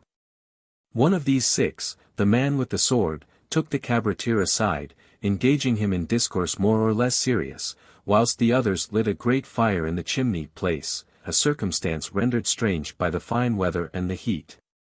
"It is very singular," said D'Artagnan to Raoul, "but I think I know those faces yonder." "Don't you think you can smell the smoke here?" said Raoul. "I rather think I can smell a conspiracy," replied D'Artagnan. He had not finished speaking, when 4 of these men came down into the court, and without the appearance of any bad design, mounted guard at the door of communication, casting, at intervals, glances at D'Artagnan, which signified many things. "Mordieux," said D'Artagnan, in a low voice, "there is something going on. Are you curious, Raoul?"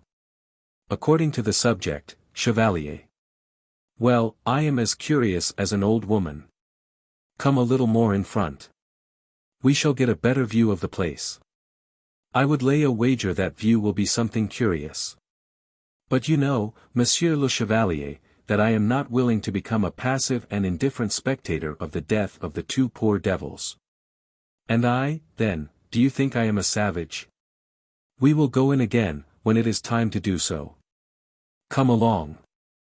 And they made their way towards the front of the house, and placed themselves near the window which, still more strangely than the rest, remained unoccupied. The 2 last drinkers, instead of looking out at this window, kept up the fire. On seeing D'Artagnan and his friend enter, "Ah! Ah! A reinforcement," murmured they. D'Artagnan jogged Raoul's elbow. "Yes, my braves, a reinforcement," said he, "Cordu. There is a famous fire. Whom are you going to cook?" The 2 men uttered a shout of jovial laughter, and, instead of answering, threw on more wood. D'Artagnan could not take his eyes off them. "I suppose," said one of the fire-makers, "they sent you to tell us the time, did not they?"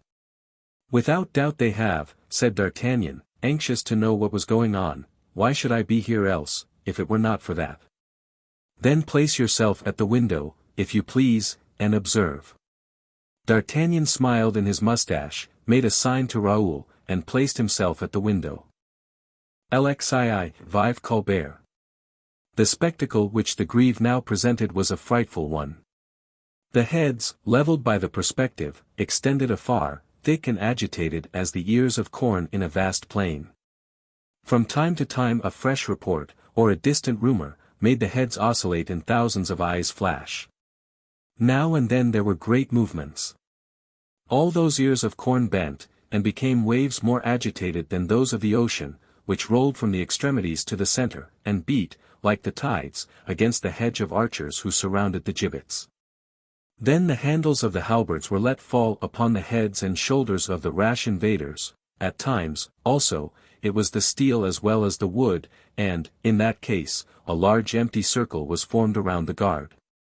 A space conquered upon the extremities, which underwent, in their turn the oppression of the sudden movement, which drove them against the parapets of the Seine.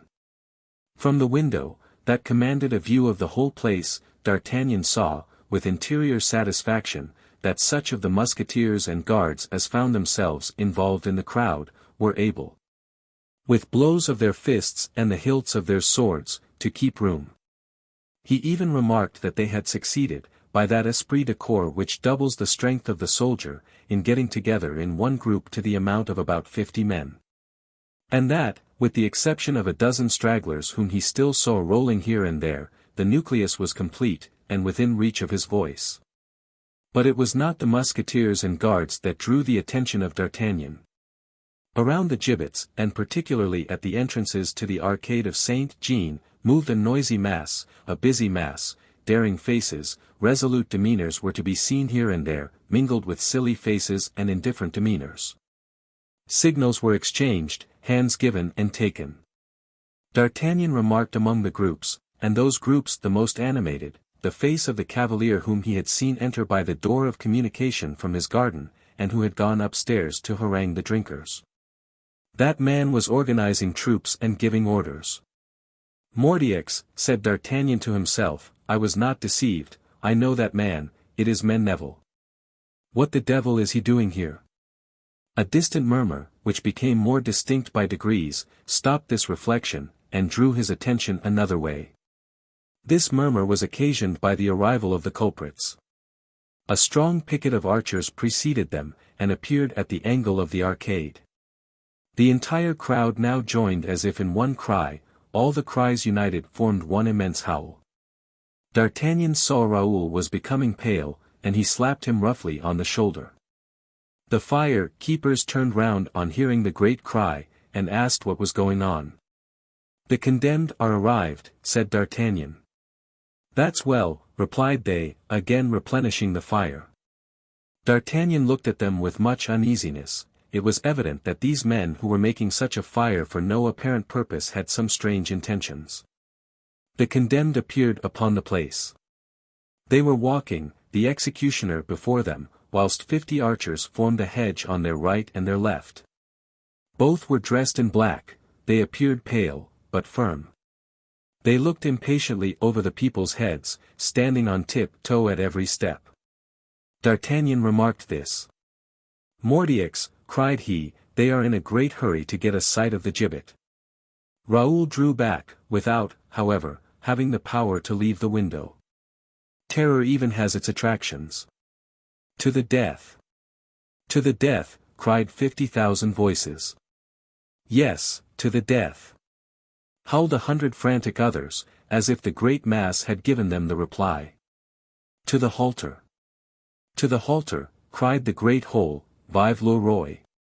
"Well," said D'Artagnan, "this is droll, I should have thought it was M. Colbert who had caused them to be hung." There was, at this moment, a great rolling movement in the crowd, which stopped for a moment the march of the condemned. The people of a bold and resolute mien, whom D'Artagnan had observed, by dint of pressing, pushing, and lifting themselves up, had succeeded in almost touching the hedge of archers.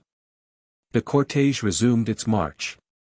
All at once, to cries of "Vive Colbert," those men, of whom D'Artagnan never lost sight, fell upon the escort, which in vain endeavored to stand against them. Behind these men was the crowd. Then commenced, amidst a frightful tumult, as frightful a confusion. This time there was something more than cries of expectation or cries of joy, there were cries of pain. Halberds struck men down, swords ran through them, muskets were discharged at them. The confusion became then so great that D'Artagnan could no longer distinguish anything. Then, from this chaos, suddenly surged something like a visible intention, like a will pronounced. The condemned had been torn from the hands of the guards, and were being dragged towards the house of Image-de-notre-dame. Those who dragged them shouted, "Vive Colbert!" The people hesitated, not knowing which they ought to fall upon, the archers or the aggressors. What stopped the people was, that those who cried, "Vive Colbert!" began to cry, at the same time, "No halter! No halter! To the fire! To the fire! Burn the thieves! Burn the extortioners!" This cry, shouted with an ensemble, obtained enthusiastic success. The populace had come to witness an execution, and here was an opportunity offered them of performing one themselves.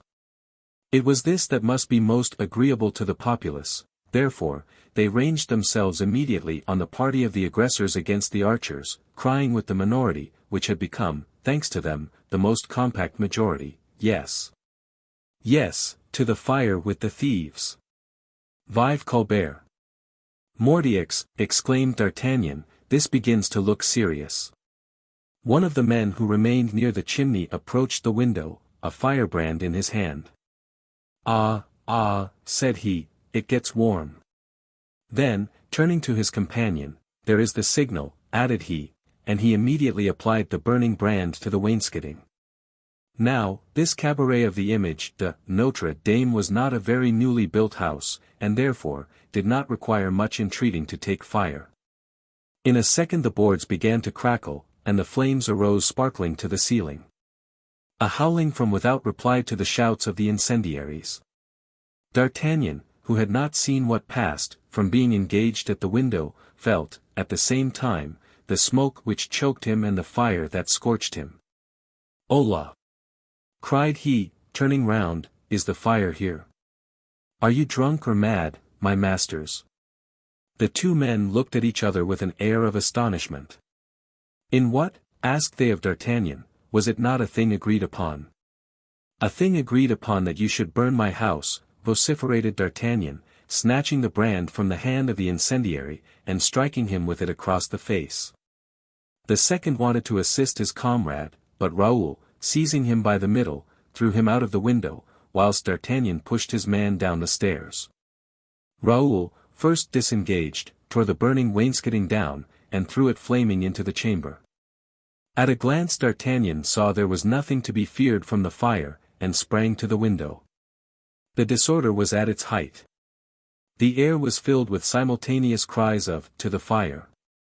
To the death! To the halter! To the stake! Vive Colbert! Vive le Roi!" The group which had forced the culprits from the hands of the archers had drawn close to the house, which appeared to be the goal towards which they dragged them. Neville was at the head of this group, shouting louder than all the others, "To the fire! To the fire! Vive Colbert!" D'Artagnan began to comprehend what was meant. They wanted to burn the condemned, and his house was to serve as a funeral pile. "Halt, there," cried he, sword in hand, and one foot upon the window. "Neville, what do you want to do?" "Monsieur D'Artagnan," cried the latter, "give way, give way! To the fire! To the fire with the thieves! Vive Colbert!" These cries exasperated D'Artagnan. "Mordioux," said he. "What? Burn the poor devils who are only condemned to be hung? That is infamous." Before the door, however, the mass of anxious spectators, rolled back against the walls, had become more thick, and closed up the way. Neville and his men, who were dragging along the culprits, were within 10 paces of the door.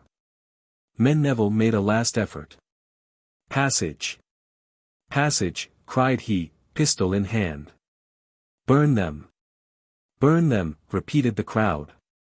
"The Image-de-notre-dame is on fire. Burn the thieves! Burn the monopolists in the Image-de-notre-dame!" There now remained no doubt, it was plainly D'Artagnan's house that was their object. D'Artagnan remembered the old cry, always so effective from his mouth, "A moi! Musketeers!"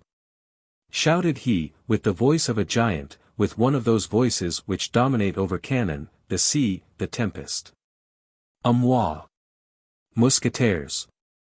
And suspending himself by the arm from the balcony, he allowed himself to drop amidst the crowd, which began to draw back from a house that rained men. Raoul was on the ground as soon as he, both sword in hand.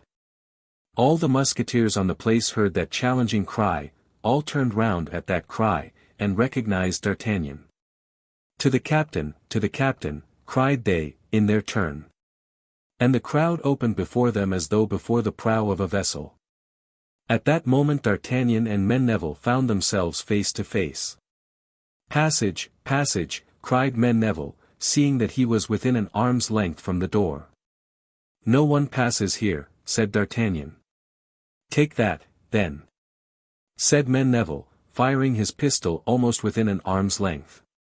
But before the cock fell, D'Artagnan had struck up Meneville's arm with the hilt of his sword and passed the blade through his body. "I told you plainly to keep yourself quiet," said D'Artagnan to Neville, who rolled at his feet. "Passage! Passage!" cried the companions of Neville, at first terrified, but soon recovering, when they found they had only to do with 2 men. But those 2 men were 100-armed giants, the swords flew about in their hands like the burning glaive of the archangel.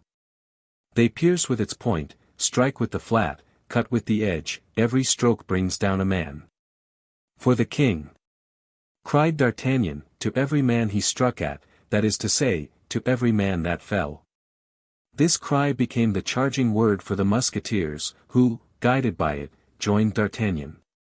During this time the archers, recovering from the panic they had undergone, charged the aggressors in the rear, and regular as mill strokes, overturn or knock down all that opposed them. The crowd, which sees swords gleaming, and drops of blood flying in the air, the crowd falls back and crushes itself. At length cries for mercy and of despair resound, that is, the farewell of the vanquished. The 2 condemned are again in the hands of the archers. D'Artagnan approaches them, seeing them pale and sinking. "Console yourselves, poor men," said he, "you will not undergo the frightful torture with which these wretches threatened you. The king has condemned you to be hung, you shall only be hung. Go on, hang them, and it will be over. There is no longer anything going on at the Image-de-notre-dame. The fire has been extinguished with 2 tons of wine in default of water. The conspirators have fled by the garden. The archers are dragging the culprits to the gibbets." From this moment the affair did not occupy much time. The executioner, heedless about operating according to the rules of the art, made such haste that he dispatched the condemned in a couple of minutes. In the meantime the people gathered around D'Artagnan, they felicitated, they cheered him. He wiped his brow, streaming with sweat, and his sword, streaming with blood. He shrugged his shoulders at seeing Neville writhing at his feet in the last convulsions. And, while Raoul turned away his eyes in compassion, he pointed to the musketeers the gibbets laden with their melancholy fruit. "Poor devils," said he, "I hope they died blessing me, for I saved them with great difficulty." These words caught the ear of Neville at the moment when he himself was breathing his last sigh. A dark, ironical smile flitted across his lips. He wished to reply, but the effort hastened the snapping of the cord of life. He expired. "Oh! All this is very frightful," murmured Raoul. "Let us begone, Monsieur le Chevalier." "You are not wounded?" asked D'Artagnan. "Not at all, thank you." "That's well. Thou art a brave fellow, Mordiax. The head of the father, and the arm of Porthos. Ah! If he had been here, good Porthos, you would have seen something worth looking at. Then, as if by way of remembrance. But where the devil can that brave Porthos be? Murmured D'Artagnan. Come, chevalier, pray come away, urged Raoul. 1 minute, my friend, let me take my 37.5 pistols, and I am at your service. The house is a good property, added D'Artagnan, as he entered the Image-de-notre-dame, but decidedly, even if it were less profitable, I should prefer its being in another quarter. Lxai how M. d'Imerices diamond passed into the hands of M. D'Artagnan. Whilst this violent, noisy, and bloody scene was passing on the Grève, several men, barricaded behind the gate of communication with the garden, replaced their swords in their sheaths. Assisted one among them to mount a ready saddled horse which was waiting in the garden, and like a flock of startled birds, fled in all directions, some climbing the walls, others rushing out at the gates with all the fury of a panic.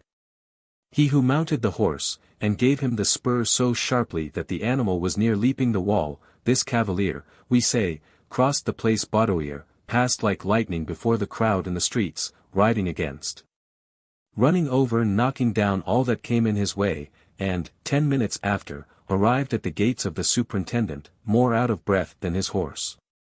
The Abbe Fouquet, at the clatter of hoofs on the pavement, appeared at a window of the court, and before even the cavalier had set foot to the ground, well, Danicamp, cried he, leaning half out of the window. Well, it is all over, replied the cavalier. All over, cried the abbe. Then they are saved. No, monsieur, replied the cavalier, they are hung. Hung, repeated the abbe, turning pale.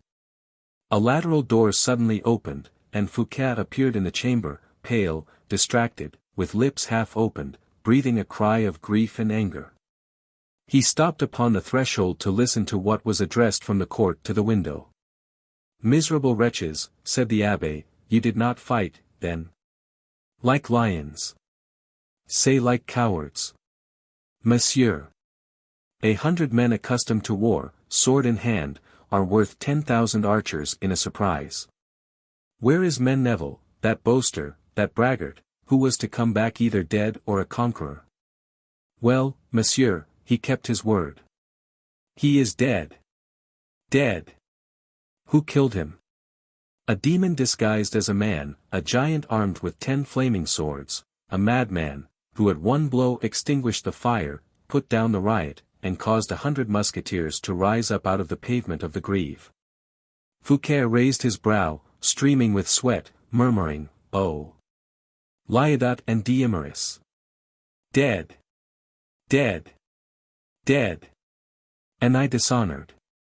The abbe turned round, and perceiving his brother, despairing and livid, "Come, come," said he, "it is a blow of fate, monsieur, we must not lament thus. Our attempt has failed because God—" "Be silent, abbe. Be silent," cried Fouquet. "Your excuses are blasphemies. Order that man up here, and let him relate the details of this terrible event." "But, brother—" "Obey, monsieur." The abbe made a sign, and in half a minute the man's step was heard upon the stairs. At the same time Gourville appeared behind Fouquet, like the guardian angel of the superintendent, pressing one finger on his lips to enjoin observation even amidst the bursts of his grief. The minister resumed all the serenity that human strength left at the disposal of a heart half broken with sorrow. Danicamp appeared. "Make your report," said Gourville. "Monsieur," replied the messenger, "we received orders to carry off the prisoners, and to cry Vive Colbert, whilst carrying them off." "To burn them alive, was it not, abbe?" interrupted Gourville. "Yes, yes, the order was given to Neville. Neville knew what was to be done, and Neville is dead." This news appeared rather to reassure Gourville than to sadden him. "Yes, certainly to burn them alive," said the abbe, eagerly. "Granted, monsieur, granted," said the man, looking into the eyes and the faces of the two interlocutors, to ascertain what there was profitable or disadvantageous to himself in telling the truth. "Now, proceed," said Gourville.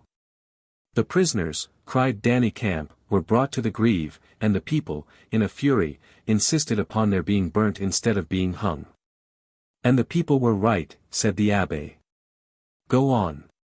"But," resumed the man, "at the moment the archers were broken, at the moment the fire was set to one of the houses of the place destined to serve as a funeral pile for the guilty, this fury, this demon, this giant of whom I told you, and who, we had been informed, was the proprietor of the house in question, aided by a young man who accompanied him, threw out of the window those who kept the fire, called to his assistance the musketeers who were in the crowd, leaped himself from the window of the first story into the place, and plied his sword so desperately that the victory was restored to the archers, the prisoners were retaken, and men Neville killed.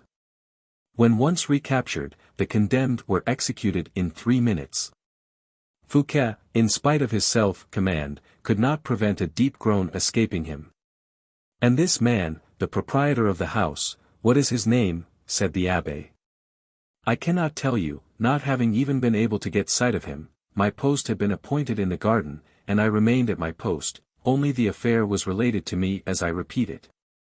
I was ordered, when once the affair was at an end, to come at best speed and announce to you the manner in which it finished. According to this order, I set out, full gallop, and here I am." "Very well, monsieur, we have nothing else to ask of you," said the abbe, more and more dejected, in proportion as the moment approached for finding himself alone with his brother. "Have you been paid?" asked Gourville. "Partly, monsieur," replied Danicamp. "Here are 20 pistols. Begone, monsieur, and never forget to defend, as this time has been done, the true interests of the king." "Yes, monsieur," said the man, bowing and pocketing the money. After which he went out. Scarcely had the door closed after him when Fouquet, who had remained motionless, advanced with a rapid step and stood between the abbe and Gourville. Both of them at the same time opened their mouths to speak to him. "No excuses," said he, "no recriminations against anybody. If I had not been a false friend I should not have confided to anyone the care of delivering Lyodot and Deimeris. I alone am guilty, to me alone are reproaches and remorse due. Leave me, abbe." "And yet, monsieur, you will not prevent me," replied the latter, "from endeavoring to find out the miserable fellow who has intervened to the advantage of M. Colbert in this so well arranged affair.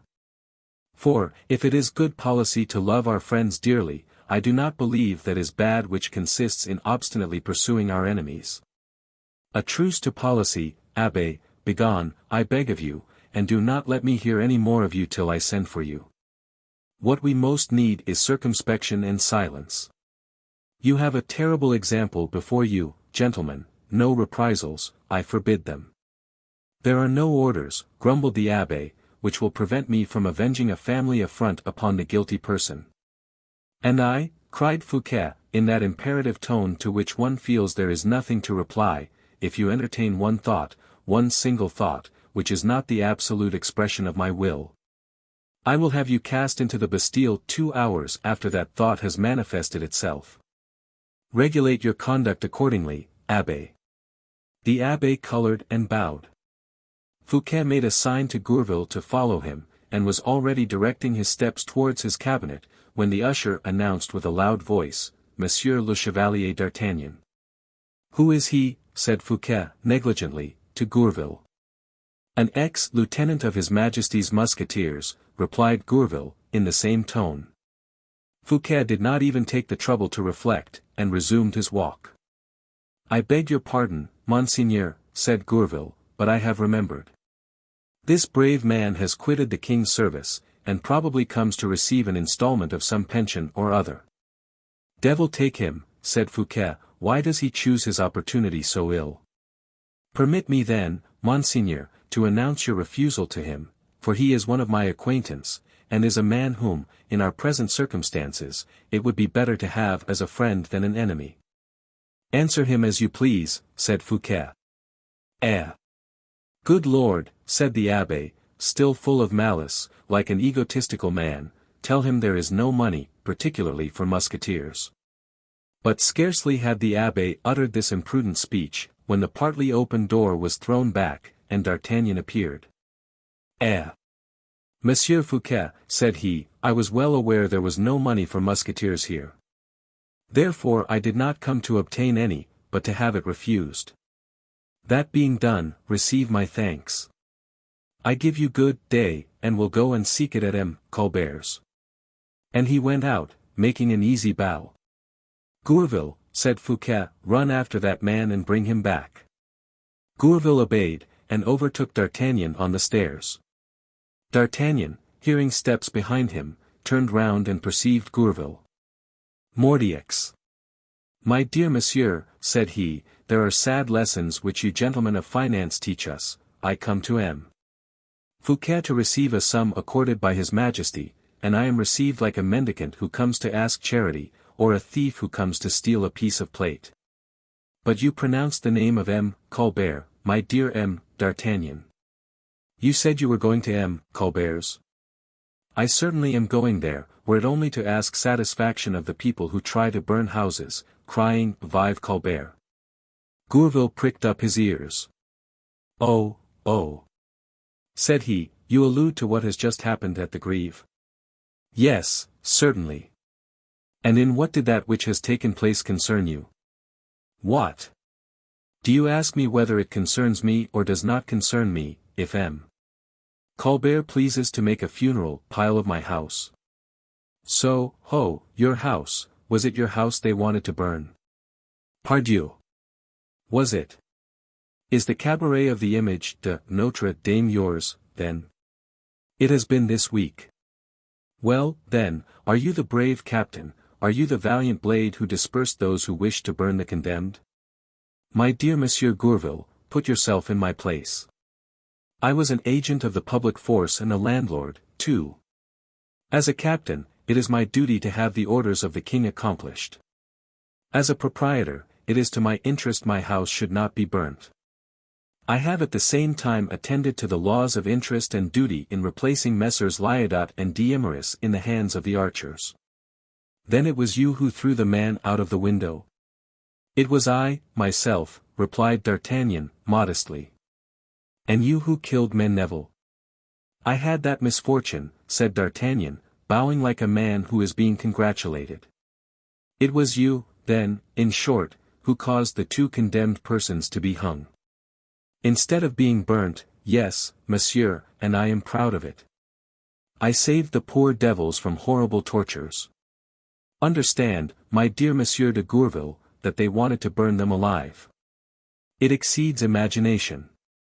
Go, my dear Monsieur d'Artagnan, go, said Gourville, anxious to spare Fouquet the sight of the man who had just caused him such profound grief. No, said Fouquet, who had heard all from the door of the ante-chamber, not so. On the contrary, Monsieur d'Artagnan, come in. D'Artagnan wiped from the hilt of his sword a last bloody trace, which had escaped his notice, and returned. He then found himself face to face with these three men, whose countenances wore very different expressions. With the abbe it was anger, with Gourville stupor, with Fouquet it was dejection. I beg your pardon, Monsieur le Minister, said D'Artagnan, but my time is short. I have to go to the office of the intendant, to have an explanation with Monsieur Colbert, and to receive my quarter's pension. But, monsieur, said Fouquet, there is money here. D'Artagnan looked at the superintendent with astonishment. You have been answered inconsiderately, monsieur, I know, because I heard it, said the minister. A man of your merit ought to be known by everybody. D'Artagnan bowed. Have you an order? Added Fouquet. Yes, monsieur. Give it me, I will pay you myself, come with me. He made a sign to Gourville and the abbe, who remained in the chamber where they were. He led D'Artagnan into his cabinet. As soon as the door was shut, how much is due to you, monsieur? Why, something like 5,000 livres, monseigneur. For arrears of pay? For a quarter's pay. A quarter consisting of 5,000 livres, said Fouquet, fixing upon the musketeer a searching look. Does the king, then, give you 20,000 livres a year? Yes, monseigneur, 20,000 livres a year. Do you think it is too much? I, cried Fouquet, and he smiled bitterly. If I had any knowledge of mankind, if I were, instead of being a frivolous, inconsequent, and vain spirit, of a prudent and reflective spirit. If, in a word, I had, as certain persons have known how, regulated my life, you would not receive 20,000 livres a year, but 100,000, and you would belong not to the king but to me. D'Artagnan colored slightly. There is sometimes in the manner in which a eulogium is given, in the voice, in the affectionate tone, a poison so sweet, that the strongest mind is intoxicated by it. The superintendent terminated his speech by opening a drawer, and taking from it 4 rouleaux, which he placed before D'Artagnan. The Gascon opened one. "Gold," said he. "It will be less burdensome, monsieur." "But, then, monsieur, these make 20,000 livres." "No doubt they do. But only 5 are due to me. I wish to spare you the trouble of coming 4 times to my office. You overwhelm me, monsieur. I do only what I ought to do, monsieur le chevalier, and I hope you will not bear me any malice on account of the rude reception my brother gave you. He is of a sour, capricious disposition." "Monsieur," said D'Artagnan, "believe me, nothing would grieve me more than an excuse from you. Therefore I will make no more, and will content myself with asking you a favor." "Oh, monsieur." Fouquet drew from his finger a ring worth about 3,000 pistoles. "Monsieur," said he, "this stone was given me by a friend of my childhood, by a man to whom you have rendered a great service." "A service, I," said the musketeer. "I have rendered a service to one of your friends. You cannot have forgotten it, monsieur, for it dates this very day." "And that friend's name was?" "M. D'Eymeris." "One of the condemned?" "Yes, one of the victims." "Well. Monsieur D'Artagnan, in return for the service you have rendered him, I beg you to accept this diamond. Do so for my sake." "Monsieur. You. Accept it, I say. Today is with me a day of mourning, hereafter you will, perhaps, learn why. Today I have lost one friend, well, I will try to get another. But, Monsieur Fouquet. Adieu." "Monsieur D'Artagnan, adieu," cried Fouquet, with much emotion, "or rather, au revoir." And the minister quitted the cabinet, leaving in the hands of the musketeer the ring and the 20,000 livres. "Oh," said D'Artagnan, after a moment's dark reflection. "How on earth am I to understand what this means? Mordieux. I can understand this much, only, he is a gallant man. I will go and explain matters to M. Colbert." And he went out. LXIV difference D'Artagnan finds between the intendant and the superintendent. M. Colbert resided in the Rue Neuve de Petit Champs, in a house which had belonged to Beautru. D'Artagnan's legs cleared the distance in a short quarter of an hour. When he arrived at the residence of the new favorite, the court was full of archers and police, who came to congratulate him, or to excuse themselves, according to whether he should choose to praise or blame. The sentiment of flattery is instinctive with people of abject condition, they have the sense of it, as the wild animal has that of hearing and smell. These people, or their leader, understood that there was a pleasure to offer to M. Colbert, in rendering him an account of the fashion in which his name had been pronounced during the rash enterprise of the morning. D'Artagnan made his appearance just as the chief of the watch was giving his report. He stood close to the door, behind the archers. That officer took Colbert on one side, in spite of his resistance and the contradiction of his bushy eyebrows. "In case," said he, "you really desired, monsieur, that the people should do justice on the 2 traitors, it would have been wise to warn us of it. For, indeed, monsieur, in spite of our regret at displeasing you, or thwarting your views, we had our orders to execute." "Triple fool," replied Colbert, furiously shaking his hair, thick and black as a mane, "what are you telling me?" "What?" "That I could have had an idea of a riot." "Are you mad or drunk?" But, monsieur, they cried. Vive Colbert, replied the trembling watch. A handful of conspirators. No, no, a mass of people. Ah. Indeed, said Colbert, expanding. A mass of people cried. Vive Colbert. Are you certain of what you say, monsieur? We had nothing to do but open our ears, or rather to close them, so terrible were the cries. And this was from the people, the real people. Certainly, monsieur, only these real people beat us. Oh. Very well, continued Colbert, thoughtfully. Then you suppose it was the people alone who wished to burn the condemned? Oh. Yes, monsieur. That is quite another thing. You strongly resisted, then? We had 3 of our men crushed to death, monsieur. But you killed nobody yourselves. Monsieur, a few of the rioters were left upon the square, and one among them who was not a common man. Who was he? A certain Menneval, upon whom the police have a long time had an eye. Menneval, cried Colbert, what, he who killed Rue de la Huchette, a worthy man who wanted a fat fowl? Yes, monsieur, the same. And did this Menneval also cry, Vive Colbert? Louder than all the rest, like a madman. Colbert's brow grew dark and wrinkled. A kind of ambitious glory which had lighted his face was extinguished, like the light of glow worms we crush beneath the grass. Then you say, resumed the deceived intendant, that the initiative came from the people? Menneval was my enemy. I would have had him hung, and he knew it well. Menneval belonged to the Abbe Fouquet, the affair originated with Fouquet. Does not everybody know that the condemned were his friends from childhood? That is true, thought D'Artagnan, and thus are all my doubts cleared up. I repeat it, Monsieur Fouquet may be called what they please, but he is a very gentlemanly man. And, continued Colbert, are you quite sure Menneval is dead? D'Artagnan thought the time was come for him to make his appearance.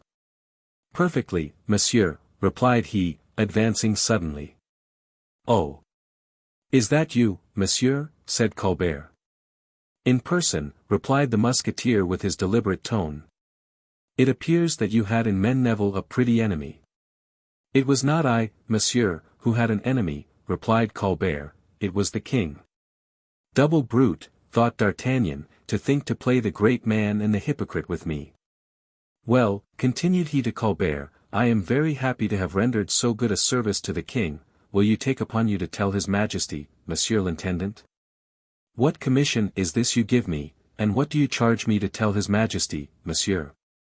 Be precise, if you please, said Colbert, in a sharp voice, tuned beforehand to hostility.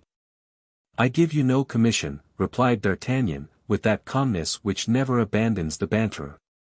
I thought it would be easy for you to announce to his majesty that it was I who, being there by chance, did justice upon Menneval and restored order to things. Colbert opened his eyes and interrogated the chief of the watch with a look. Ah!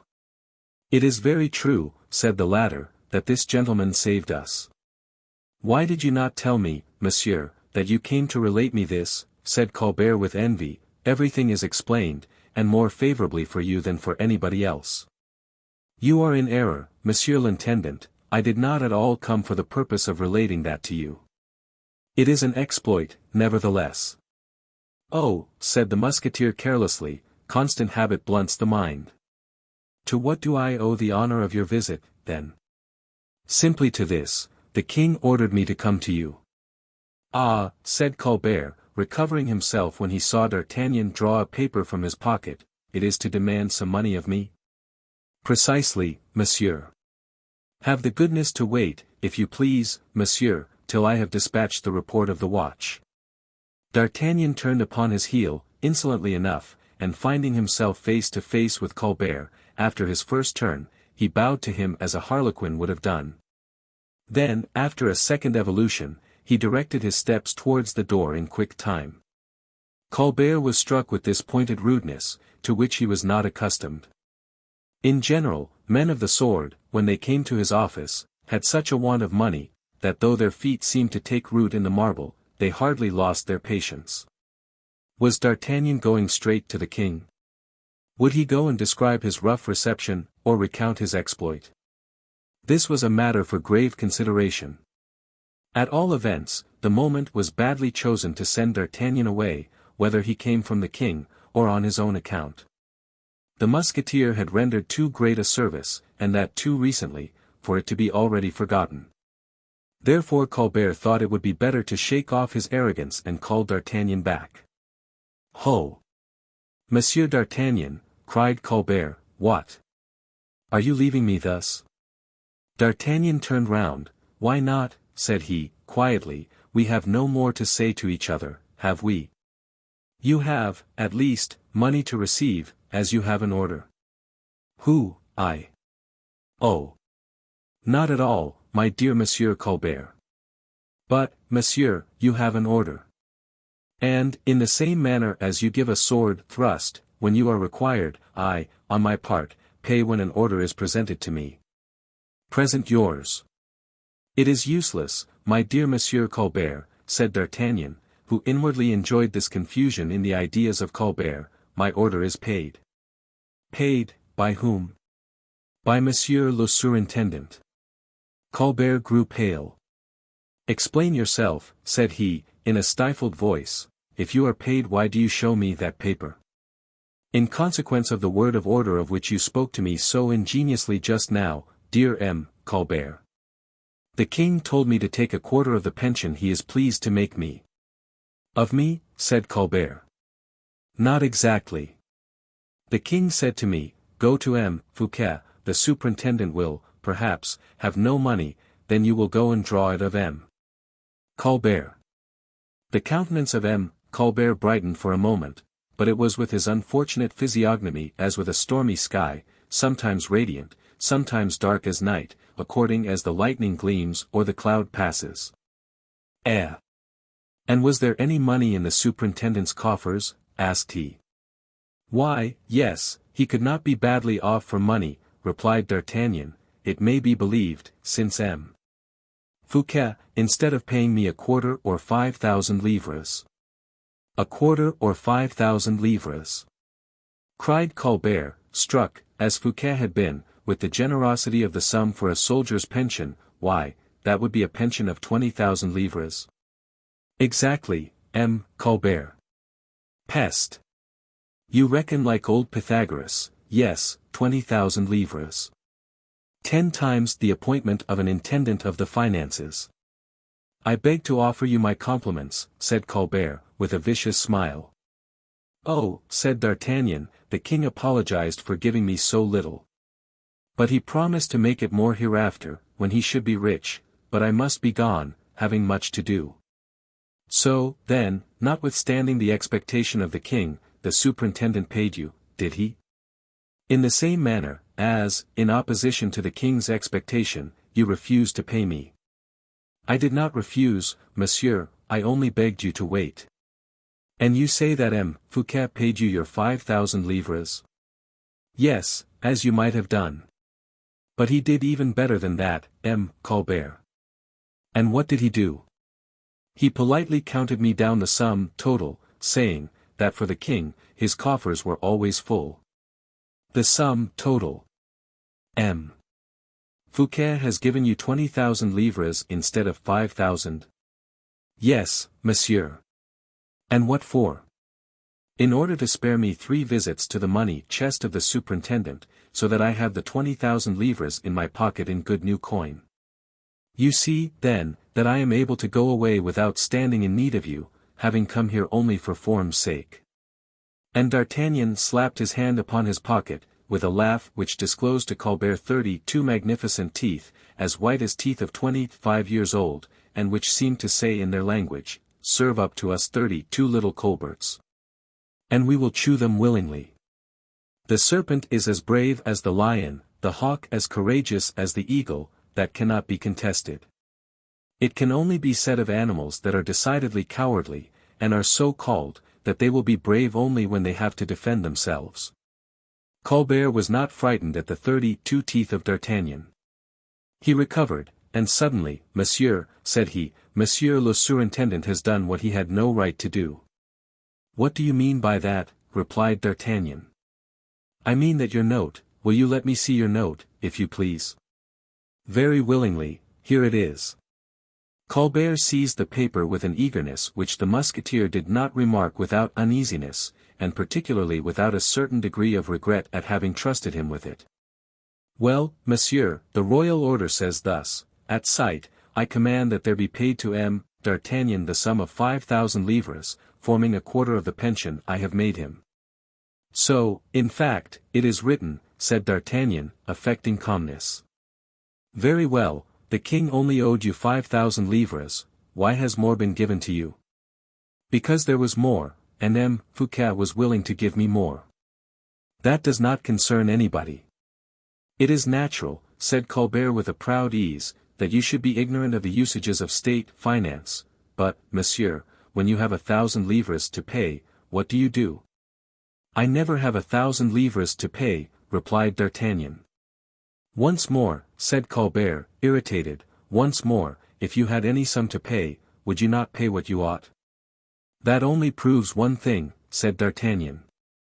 And that is, that you have your own particular customs in finance, and M. Fouquet has his own. Mine, monsieur, are the correct ones.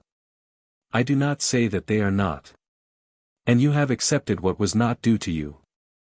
D'Artagnan's eyes flashed. What is not due to me yet, you meant to say, M. Colbert, for if I have received what was not due to me at all, I should have committed a theft. Colbert made no reply to this subtlety. You then owe 15,000 livres to the public chest, said he, carried away by his jealous ardor. Then you must give me credit for them, replied D'Artagnan, with his imperceptible irony.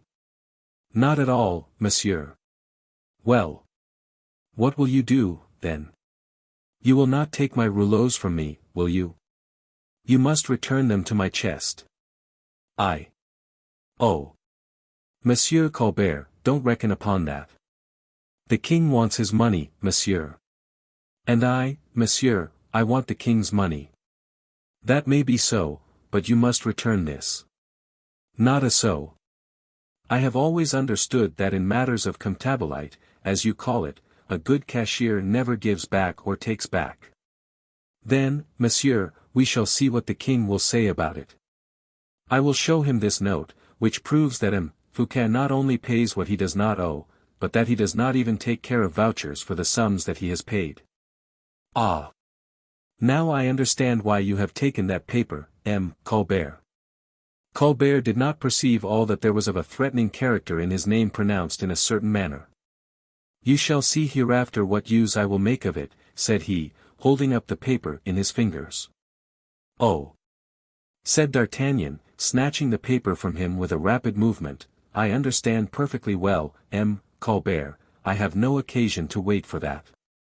And he crumpled up the paper he had so cleverly seized.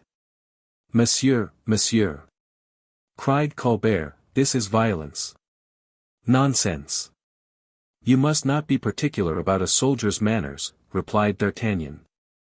I kiss your hands, my dear M. Colbert. And he went out, laughing in the face of the future minister. That man, now, muttered he, was about to grow quite friendly. It is a great pity I was obliged to cut his company so soon. LXV, Philosophy of the Heart and Mind. For a man who had seen so many much more dangerous ones, the position of D'Artagnan with respect to M. Colbert was only comic. D'Artagnan, therefore, did not deny himself the satisfaction of laughing at the expense of Monsieur l'Intendant, from the Rue de Petit Champs to the Rue de Lombards. It was a great while since D'Artagnan had laughed so long together. He was still laughing when Planchet appeared, laughing likewise, at the door of his house. For Planchet, since the return of his patron, since the entrance of the English guineas, passed the greater part of his life in doing what D'Artagnan had only done from the Rue Neuve de Petit Champs to the Rue de Lombards. You are home, then, my dear master, said Planchet. No, my friend, replied the musketeer, I am off, and that quickly. I will sup with you, go to bed, sleep 5 hours, and at break of day leap into my saddle. Has my horse had an extra feed? My dear master, replied Planchet, you know very well that your horse is the jewel of the family, that my lads are caressing it all day, and cramming it with sugar, nuts, and biscuits. You ask me if he has had an extra feed of oats. You should ask if he has not had enough to burst him. Very well, Planchet, that is all right. Now, then, I pass to what concerns me, my supper. Ready. A smoking roast joint, white wine, crayfish, and fresh gathered cherries. All ready, my master. You are a capital fellow, Planchet. Come on, then, let us sup, and I will go to bed. During supper D'Artagnan observed that Planchet kept rubbing his forehead, as if to facilitate the issue of some idea closely pent within his brain. He looked with an air of kindness at this worthy companion of former adventures and misadventures, and, clinking glass against glass, "Come, Planchet," said he, "let us see what it is that gives you so much trouble to bring forth. Mordioux. Speak freely, and quickly." "Well, this is it," replied Planchet, "you appear to me to be going on some expedition or another." "I don't say that I am not." "Then you have some new idea?" "That is possible, too, Planchet." "Then there will be fresh capital to be ventured. I will lay down 50,000 livres upon the idea you are about to carry out." And so saying, Planchet rubbed his hands one against the other with a rapidity evincing great delight. "Planchet," said D'Artagnan, "there is but one misfortune in it." "And what is that?" "That the idea is not mine. I can risk nothing upon it." These words drew a deep sigh from the heart of Planchet. That avarice is an ardent counselor. She carries away her man, as Satan did Jesus, to the mountain, and when once she has shown to an unfortunate all the kingdoms of the earth, she is able to repose herself, knowing full well that she has left her companion, envy, to gnaw at his heart. Planchet had tasted of riches easily acquired, and was never afterwards likely to stop in his desires. But, as he had a good heart in spite of his covetousness, as he adored D'Artagnan, he could not refrain from making him 1,000 recommendations, each more affectionate than the others. He would not have been sorry, nevertheless, to have caught a little hint of the secret his master concealed so well. Tricks, turns, counsels, and traps were all useless. D'Artagnan let nothing confidential escape him. The evening passed thus. After supper the portmanteau occupied D'Artagnan. He took a turn to the stable, patted his horse, and examined his shoes and legs. Then, having counted over his money, he went to bed, sleeping as if only 20, because he had neither inquietude nor remorse. He closed his eyes 5 minutes after he had blown out his lamp. Many events might, however, have kept him awake. Thought boiled in his brain, conjectures abounded, and D'Artagnan was a great drawer of horoscopes. But, with that imperturbable phlegm which does more than genius for the fortune and happiness of men of action, he put off reflection till the next day, for fear, he said, not to be fresh when he wanted to be so.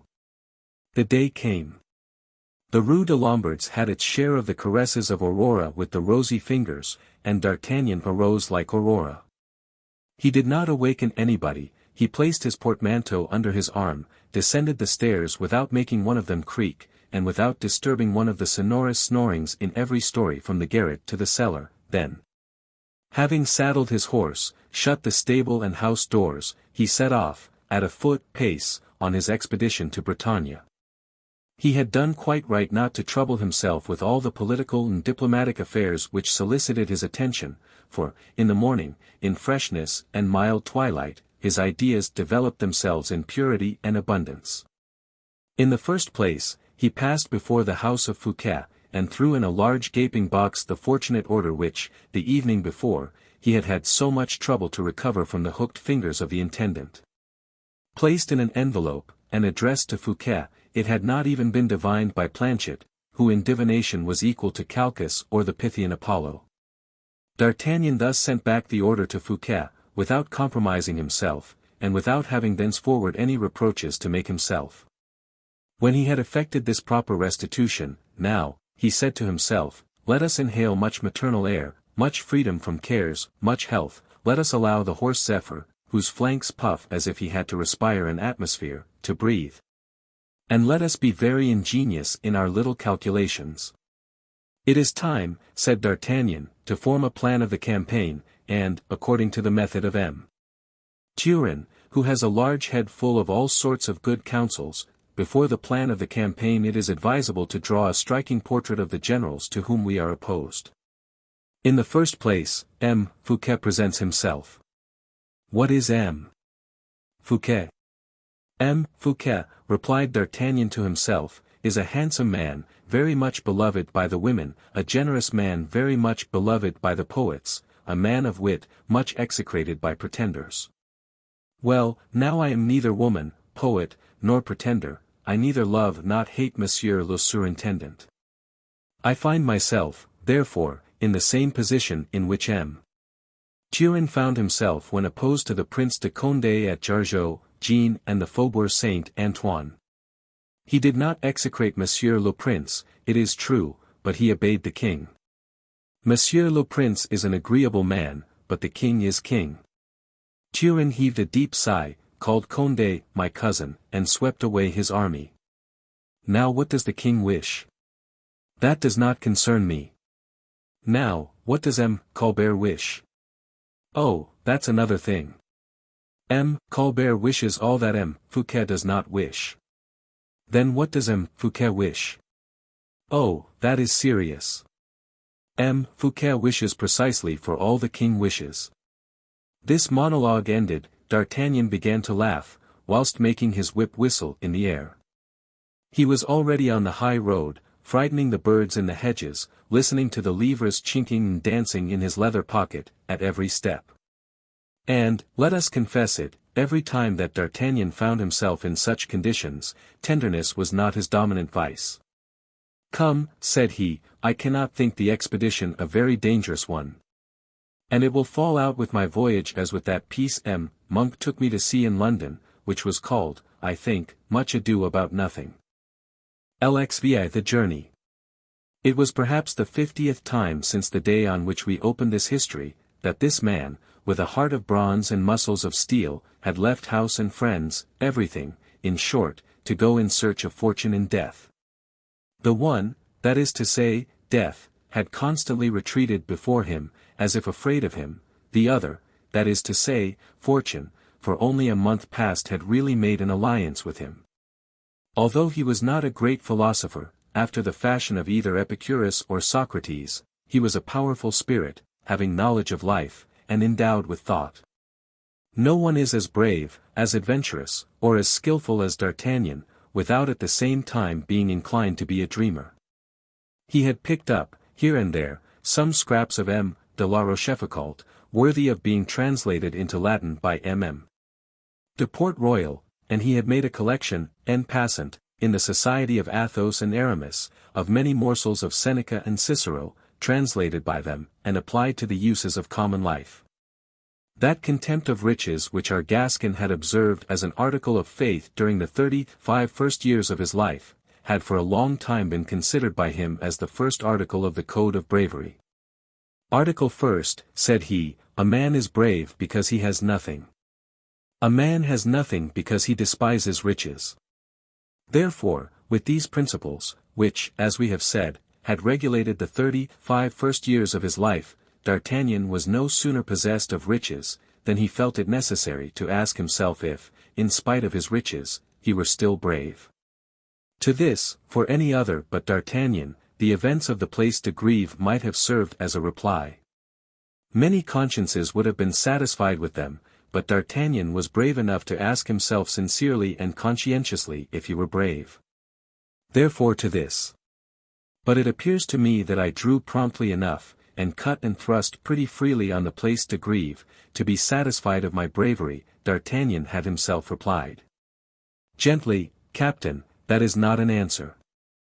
I was brave that day, because they were burning my house, and there are 100, and even 1,000, to speak against one, that if those gentlemen of the riots had not formed that unlucky idea, their plan of attack would have succeeded, or at least, it would not have been I who would have opposed myself to it. Now, what will be brought against me?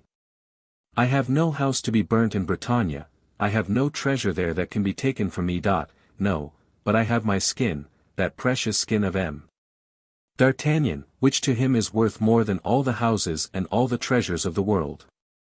That skin to which I cling above everything, because it is, everything considered, the binding of a body which encloses a heart very warm and ready to fight, and, consequently, to live. Then, I do desire to live, and, in reality, I live much better, more completely, since I have become rich. Who the devil ever said that money spoiled life? Upon my soul, it is no such thing, on the contrary, it seems as if I absorbed a double quantity of air and sun. Mordioux! What will it be then, if I double that fortune? And if, instead of the switch I now hold in my hand, I should ever carry the baton of a marechal? Then I really don't know if there will be, from that moment, enough of air and sun for me. In fact, this is not a dream, who the devil would oppose it, if the king made me a marechal, as his father, King Louis XIII, made a duke and constable of Albert de Luynes? Am I not as brave, and much more intelligent, than that imbecile de Vitry? Ah! That's exactly what will prevent my advancement, I have too much wit. Luckily, if there is any justice in this world, fortune owes me many compensations. She owes me certainly a recompense for all I did for Anne of Austria, and an indemnification for all she has not done for me. Then, at the present, I am very well with a king, and with a king who has the appearance of determining to reign. May God keep him in that illustrious road. For, if he is resolved to reign, he will want me, and if he wants me, he will give me what he has promised me, warmth and light. So that I march, comparatively, now, as I marched formerly, from nothing to everything. Only the nothing of today is the all of former days, there has only this little change taken place in my life. And now let us see. Let us take the part of the heart, as I just now was speaking of it. But in truth, I only spoke of it from memory. And the Gascon applied his hand to his breast, as if he were actually seeking the place where his heart was. Ah! Wretch! Murmured he, smiling with bitterness. Ah! Poor mortal species! You hoped, for an instant, that you had not a heart, and now you find you have one, bad courtier as thou art, and even one of the most seditious. You have a heart which speaks to you in favor of M. Fouquet. And what is M. Fouquet, when the king is in question? A conspirator, a real conspirator, who did not even give himself the trouble to conceal his being a conspirator. Therefore, what a weapon would you not have against him, if his good grace, and his intelligence had not made a scabbard for that weapon? An armed revolt, for, in fact, M. Fouquet has been guilty of an armed revolt. Thus, while the king vaguely suspects M. Fouquet of rebellion, I know it, I could prove that M. Fouquet had caused the shedding of the blood of his Majesty's subjects. Now, then, let us see. Knowing all that, and holding my tongue, what further would this heart wish in return for a kind action of M. Fouquet's, for an advance of 15,000 livres, for a diamond worth 1,000 pistoles, for a smile in which there was as much bitterness as kindness, I save his life. Now, then, I hope, continued the musketeer, that this imbecile of a heart is going to preserve silence, and so be fairly quits with him, Fouquet. Now, then, the king becomes my son, and as my heart is quits with M. Fouquet, let him beware who places himself between me and my son. Forward, for his Majesty Louis XIV. Forward. These reflections were the only impediments which were able to retard the progress of D'Artagnan. These reflections once made, he increased the speed of his horse. But, however perfect his horse Zephyr might be, it could not hold out at such a pace forever. The day after his departure from Paris, his mount was left at Chartres, at the house of an old friend D'Artagnan had met with in an hotelier of that city. From that moment the musketeer travelled on post horses. Thanks to this mode of locomotion, he traversed the space separating Chartres from Chateaubriand. In the last of these two cities, far enough from the coast to prevent anyone guessing that D'Artagnan wished to reach the sea, far enough from Paris to prevent all suspicion of his being a messenger from Louis XIV. Whom D'Artagnan had called his son, without suspecting that he who was only at present a rather poor star in the heaven of royalty, would, one day, make that star his emblem, the messenger of Louis XIV. We say, quitted his post and purchased a bidet of the meanest appearance, one of those animals which an officer of the cavalry would never choose, for fear of being disgraced. Excepting the color, this new acquisition recalled to the mind of D'Artagnan the famous orange-colored horse, with which, or rather upon which, he had made his first appearance in the world. Truth to say, from the moment he crossed this new steed, it was no longer D'Artagnan who was travelling, it was a good man clothed in an iron grey justicorps, brown haut de chausses, holding the medium between a priest and a layman. That which brought him nearest to the churchman was, that D'Artagnan had placed on his head a calotte of threadbare velvet, and over the calotte, a large black hat.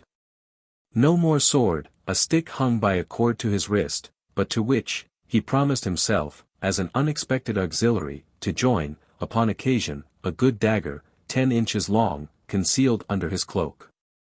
The bidet purchased at Chateaubriand completed the metamorphosis. It was called, or rather D'Artagnan called it, Fere. If I have changed Zephyr into Fere, said D'Artagnan, I must make some diminutive or other of my own name. So, instead of D'Artagnan, I will be Agnan, short, that is a concession which I naturally owe to my grey coat, my round hat, and my rusty calotte. Monsieur D'Artagnan travelled, then, pretty easily upon Fere, who ambled like a true butter woman's pad, and who, with his amble, managed cheerfully about 12 leagues a day, upon 4 spindle shanks. Of which the practised eye of D'Artagnan had appreciated the strength and safety beneath the thick mass of hair which covered them.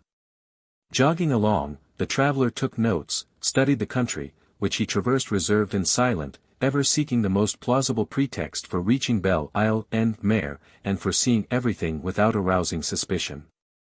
In this manner, he was enabled to convince himself of the importance the event assumed in proportion as he drew near to it. In this remote country, in this ancient duchy of Bretagne, which was not France at that period, and is not so even now, the people knew nothing of the King of France. They not only did not know him, but were unwilling to know him. One face, a single one, floated visibly for them upon the political current. Their ancient dukes no longer ruled them, government was a void, nothing more. In place of the sovereign duke, the seigneurs of parishes reigned without control. And, above these seigneurs, God, who has never been forgotten in Bretagne. Among these suzerains of chateaux and belfries, the most powerful, the richest, the most popular, was M. Fouquet, Seigneur of Belle Isle. Even in the country, even within sight of that mysterious isle, legends and traditions consecrate its wonders. Every one might not penetrate it. The isle, of an extent of 6 leagues in length, and 6 in breadth, was a seigneurial property, which the people had for a long time respected, covered as it was with the name of Retz, so redoubtable in the country. Shortly after the erection of this seigneury into a marquitate, Belle Isle passed to M. Fouquet. The celebrity of the isle did not date from yesterday. Its name, or rather its qualification, is traced back to the remotest antiquity. The ancients called it Calonese, from 2 Greek words, signifying beautiful isle. Thus, at a distance of 1800 years, it had borne, in another idiom, the same name it still bears. There was, then, something in itself in this property of M. Fouquet's, besides its position of 6 leagues off the coast of France. A position which makes it a sovereign in its maritime solitude, like a majestic ship which disdains roads, and proudly casts anchor in mid-ocean. D'Artagnan learnt all this without appearing the least in the world astonished. He also learnt the best way to get intelligence was to go to La Roche-Bernard, a tolerably important city at the mouth of the Vilaine. Perhaps there he could embark. If not, crossing the salt marshes, he would repair to Guérande or Le Croisic, to wait for an opportunity to cross over to Belle Isle. He had discovered, besides, since his departure from Chateaubriand, that nothing would be impossible for Fere under the impulsion of M. Agnan, and nothing to M. Agnan through the initiative of Fere. He prepared, then, to sup off a teal and a tourteau, in a hotel of La Roche-Bernard, and ordered to be brought from the cellar, to wash down these 2 Breton dishes, some cider, which, the moment it touched his lips, he perceived to be more Breton still. LXVI, How D'Artagnan became acquainted with a poet. Before taking his place at table, D'Artagnan acquired, as was his custom, all the information he could. But it is an axiom of curiosity, that every man who wishes to question well and fruitfully ought in the first place to lay himself open to questions. D'Artagnan sought, then, with his usual skill, a promising questioner in the hostelry of La Roche-Bernard. At the moment, there were in the house, on the first story, 2 travelers either preparing for supper, or at supper itself. D'Artagnan had seen their nags in the stable, and their equipages in the salle. One travelled with a lackey, undoubtedly a person of consideration. 2 perchy mares, sleek, sound beasts, were suitable means of locomotion. The other, a little fellow, a traveller of meagre appearance, wearing a dusty surtout, dirty linen, and boots more worn by the pavement than the stirrup, had come from Nantes with a cart drawn by a horse so like Fere in colour, that D'Artagnan might have gone 100 miles without finding a better match. This cart contained divers large packets wrapped in pieces of old stuff. That traveller yonder, said D'Artagnan to himself, is the man for my money. He will do, he suits me, I ought to do for him and suit him. Agnan, with the grey doublet and the rusty calotte, is not unworthy of supping with the gentleman of the old boots and still older horse. This said, D'Artagnan called the host, and desired him to send his teal, tourteau, and cider up to the chamber of the gentleman of modest exterior. He himself climbed, a plate in his hand, the wooden staircase which led to the chamber, and began to knock at the door. "Come in," said the unknown. D'Artagnan entered, with a simper on his lips, his plate under his arm, his hat in one hand, his candle in the other. "Excuse me, monsieur," said he, "I am as you are, a traveller. I know no one in the hotel, and I have the bad habit of losing my spirits when I eat alone, so that my repast appears a bad one to me, and does not nourish me. Your face, which I saw just now, when you came down to have some oysters opened, your face pleased me much. Besides, I have observed you have a horse just like mine, and that the host, no doubt on account of that resemblance, has placed them side by side in the stable, where they appear to agree amazingly well together. I therefore, monsieur, do not see any reason why the masters should be separated when the horses are united. Accordingly, I am come to request the pleasure of being admitted to your table. My name is Agnan, at your service, monsieur, the unworthy steward of a rich seigneur, who wishes to purchase some salt mines in this country, and sends me to examine his future acquisitions. In truth, monsieur, I should be well pleased if my countenance were as agreeable to you as yours is to me, for, upon my honour, I am quite at your service." The stranger, whom D'Artagnan saw for the first time, for before he had only caught a glimpse of him, the stranger had black and brilliant eyes, a yellow complexion, a brow a little wrinkled by the weight of 50 years. Bonhomie in his features collectively, but some cunning in his look. One would say, thought D'Artagnan, that this merry fellow has never exercised more than the upper part of his head, his eyes, and his brain. He must be a man of science, his mouth, nose, and chin signify absolutely nothing. "Monsieur," replied the latter, "with whose mind and person we have been making so free, you do me much honour. Not that I am ever ennuyé, for I have," added he, smiling, "a company which amuses me always, but, never mind that, I am happy to receive you." But when saying this, the man with the worn boots cast an uneasy look at his table, from which the oysters had disappeared, and upon which there was nothing left but a morsel of salt bacon. "Monsieur," D'Artagnan hastened to say, "the host is bringing me up a pretty piece of roasted poultry and a superb tourteau." D'Artagnan had read in the look of his companion, however rapidly it disappeared, the fear of an attack by a parasite, he divined justly. At this opening, the features of the man of modest exterior relaxed. And, as if he had watched the moment for his entrance, as D'Artagnan spoke, the host appeared, bearing the announced dishes. The tourteau and the teal were added to the morsel of broiled bacon. D'Artagnan and his guest bowed, sat down opposite to each other, and, like 2 brothers, shared the bacon and the other dishes.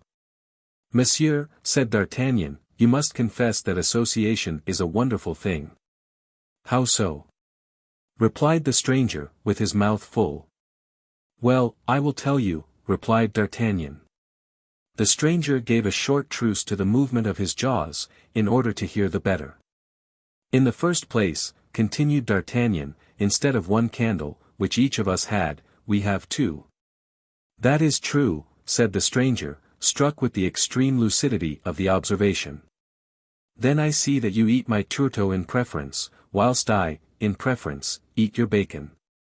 That is true again. And then, in addition to being better lighted in eating what we prefer, I place the pleasure of your company. Truly, monsieur, you are very jovial, said the unknown, cheerfully. Yes, monsieur, jovial, as all people are who carry nothing on their minds, or, for that matter, in their heads. Oh! I can see it is quite another sort of thing with you, continued D'Artagnan, I can read in your eyes all sorts of genius. Oh, monsieur! Come, confess one thing. What is that? That you are a learned man. Ma foi. Monsieur. Hein. Almost. Come, then. I am an author. There, cried D'Artagnan, clapping his hands, I knew I could not be deceived. It is a miracle. Monsieur. What, shall I have the honor of passing the evening in the society of an author, of a celebrated author, perhaps? Oh, said the unknown, blushing, celebrated, monsieur, celebrated is not the word. Modest. Cried D'Artagnan, transported, he is modest. Then, turning towards the stranger, with a character of blunt bonhomie, but tell me at least the name of your works, monsieur. For you will please to observe you have not told me your name, and I have been forced to divine your genius. My name is Jupinet, monsieur, said the author. A fine name. A grand name. Upon my honor. And I do not know why, pardon me the mistake, if it be one, but surely I have heard that name somewhere. I have made verses, said the poet, modestly. Ah! That is it, then, I have heard them read. A tragedy. I must have seen it played. The poet blushed again, and said, I do not think that can be the case, for my verses have never been printed. Well, then, it must have been the tragedy which informed me of your name. You are again mistaken, for the comedians of the Hôtel de Bourgogne would have nothing to do with it, said the poet, with a smile, the receipt for which certain sorts of pride alone knew the secret. D'Artagnan bit his lips. Thus, then, you see, monsieur, continued the poet, you are in error on my account, and that not being at all known to you, you have never heard tell of me. Ah! That confounds me. That name, Jupinet, appears to me, nevertheless, a fine name, and quite as worthy of being known as those of Corneille, or Rotrou, or Garnier. I hope, monsieur, you will have the goodness to repeat to me a part of your tragedy presently, by way of dessert, for instance. That will be sugared roast meat, mordioux. Ah! Pardon me, monsieur, that was a little oath which escaped me, because it is a habit with my lord and master. I sometimes allow myself to usurp that little oath, as it seems in pretty good taste. I take this liberty only in his absence, please to observe, for you may understand that in his presence, but, in truth, monsieur, this cider is abominable, do you not think so? And besides, the pot is of such an irregular shape it will not stand on the table. Suppose we were to make it level? To be sure, but with what? With this knife. And the teal, with what shall we cut that up? Do you not, by chance, mean to touch the teal? Certainly. Well, then. Wait. And the poet rummaged in his pocket, and drew out a piece of brass, oblong, quadrangular, about a line in thickness, and an inch and a half in length. But scarcely had this little piece of brass seen the light, than the poet appeared to have committed an imprudence, and made a movement to put it back again in his pocket. D'Artagnan perceived this, for he was a man that nothing escaped. He stretched forth his hand towards the piece of brass. Humph! That which you hold in your hand is pretty, will you allow me to look at it? Certainly, said the poet, who appeared to have yielded too soon to a first impulse. "Certainly, you may look at it, but it will be in vain for you to look at it," added he, with a satisfied air. "If I were not to tell you its use, you would never guess it." D'Artagnan had seized as an avowal the hesitation of the poet, and his eagerness to conceal the piece of brass which a first movement had induced him to take out of his pocket. His attention, therefore, once awakened on this point, he surrounded himself with a circumspection which gave him a superiority on all occasions. Besides, whatever M. Jupinet might say about it, by a simple inspection of the object, he perfectly well knew what it was. It was a character in printing. "Can you guess, now, what this is?" continued the poet. "No," said D'Artagnan, "no, ma foi." "Well, monsieur," said M. Jupinet, "this little piece of metal is a printing letter." "Bah! A capital." "Stop, stop, stop," said D'Artagnan, opening his eyes very innocently. "Yes, monsieur, a capital, the first letter of my name." "And this is a letter, is it?" "Yes, monsieur." "Well, I will confess one thing to you." "And what is that?" "No, I will not, I was going to say something stupid." "No, no," said Master Jupinet, with a patronizing air. "Well, then, I cannot comprehend, if that is a letter, how you can make a word." "A word?" "Yes, a printed word." "Oh, that's very easy." "Let me see. Does it interest you?" "Enormously." "Well, I will explain the thing to you." "Attend." "I am attending." "This is it." "Good. Look attentively." "I am looking." D'Artagnan, in fact, appeared absorbed in observations. Jupinet drew from his pocket 7 or 8 other pieces of brass smaller than the first. "Ah, said D'Artagnan. "What? You have, then, a whole printing office in your pocket." "Peste! That is curious, indeed. Is it not? Good God, what a number of things we learn by traveling." "To your health," said Jupinet, quite enchanted. "To yours, Mordieux, to yours.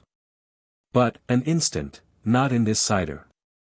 It is an abominable drink, unworthy of a man who quenches his thirst at the Hippocrene fountain. Is not it so you call your fountain, you poets?" "Yes, monsieur, our fountain is so called. That comes from 2 Greek words, hippos, which means a horse, and—" "Monsieur," interrupted D'Artagnan, "you shall drink of a liquor which comes from one single French word, and is none the worse for that, from the word grape. This cider gives me the heartburn. Allow me to inquire of your host if there is not a good bottle of Bugency, or of the Sarin growth, at the back of the large bins in his cellar." The host, being sent for, immediately attended. "Monsieur," interrupted the poet, "take care, we shall not have time to drink the wine, unless we make great haste, for I must take advantage of the tide to secure the boat." "What boat?" asked D'Artagnan. "Why, the boat which sets out for Belle Isle." "Ah, for Belle Isle," said the musketeer, "that is good." "Bah! You will have plenty of time, monsieur," replied the hotelier, uncorking the bottle, "the boat will not leave this hour." "But who will give me notice?" said the poet. "Your fellow traveler," replied the host. "But I scarcely know him."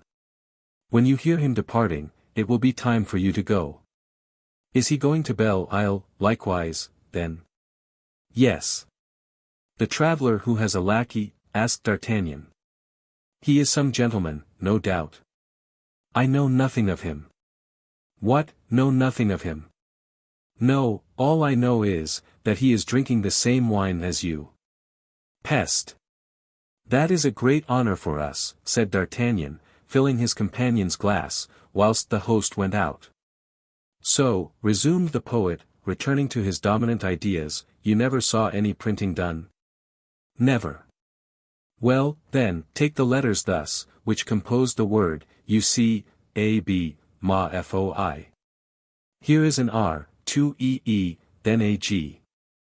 And he assembled the letters with a swiftness and skill which did not escape the eye of D'Artagnan. "Abrege," said he, as he ended. "Good," said D'Artagnan, "here are plenty of letters got together, but how are they kept so?" And he poured out a second glass for the poet. Jupinet smiled like a man who has an answer for everything. Then he pulled out, still from his pocket, a little metal ruler, composed of two parts, like a carpenter's rule, against which he put together, and in a line, the characters, holding them under his left thumb. "And what do you call that little metal ruler?" said D'Artagnan, "for, I suppose, all these things have names." "This is called a composing stick," said Jupinet. "It is by the aid of this stick that the lines are formed." "Come, then, I was not mistaken in what I said, you have a press in your pocket," said D'Artagnan, laughing with an air of simplicity so stupid, that the poet was completely his dupe. "No," replied he. "But I am too lazy to write, and when I have a verse in my head, I print it immediately. That is a labor spared." "Mordioux," thought D'Artagnan to himself, "this must be cleared up." And under a pretext, which did not embarrass the musketeer, who was fertile in expedients, he left the table, went downstairs, ran to the shed under which stood the poet's little cart, and poked the point of his poniard into the stuff which enveloped one of the packages, which he found full of types, like those which the poet had in his pocket. "Humph," said D'Artagnan, "I do not yet know whether Fouquet wishes to fortify Belle Isle, but, at all events, here are some spiritual munitions for the castle." Then, enchanted with his rich discovery, he ran upstairs again, and resumed his place at the table. D'Artagnan had learnt what he wished to know. He, however, remained, none the less, face to face with his partner, to the moment when they heard from the next room symptoms of a person's being about to go out. The printer was immediately on foot. He had given orders for his horse to be got ready. His carriage was waiting at the door. The second traveller got into his saddle, in the courtyard, with his lackey. D'Artagnan followed Jupinet to the door. He embarked his cart and horse on board the boat. As to the opulent traveller, he did the same with his 2 horses and servant. But all the wit D'Artagnan employed in endeavouring to find out his name was lost, he could learn nothing. Only he took such notice of his countenance, that it was impressed upon his mind forever. D'Artagnan had a great inclination to embark with the 2 travellers, but an interest more powerful than curiosity, that of success, repelled him from the shore, and brought him back again to the hostelry. He entered with a sigh, and went to bed directly in order to be ready early in the morning with fresh ideas and the sage counsel of sufficing sleep. LXVI D'Artagnan continues his investigations. At daybreak D'Artagnan saddled Fere, who had fared sumptuously all night, devouring the remainder of the oats and hay left by his companions. The musketeer sifted all he possibly could out of the host, who he found cunning, mistrustful, and devoted, body and soul, to Fouquet. In order not to awaken the suspicions of this man, he carried on his fable of being a probable purchaser of some salt mines. To have embarked for Belle Isle at Roche Bernard, would have been to expose himself still further to comments which had, perhaps, been already made, and would be carried to the castle. Moreover, it was singular that this traveller and his lackey should have remained a mystery to D'Artagnan, in spite of all the questions addressed by him to the host, who appeared to know him perfectly well. The musketeer then made some inquiries concerning the salt mines, and took the road to the marshes, leaving the sea on his right, and penetrating into that vast and desolate plain which resembles a sea of mud, of which, here and there, a few crests of salt silver the undulations. Fere walked admirably, with his little nervous legs, along the foot-wide causeways which separate the salt mines. D'Artagnan, aware of the consequences of a fall, which would result in a cold bath, allowed him to go as he liked, contenting himself with looking at, on the horizon, 3 rocks, that rose up like lance blades from the bosom of the plain, destitute of verdure. Piriac, the bourgs of Batz and Le Croisic, exactly resembling each other, attracted and suspended his attention. If the traveller turned round, the better to make his observations, he saw on the other side an horizon of 3 other steeples, Guérande, Le Polygon, and Saint Joachim, which, in their circumference, represented a set of skittles. of which he and Fere were but the wandering ball. Piriac was the first little port on his right. He went thither, with the names of the principal salters on his lips. At the moment he reached the little port of Piriac, 5 large barges, laden with stone, were leaving it. It appeared strange to D'Artagnan, that stones should be leaving a country where none are found. He had recourse to all the amenity of Agnan to learn from the people of the port the cause of this singular arrangement. An old fisherman replied to Agnan, that the stones very certainly did not come from Piriac or the marshes. "Where do they come from, then?" asked the musketeer. "Monsieur, they come from Nantes and Paimboeuf." "Where are they going, then?" "Monsieur, to Belle Isle." "Ah! Ah!" said D'Artagnan, in the same tone he had assumed to tell the printer that his character interested him. "Are they building at Belle Isle, then?" "Why, yes, Monsieur, Fouquet has the walls of the castle repaired every year." "It is in ruins, then?" "It is old." "Thank you." "The fact is," said D'Artagnan to himself, "nothing is more natural, every proprietor has a right to repair his own property. It would be like telling me I was fortifying the Image-de-notre-dame, when I was simply obliged to make repairs. In good truth, I believe false reports have been made to His Majesty, and he is very likely to be in the wrong.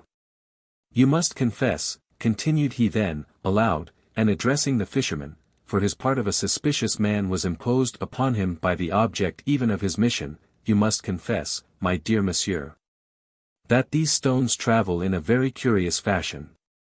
"How so?" said the fisherman. "They come from Nantes or Paimboeuf by the lawyer, do they not?" "With the tide." "That is convenient, I don't say it is not, but why do they not go straight from Saint-Nazaire to Belle Isle?" "Because the chalons, barges, are fresh water boats, and take the sea badly," replied the fisherman.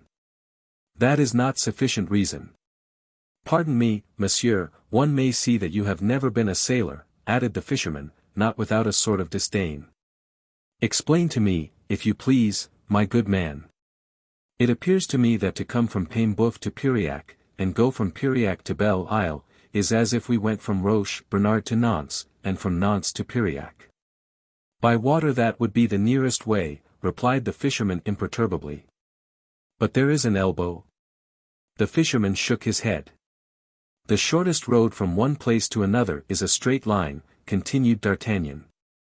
"You forget the tide, monsieur." "Well, take the tide." "And the wind." "Well, and the wind." "Without doubt, the current of the lawyer carries barks almost as far as Croisic. If they want to lie by a little, or to refresh the crew, they come to Piriac along the coast. From Piriac they find another inverse current, which carries them to the Isle d'Hummel, 2 leagues and a half. Granted. There the current of the Vilaine throws them upon another isle, the Isle of Hoetic. I agree with that. Well, monsieur, from that isle to Belle Isle the way is quite straight. The sea, broken both above and below, passes like a canal, like a mirror between the 2 isles, the chalons glide along upon it like ducks upon the lawyer, that's how it is." "It does not signify," said the obstinate Agnan, "it is a long way round." "Ah! Yes, but Fouquet will have it so," replied, as conclusive, the fisherman, taking off his woolen cap at the enunciation of that respected name. A look from D'Artagnan, a look as keen and piercing as a sword blade, found nothing in the heart of the old man but a simple confidence, on his features, nothing but satisfaction and indifference. He said, Fouquet will have it so, as he would have said, God has willed it. D'Artagnan had already advanced too far in this direction. Besides, the chalons being gone, there remained nothing at Piriac but a single bark, that of the old man, and it did not look fit for sea without great preparation. D'Artagnan therefore patted Fere, who, as a new proof of his charming character, resumed his march with his feet in the salt mines, and his nose to the dry wind, which bends the firs and the broom of this country. They reached Le Croisic about 5 o'clock. If D'Artagnan had been a poet, it was a beautiful spectacle, the immense strand of a league or more, the sea covers at high tide, and which, at the reflux, appears grey and desolate, strewed with polypine seaweed, with pebbles sparse and white, like bones in some vast old cemetery. But the soldier, the politician, and the ambitious man, had no longer the sweet consolation of looking towards heaven to read there a hope or a warning. A red sky signifies nothing to such people but wind and disturbance. White and fleecy clouds upon the azure only say that the sea will be smooth and peaceful. D'Artagnan found the sky blue, the breeze embalmed with saline perfumes, and he said, I will embark with the first tide, if it be but in a nutshell. At Le Croisic as at Piriac, he had remarked enormous heaps of stone lying along the shore. These gigantic walls, diminished every tide by the barges for Belle Isle, were, in the eyes of the musketeer, the consequence and the proof of what he had well divined at Piriac. Was it a wall that M. Fouquet was constructing? Was it a fortification that he was erecting? To ascertain that, he must make fuller observations. D'Artagnan put Furette into a stable, supped, went to bed, and on the morrow took a walk upon the port or rather upon the shingle. Le Croisic has a port of 50 feet, it has a look-out which resembles an enormous brioche, a kind of cake, elevated on a dish. The flat strand is the dish. Hundreds of barrows full of earth amalgamated with pebbles, and rounded into cones, with sinuous passages between, are look-outs and brioches at the same time.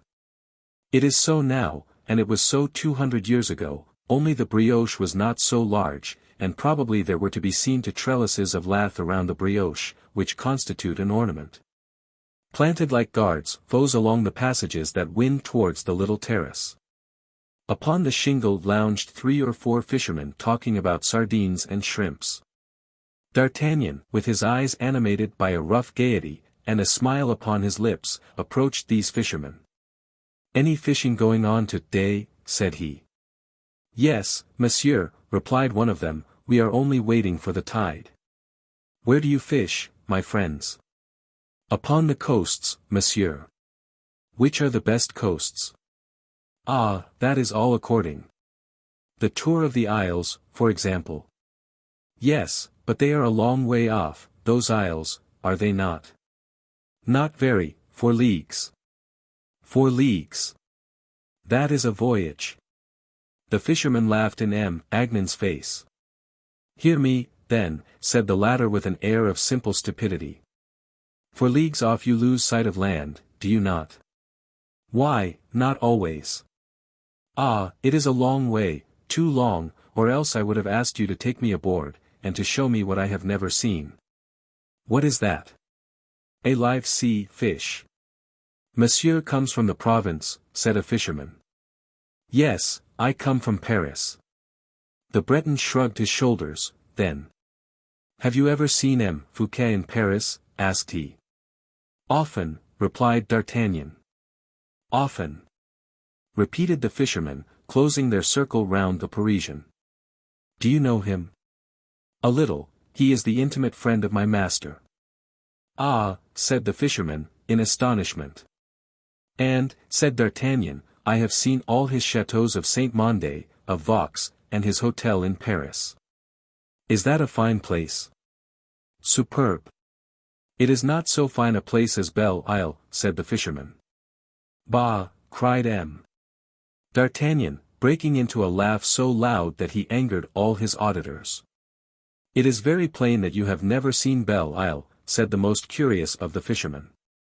"Do you know that there are 6 leagues of it, and that there are such trees on it as cannot be equalled even at Naties sur le fosse?" "Trees in the sea," cried D'Artagnan, "well, I should like to see them." "That can be easily done.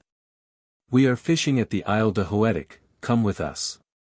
From that place you will see, as a paradise, the black trees of Belle Isle against the sky, you will see the white line of the castle, which cuts the horizon of the sea like a blade." "Oh," said D'Artagnan, "that must be very beautiful.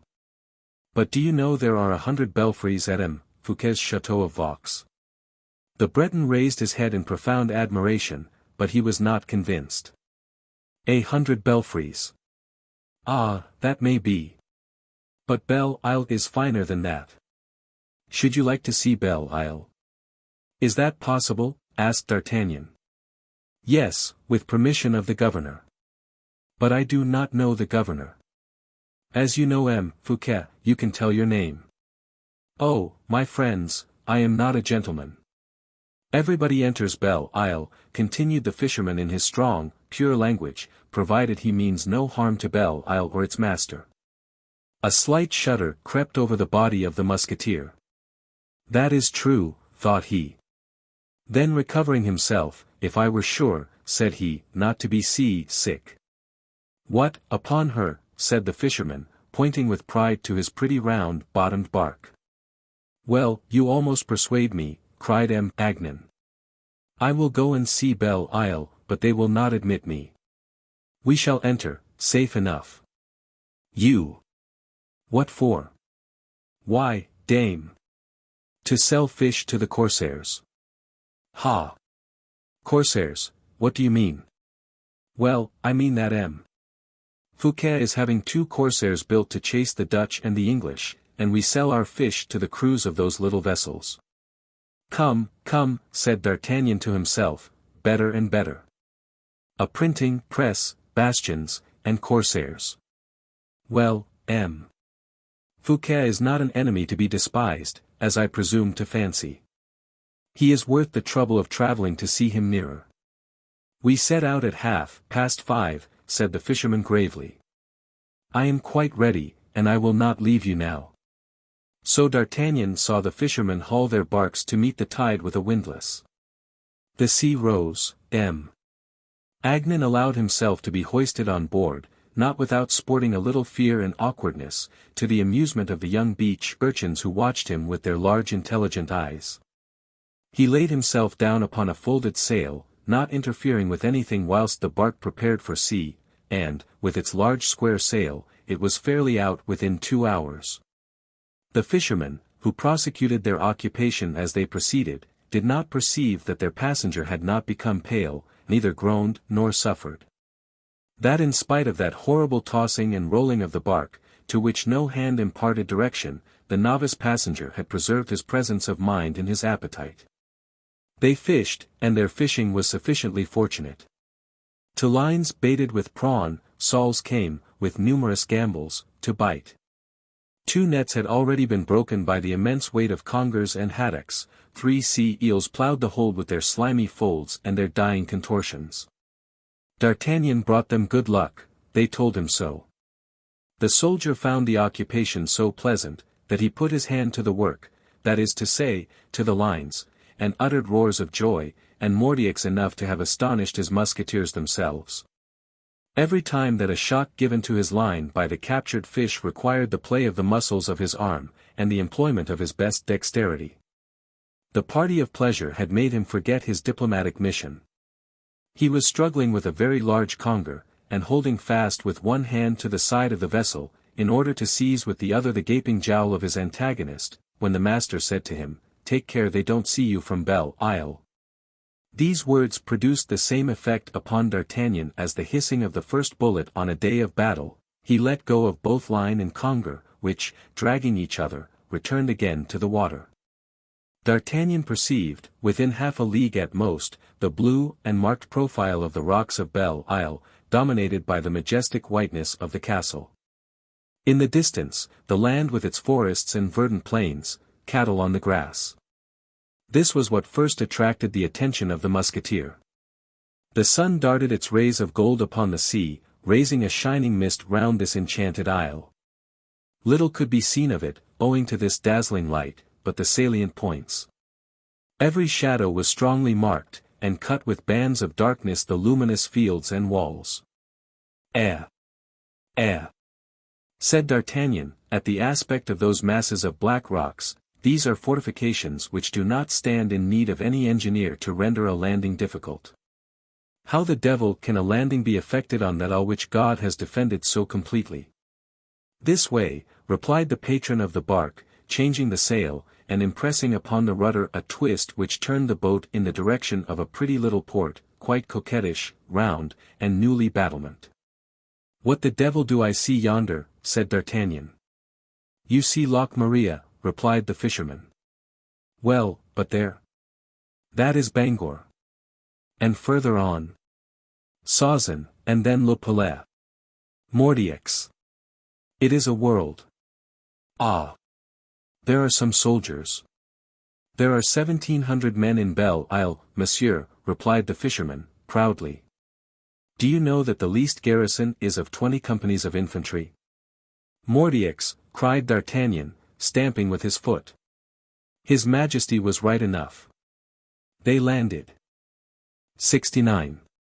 D'Artagnan was to meet an old acquaintance. There is always something in a landing. If it be only from the smallest sea-boat, a trouble and a confusion which do not leave the mind the liberty of which it stands in need in order to study at the first glance the new locality presented to it. The movable bridges, the agitated sailors, the noise of the water on the pebbles, the cries and importunities of those who wait upon the shores, are multiplied details of that sensation which is summed up in one single result, hesitation. It was not, then, till after standing several minutes on the shore that D'Artagnan saw upon the port, but more particularly in the interior of the isle, an immense number of workmen in motion. At his feet D'Artagnan recognized the 5 chalons laden with rough stone he had seen leave the port of Piriac. The smaller stones were transported to the shore by means of a chain formed by 25 or 30 peasants. The large stones were loaded on trolleys which conveyed them in the same direction as the others, that is to say, towards the works, of which D'Artagnan could as yet appreciate neither the strength nor the extent. Everywhere was to be seen an activity equal to that which Telemachus observed on his landing at Salentum. D'Artagnan felt a strong inclination to penetrate into the interior. But he could not, under the penalty of exciting mistrust, exhibit too much curiosity. He advanced then little by little, scarcely going beyond the line formed by the fishermen on the beach, observing everything, saying nothing, and meeting all suspicion that might have been excited with a half-silly question or a polite bow. And yet, whilst his companions carried on their trade, giving or selling their fish to the workmen or the inhabitants of the city, D'Artagnan had gained by degrees, and, reassured by the little attention paid to him, he began to cast an intelligent and confident look upon the men and things that appeared before his eyes. And his very first glance fell on certain movements of earth about which the eye of a soldier could not be mistaken. At the 2 extremities of the port, in order that their fires should converge upon the great axis of the ellipse formed by the basin, in the first place, 2 batteries had been raised, evidently destined to receive flank pieces. For D'Artagnan saw the workmen finishing the platform and making ready the demi-circumference in wood upon which the wheels of the pieces might turn to embrace every direction over the epaulement. By the side of each of these batteries other workmen were strengthening gabions filled with earth, the lining of another battery. The latter had embrasures, and the overseer of the works called successively men who, with cords, tied the saucissons and cut the lozenges and right angles of turfs destined to retain the matting of the embrasures. By the activity displayed in these works, already so far advanced, they might be considered as finished. They were not yet furnished with their cannons, but the platforms had their jeets and their madriers all prepared. The earth, beaten carefully, was consolidated, and supposing the artillery to be on the island, in less than 2 or 3 days the port might be completely armed. That which astonished D'Artagnan, when he turned his eyes from the coast batteries to the fortifications of the city, was to see that Belle Isle was defended by an entirely new system, of which he had often heard the Comte de la Fere speak as a wonderful advance, but of which he had as yet never seen the application. These fortifications belonged neither to the Dutch method of Marelise, nor to the French method of the Chevalier Antoine de Ville, but to the system of Manie's son Mallet, a skilful engineer, who about 6 or 8 years previously had quitted the service of Portugal to enter that of France.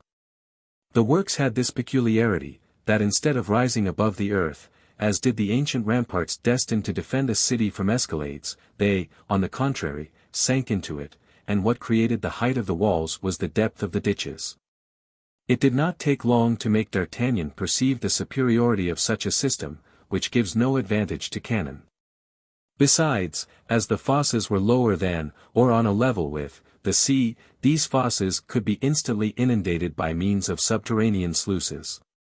Otherwise, the works were almost complete, and a group of workmen, receiving orders from a man who appeared to be conductor of the works, were occupied in placing the last stones. A bridge of planks thrown over the fosses for the greater convenience of the maneuvers connected with the barrows, joined the interior to the exterior. With an air of simple curiosity D'Artagnan asked if he might be permitted to cross the bridge, and he was told that no order prevented it. Consequently he crossed the bridge, and advanced towards the group. This group was superintended by the man whom D'Artagnan had already remarked, and who appeared to be the engineer-in-chief. A plan was lying open before him upon a large stone forming a table, and at some paces from him a crane was in action. This engineer, who by his evident importance first attracted the attention of D'Artagnan, wore a justacorps, which, from its sumptuousness, was scarcely in harmony with the work he was employed in. That rather necessitated the costume of a master mason than of a noble. He was a man of immense stature and great square shoulders, and wore a hat covered with feathers. He gesticulated in the most majestic manner, and appeared, for D'Artagnan only saw his back, to be scolding the workmen for their idleness and want of strength. D'Artagnan continued to draw nearer. At that moment the man with the feathers ceased to gesticulate, and, with his hands placed upon his knees, was following, half bent. The effort of 6 workmen to raise a block of hewn stone to the top of a piece of timber destined to support that stone, so that the cord of the crane might be passed under it. The 6 men, all on one side of the stone, united their efforts to raise it to 8 or 10 inches from the ground, sweating and blowing. Whilst a 7th got ready for when there should be daylight enough beneath it to slide in the roller that was to support it. But the stone had already twice escaped from their hands before gaining a sufficient height for the roller to be introduced. There can be no doubt that every time the stone escaped them, they bounded quickly backwards, to keep their feet from being crushed by the refalling stone. Every time, the stone, abandoned by them, sunk deeper into the damp earth, which rendered the operation more and more difficult.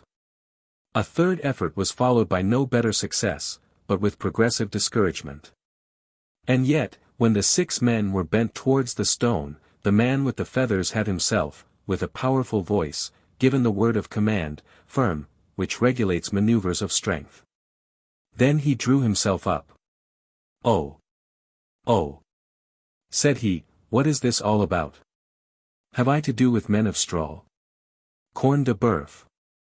Stand on one side, and you shall see how this is to be done." "Peste," said D'Artagnan, "will he pretend to raise that rock? That would be a sight worth looking at."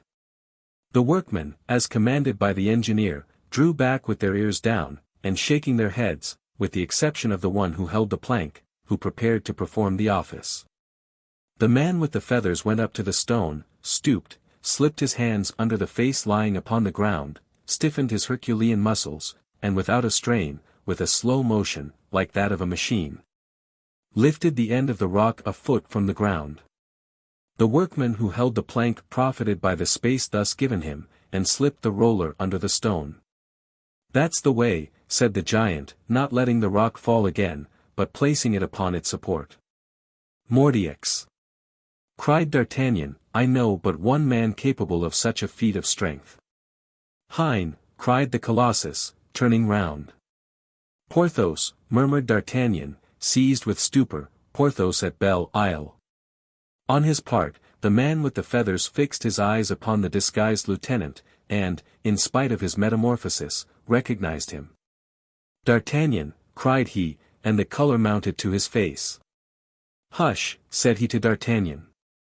"Hush." In his turn, said the musketeer. In fact, if Porthos had just been discovered by D'Artagnan, D'Artagnan had just been discovered by Porthos. The interest of the particular secret of each struck them both at the same instant. Nevertheless the first movement of the 2 men was to throw their arms around each other. What they wished to conceal from the bystanders, was not their friendship, but their names. But, after the embrace, came reflection. "What the devil brings Porthos to Belle Isle, lifting stones?" said D'Artagnan, only D'Artagnan uttered that question in a low voice. Less strong in diplomacy than his friend, Porthos thought aloud. "How the devil did you come to Belle Isle?" asked he of D'Artagnan, and what do you want to do here? It was necessary to reply without hesitation. To hesitate in answer to Porthos would have been a check, for which the self-love of D'Artagnan would never have consoled itself. Pardieu! My friend, I am at Belle-Isle because you are here. Ah, bah, said Porthos, visibly stupefied with the argument and seeking to account for it to himself, with the felicity of deduction we know to be particular to him. Without doubt, continued D'Artagnan, unwilling to give his friend time to recollect himself, I have been to see you at Pierrefonds. Indeed. Yes. And you did not find me there? No, but I found Mouston. Is he well? Peste. Well, but Mouston did not tell you I was here. Why should he not? Have I, perchance, deserved to lose his confidence? No, but he did not know it. Well, that is a reason at least that does not offend my self-love. Then how did you manage to find me? My dear friend, a great noble like you always leaves trace behind him on his passage, and I should think but poorly of myself, if I were not sharp enough to follow the traces of my friends. This explanation, flattering as it was, did not entirely satisfy Porthos. But I left no traces behind me, for I came here disguised, said Porthos. Ah! You came disguised, did you? Said D'Artagnan. Yes. And how? As a miller. And do you think a great noble, like you, Porthos, can affect common manners so as to deceive people? Well, I swear to you, my friend, that I played my part so well that everybody was deceived. Indeed. So well, that I have not discovered and joined you. Yes, but how did you discover and join me? Stop a bit. I was going to tell you how. Do you imagine Mouston? Ah!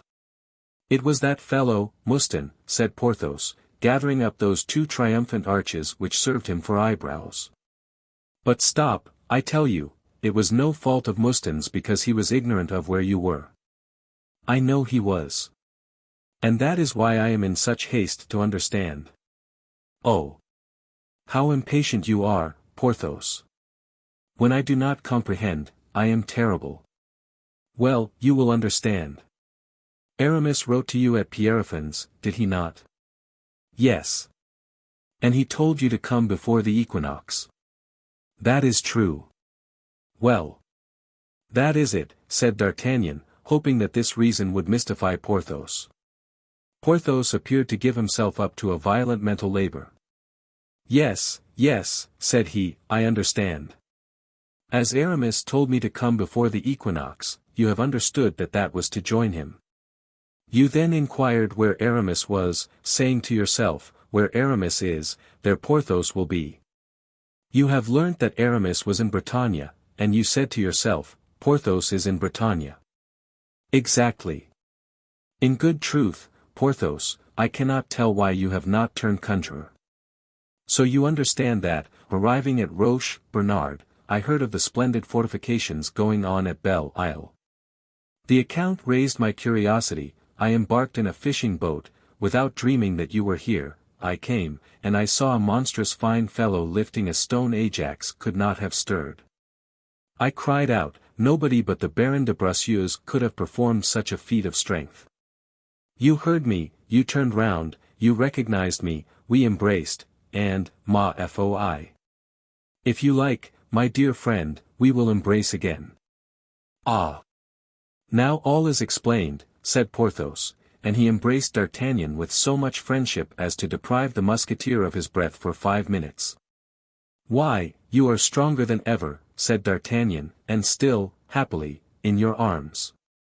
Porthos saluted D'Artagnan with a gracious smile.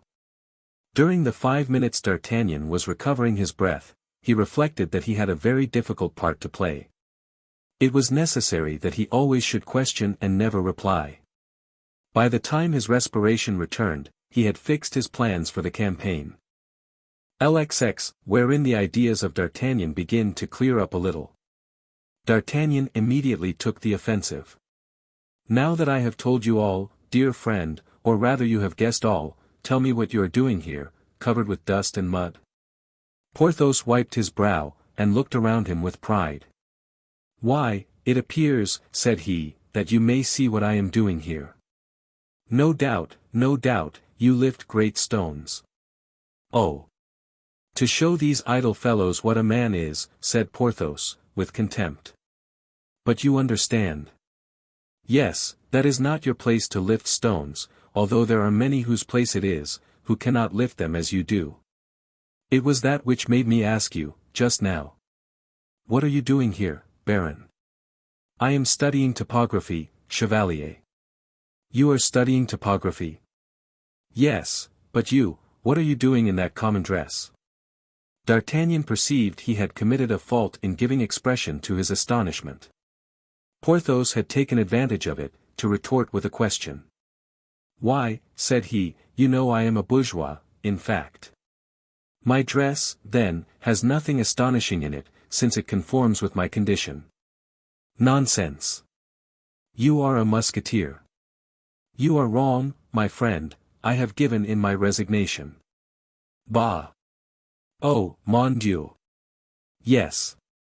And you have abandoned the service?" "I have quitted it." "You have abandoned the king?" "Quite." Porthos raised his arms towards heaven, like a man who has heard extraordinary news. "Well, that does confound me," said he. "It is nevertheless true. And what led you to form such a resolution?" "The king displeased me. Mazarin had disgusted me for a long time, as you know, so I threw my cassock to the nettles. But Mazarin is dead.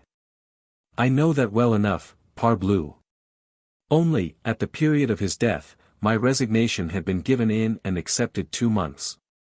Then, feeling myself free, I set off for Pierrefonds, to see my friend Porthos. I had heard talk of the happy division you had made of your time, and I wished, for a fortnight, to divide mine after your fashion. My friend, you know that it is not for a fortnight my house is open to you. It is for a year, for 10 years, for life." "Thank you, Porthos." "Ah! But perhaps you want money, do you?" said Porthos, making something like 50 louis chink in his pocket. "In that case, you know." "No, thank you, I am not in want of anything. I placed my savings with Planchet, who pays me the interest of them." "Your savings?" "Yes, to be sure," said D'Artagnan, "why should I not put by my savings, as well as another, Porthos?" "Oh, there is no reason why. On the contrary, I always suspected you, that is to say, Aramis always suspected you to have savings. For my own part, d'ye I take no concern about the management of my household, but I presume the savings of a musketeer must be small." "No doubt, relative to yourself, Porthos, who are a millionaire, but you shall judge. I had laid by 25,000 livres. "That's pretty well," said Porthos, with an affable air. "And," continued D'Artagnan, "on the 28th of last month I added to it 200,000 livres more." Porthos opened his large eyes, which eloquently demanded of the musketeer, "Where the devil did you steal such a sum as that, my dear friend?" 200,000 livres, cried he, at length. "Yes. Which, with the 25 I had, and 20,000 I have about me, complete the sum of 245,000 livres. But tell me, whence comes this fortune?" "I will tell you all about it presently, dear friend. But as you have, in the first place, many things to tell me yourself, let us have my recital in its proper order." "Bravo," said Porthos, "then we are both rich. But what can I have to relate to you?" "You have to relate to me how Aramis came to be named." "Ah! Bishop of Vannes." "That's it," said D'Artagnan, "Bishop of Vannes. Dear Aramis! Do you know how he succeeded so well?" "Yes, yes. Without reckoning that he does not mean to stop there." "What? Do you mean he will not be contented with violet stockings, and that he wants a red hat?" "Hush! That is promised him." "Bah! By the king? By somebody more powerful than the king." "Ah! The devil! Porthos, What incredible things you tell me, my friend. Why incredible? Is there not always somebody in France more powerful than the king? Oh, yes, in the time of King Louis XIII. It was Cardinal Richelieu. In the time of the Regency it was Cardinal Mazarin. In the time of Louis XIV. It is M. Go on. It is M. Fouquet. Jove! You have hit it the first time. So, then, I suppose it is M. Fouquet who has promised Aramis the red hat. Porthos assumed an air of reserve. Dear friend, said he, God preserve me from meddling with the affairs of others, above all from revealing secrets it may be to their interest to keep. When you see Aramis, he will tell you all he thinks he ought to tell you. You are right, Porthos, and you are quite a padlock for safety. But, to revert to yourself. Yes, said Porthos. You said just now you came hither to study topography. I did so. To do. My friend, what fine things you will do. How do you mean? Why, these fortifications are admirable. Is that your opinion? Decidedly it is. In truth, to anything but a regular siege, Belle Isle is absolutely impregnable. Porthos rubbed his hands. That is my opinion, said he. But who the devil has fortified this paltry little place in this manner? Porthos drew himself up proudly. Did I not tell you who? No. Do you not suspect? No, all I can say is that he is a man who has studied all the systems, and who appears to me to have stopped at the best. Hush, said Porthos. Consider my modesty, my dear D'Artagnan. In truth, replied the musketeer, can it be you, who, oh. Pray, my dear friend. You who have imagined, traced, and combined between these bastions, these redans, these curtains, these half-moons.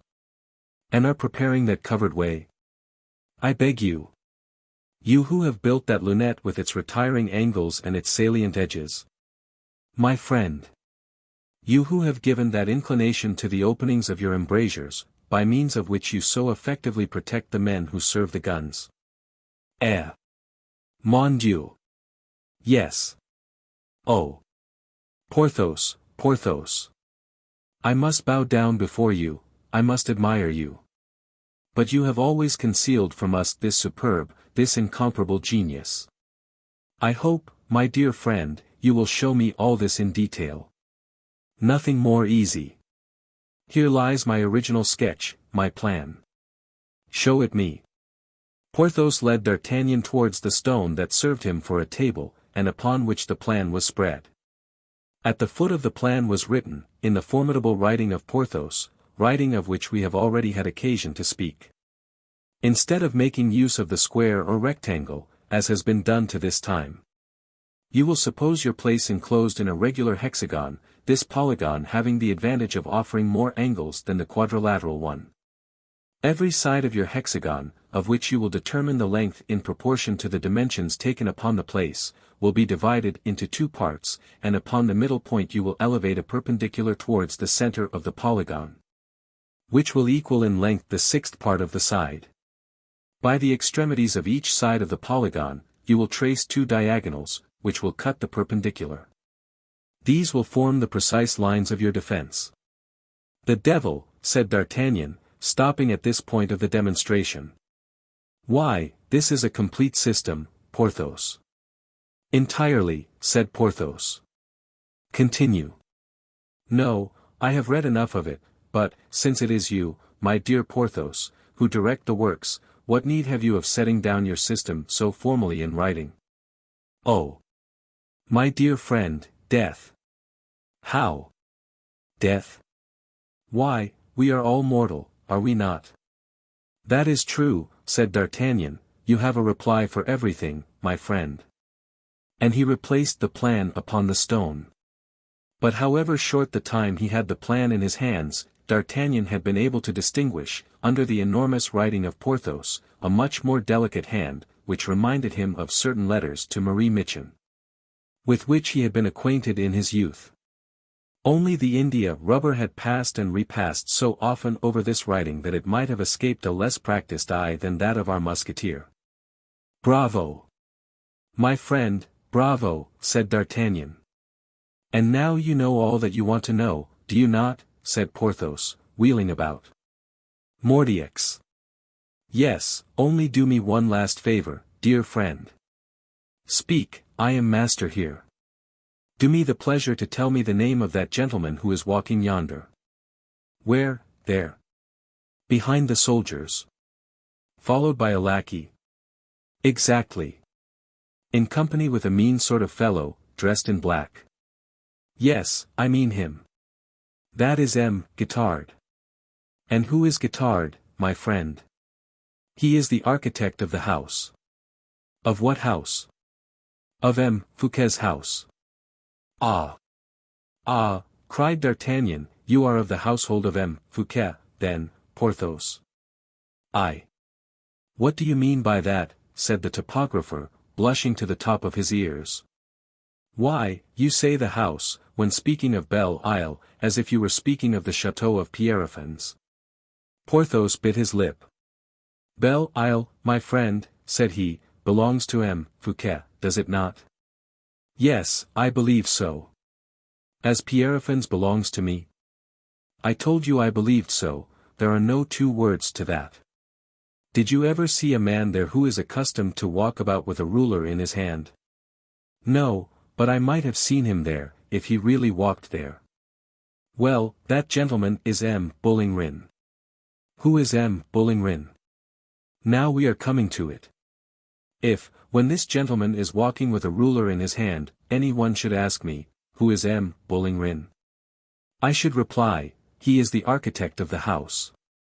"Well, M. Guittard is the Bollingrin of M. Fouquet. But he has nothing to do with the fortifications, which are my department alone, do you understand?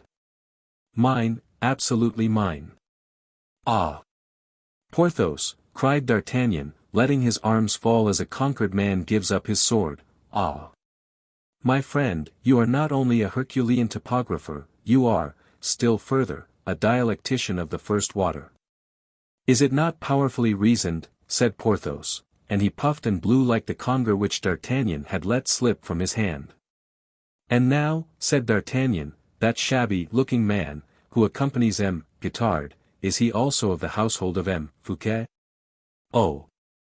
Yes," said Porthos, with contempt, "it is one M. Jupinet, or Jupinet, a sort of poet." "Who is come to establish himself here?" "I believe so." "I thought M. Fouquet had poets enough, yonder, Scudery, Lauret, Polisson, La Fontaine."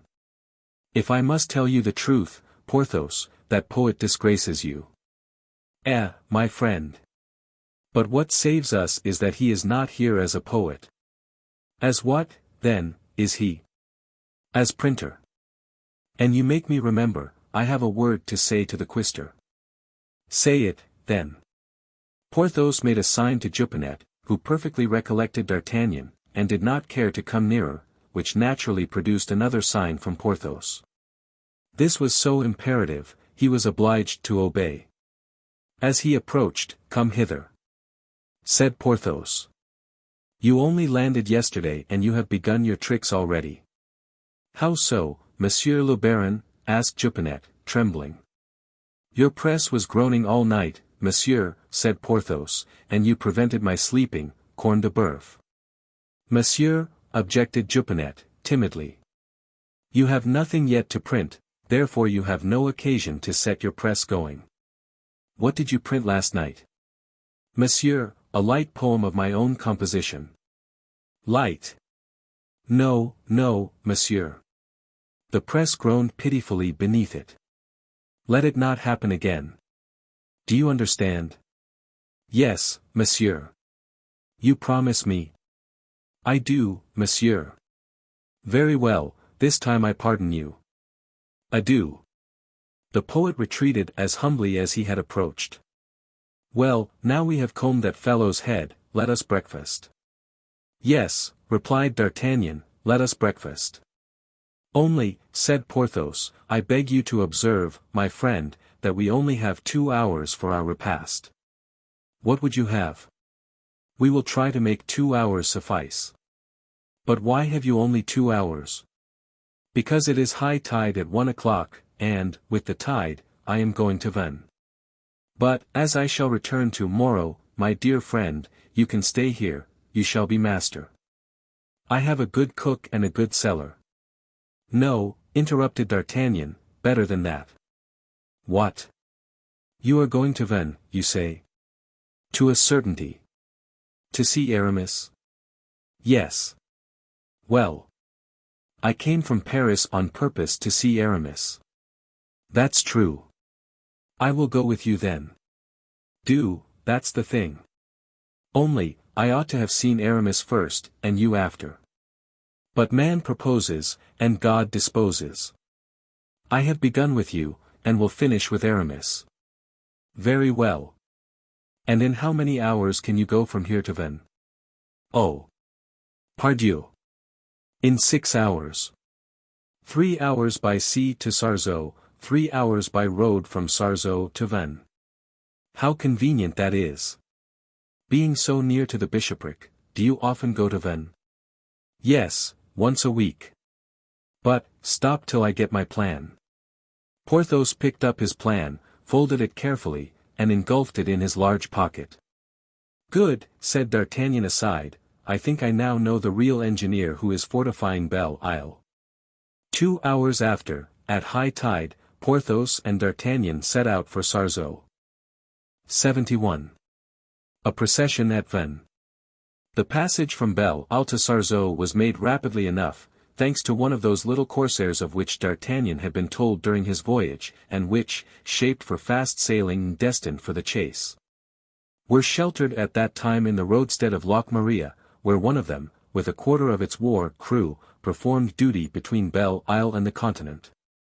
D'Artagnan had an opportunity of convincing himself that Porthos, though engineer and topographer, was not deeply versed in affairs of state. His perfect ignorance, with any other, might have passed for well-informed dissimulation. But D'Artagnan knew too well all the folds and refolds of his Porthos, not to find a secret if there were one there. Like those regular, minute-old bachelors, who know how to find, with their eyes shut, each book on the shelves of their library and each piece of linen in their wardrobe. So if he had found nothing, our cunning D'Artagnan, in rolling and unrolling his Porthos, it was because, in truth, there was nothing to be found. Be it so, said D'Artagnan. I shall get to know more at Vannes in half an hour than Porthos has discovered at Belle Isle in 2 months. Only, in order that I may know something, it is important that Porthos should not make use of the only stratagem I leave at his disposal. He must not warn Aramis of my arrival. All the care of the musketeer was then, for the moment, confined to the watching of Porthos. And let us hasten to say, Porthos did not deserve all this mistrust. Porthos thought of no evil. Perhaps, on first seeing him, D'Artagnan had inspired him with a little suspicion. But almost immediately D'Artagnan had reconquered in that good and brave heart the place he had always occupied, and not the least cloud darkened the large eye of Porthos, fixed from time to time with tenderness on his friend. On landing, Porthos inquired if his horses were waiting and soon perceived them at the crossing of the road that winds round Sarzeau, and which, without passing through that little city, leads towards Vannes. These horses were 2 in number, one for M. de Valon, and one for his equerry, for Porthos had an equerry since Mouston was only able to use a carriage as a means of locomotion. D'Artagnan expected that Porthos would propose to send forward his equerry upon one horse to bring back another, and he, D'Artagnan, had made up his mind to oppose this proposition. But nothing D'Artagnan had expected happened. Porthos simply told the equerry to dismount and await his return at Sarzeau, whilst D'Artagnan would ride his horse, which was arranged. Eh! But you are quite a man of precaution, my dear Porthos, said D'Artagnan to his friend, when he found himself in the saddle, upon the equerry's horse. Yes, but this is a kindness on the part of Aramis. I have not my stud here, and Aramis has placed his stables at my disposal. Good horses for bishops' horses, Mordiacs, said D'Artagnan. It is true, Aramis is a bishop of a peculiar kind. He is a holy man," replied Porthos, in a tone almost nasal, and with his eyes raised towards heaven. "Then he is much changed," said D'Artagnan. "You and I have known him passably profane." "Grace has touched him," said Porthos. "Bravo," said D'Artagnan, "that redoubles my desire to see my dear old friend." And he spurred his horse, which sprang off into a more rapid pace. "Peste," said Porthos, "if we go on at this rate, we shall only take 1 hour instead of 2. To go how far, do you say, Porthos? 4 leagues and a half. That will be a good pace. I could have embarked you on the canal, but the devil take rowers and boat horses. The first are like tortoises, the second like snails. And when a man is able to put a good horse between his knees, that horse is better than rowers or any other means. You are right, you above all, Porthos, who always look magnificent on horseback. Rather heavy, my friend. I was weighed the other day. And what do you weigh? 300 weight, said Porthos, proudly.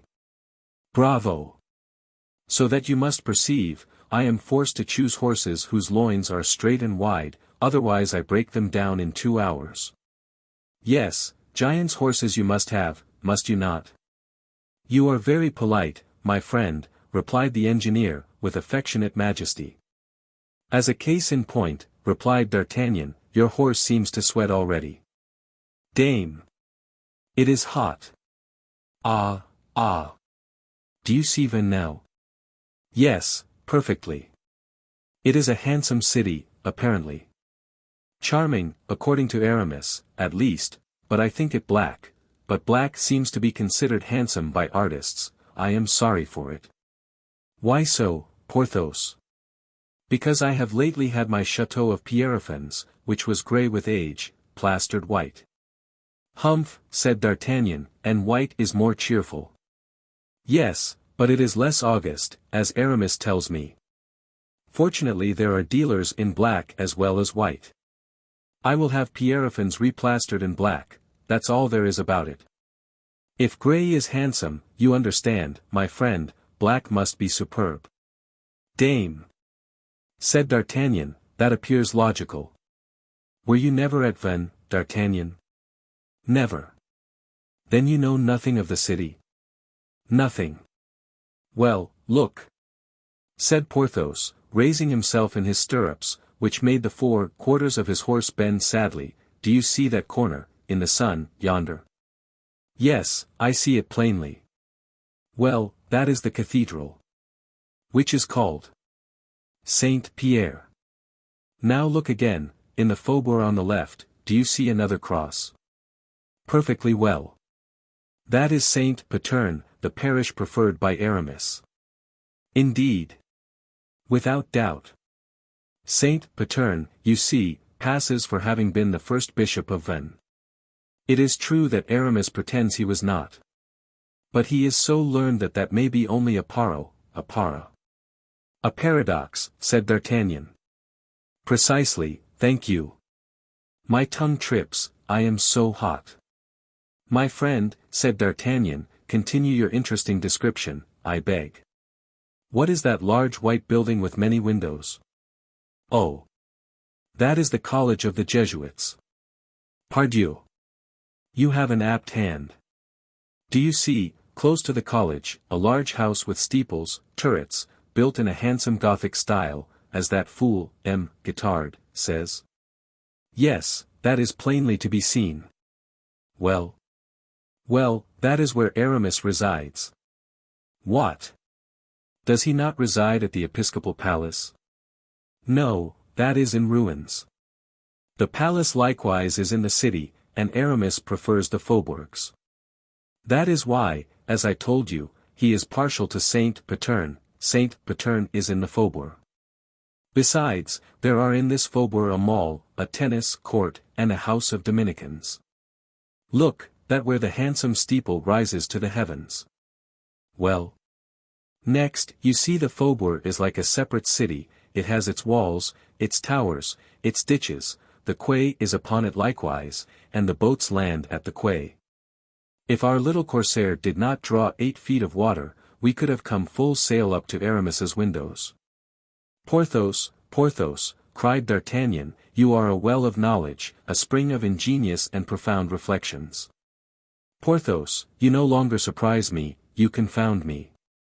Here we are, said Porthos, turning the conversation with his usual modesty. And high time we were, thought D'Artagnan, for Aramis's horse is melting away like a steed of ice. They entered almost at the same instant the faubourg, but scarcely had they gone 100 paces when they were surprised to find the streets strewed with leaves and flowers. Against the old walls of Vannes, hung the oldest and the strangest tapestries of France. From over balconies fell long white sheets stuck all over with bouquets. The streets were deserted. It was plain the entire population was assembled on one point. The blinds were closed, and the breeze penetrated into the houses under the hangings, which cast long, black shades between their places of issue and the walls.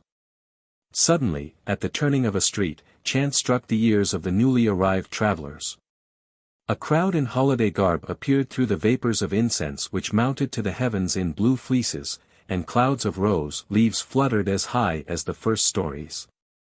Above all heads were to be seen the cross and banners, the sacred symbols of religion. Then, beneath these crosses and banners, as if protected by them, walked a whole world of young girls clothed in white, crowned with corn flowers. At the two sides of the street, enclosing the cortege, marched the guards of the garrison, carrying bouquets in the barrels of their muskets and on the points of their lances. This was the procession. Whilst D'Artagnan and Porthos were looking on with critical glances, which disguised an extreme impatience to get forward, a magnificent dais approached preceded by 100 Jesuits and 100 Dominicans, and escorted by 2 archdeacons. A treasurer, a penitent and 12 canons. A singer with a thundering voice, a man certainly picked out from all the voices of France, as was the drum major of the imperial guard from all the giants of the empire, escorted by 4 other chanters, who appeared to be there only to serve him as an accompaniment, made the air resound, and the windows of the houses vibrate.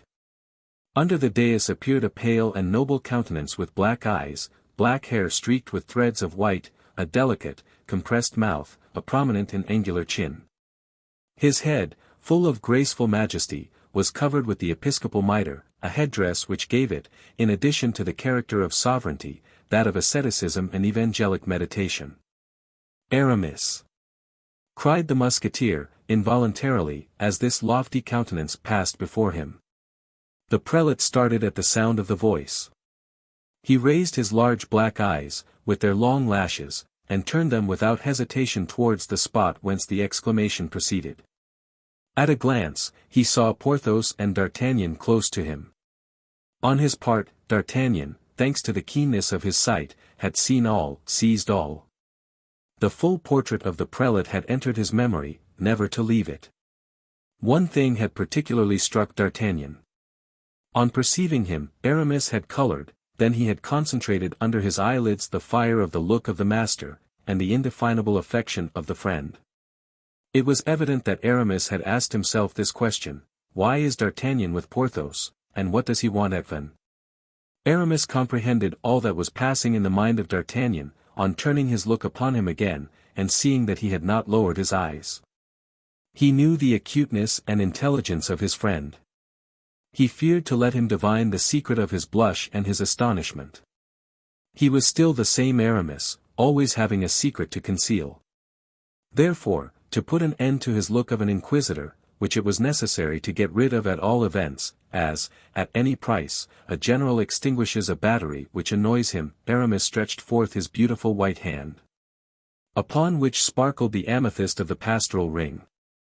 He cut the air with sign of the cross, and poured out his benediction upon his 2 friends. Perhaps thoughtful and absent, D'Artagnan, impious in spite of himself, might not have bent beneath this holy benediction.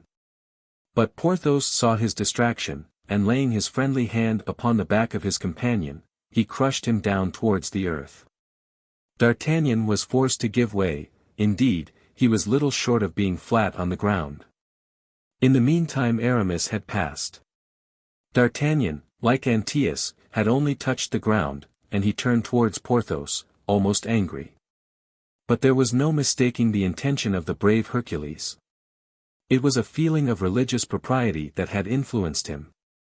Besides, speech with Porthos, instead of disguising his thought, always completed it. "It is very polite of him," said he, "to have given his benediction to us alone. Decidedly, he is a holy man, and a brave man." Less convinced than Porthos, D'Artagnan made no reply. "Observe, my friend," continued Porthos, "he has seen us. And, instead of continuing to walk on at the simple pace of the procession, as he did just now, see, what a hurry he is in. Do you see how the cortege is increasing its speed? He is eager to join us and embrace us, is that dear Aramis?" "That is true," replied D'Artagnan, aloud. Then to himself, "It is equally true he has seen me, the fox, and will have time to prepare himself to receive me." But the procession had passed, the road was free.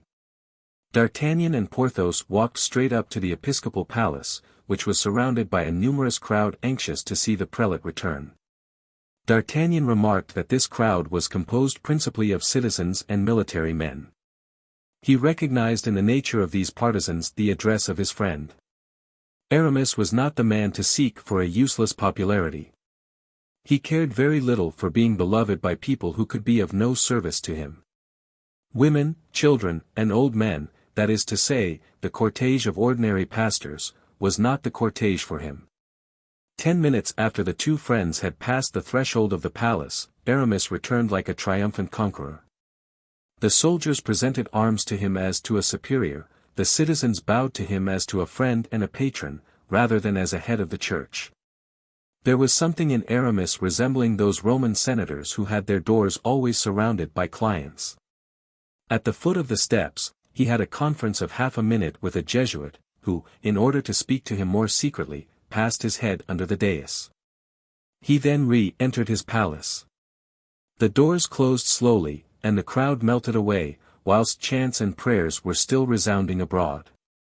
It was a magnificent day. Earthly perfumes were mingled with the perfumes of the air and the sea. The city breathed happiness, joy, and strength.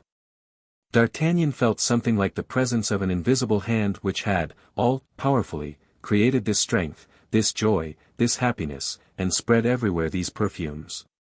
"Oh! Oh!" said he, "Porthos has got fat, but Aramis is grown taller. LXXII the grandeur of the Bishop of Vannes." Porthos and D'Artagnan had entered the bishop's residence by a private door, as his personal friends. Of course, Porthos served D'Artagnan as guide. The worthy baron comported himself everywhere rather as if he were at home. Nevertheless, whether it was a tacit acknowledgment of the sanctity of the personage of Aramis and his character, or the habit of respecting him who imposed upon him morally. A worthy habit which had always made Porthos a model soldier and an excellent companion. For all these reasons, say we, Porthos preserved in the palace of his greatness the Bishop of Vannes a sort of reserve which D'Artagnan remarked at once, in the attitude he took with respect to the valets and officers. And yet this reserve did not go so far as to prevent his asking questions. Porthos questioned. They learned that his greatness had just returned to his apartment and was preparing to appear in familiar intimacy, less majestic than he had appeared with his flock. After a quarter of an hour, which D'Artagnan and Porthos passed in looking mutually at each other with the white of their eyes, and turning their thumbs in all the different evolutions which go from north to south. A door of the chamber opened and his greatness appeared, dressed in the undress, complete, of a prelate. Aramis carried his head high, like a man accustomed to command, his violet robe was tucked up on one side, and his white hand was on his hip. He had retained the fine moustache, and the lengthened royale of the time of Louis XIII. He exhaled, on entering, that delicate perfume which, among elegant men and women of high fashion, never changes, and appears to be incorporated in the person, of whom it has become the natural emanation. In this case only, the perfume had retained something of the religious sublimity of incense. It no longer intoxicated, it penetrated, it no longer inspired desire, it inspired respect. Aramis, on entering the chamber, did not hesitate an instant. And without pronouncing one word, which, whatever it might be, would have been cold on such an occasion, he went straight up to the musketeer, so well disguised under the costume of M. Agnan, and pressed him in his arms with a tenderness which the most distrustful could not have suspected of coldness or affectation. D'Artagnan, on his part, embraced him with equal ardor. Porthos pressed the delicate hand of Aramis in his immense hands, and D'Artagnan remarked that his greatness gave him his left hand, probably from habit, seeing that Porthos already 10 times had been near injuring his fingers covered with rings, by pounding his flesh in the vice of his fist. Warned by the pain, Aramis was cautious, and only presented flesh to be bruised, and not fingers to be crushed, against the gold or the angles of diamonds.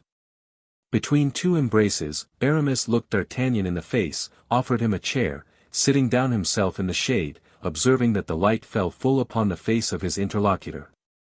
This maneuver, familiar to diplomatists and women, resembles much the advantage of the guard which, according to their skill or habit, combatants endeavor to take on the ground at a duel. D'Artagnan was not the dupe of this maneuver. But he did not appear to perceive it. He felt himself caught. But, precisely because he was caught, he felt himself on the road to discovery, and it little imported to him, old condottiere as he was, to be beaten in appearance, provided he drew from his pretended defeat the advantages of victory. Aramis began the conversation. "Ah! Dear friend! My good D'Artagnan," said he, "what an excellent chance!" "It is a chance, my reverend companion," said D'Artagnan, "that I will call friendship. I seek you, as I always have sought you, when I had any grand enterprise to propose to you, or some hours of liberty to give you." "Ah! Indeed," said Aramis, without explosion, "you have been seeking me?" "Eh! Yes, he has been seeking you, Aramis," said Porthos, "and the proof is that he has unharbored me at Belle Isle. That is amiable, is it not?" "Ah! Yes," said Aramis, "at Belle Isle." "Certainly." "Good," said D'Artagnan. "There is my booby Porthos, without thinking of it, has fired the first cannon of attack." "At Belle Isle," said Aramis, "in that hole, in that desert." "That is kind, indeed." "And it was I who told him you were at Vannes," continued Porthos, in the same tone. D'Artagnan armed his mouth with a finesse almost ironical. "Yes, I knew, but I was willing to see," replied he. "To see what?" "If our old friendship still held out, if, on seeing each other, our hearts, hardened as they are by age, would still let the old cry of joy escape, which salutes the coming of a friend." "Well, and you must have been satisfied," said Aramis. So. "How is that?" "Yes," Porthos said, "hush." "And you?" "Well." "And I?" "And you gave me your benediction." "What would you have, my friend?" said Aramis, smiling. "That is the most precious thing that a poor prelate, like me, has to give." "Indeed, my dear friend." "Doubtless. And yet they say at Paris that the bishopric of Vannes is one of the best in France."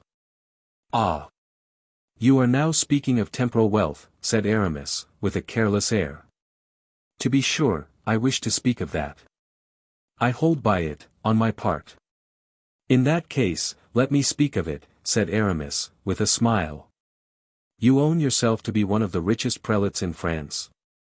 My friend, since you ask me to give you an account, I will tell you that the bishopric of Vannes is worth about 20,000 livres a year, neither more nor less. It is a diocese which contains 160 parishes. "That is very pretty," said D'Artagnan. "It is superb," said Porthos. "And yet," resumed D'Artagnan, throwing his eyes over Aramis, "you don't mean to bury yourself here forever?" "Pardon me. Only I do not admit the word bury. But it seems to me, that at this distance from Paris a man is buried, or nearly so." "My friend, I am getting old," said Aramis, "the noise and bustle of a city no longer suit me. At 57 we ought to seek calm and meditation. I have found them here. What is there more beautiful, and stern at the same time, than this old Armorica? I find here, dear D'Artagnan, all that is opposite to what I formerly loved, and that is what must happen at the end of life, which is opposite to the beginning. A little of my old pleasure of former times still comes to salute me here, now and then, without diverting me from the road of salvation. I am still of this world, and yet every step that I take brings me nearer to God. Eloquent, wise and discreet, you are an accomplished prelate, Aramis, and I offer you my congratulations. But, said Aramis smiling, you did not come here only for the purpose of paying me compliments. Speak, what brings you hither? May it be that, in some fashion or other, you want me? Thank God, no, my friend, said D'Artagnan, it is nothing of that kind. I am rich and free. Rich, exclaimed Aramis. Yes, rich for me, not for you or Porthos, understand. I have an income of about 15,000 livres. Aramis looked at him suspiciously. He could not believe, particularly on seeing his friend in such humble guise, that he had made so fine a fortune.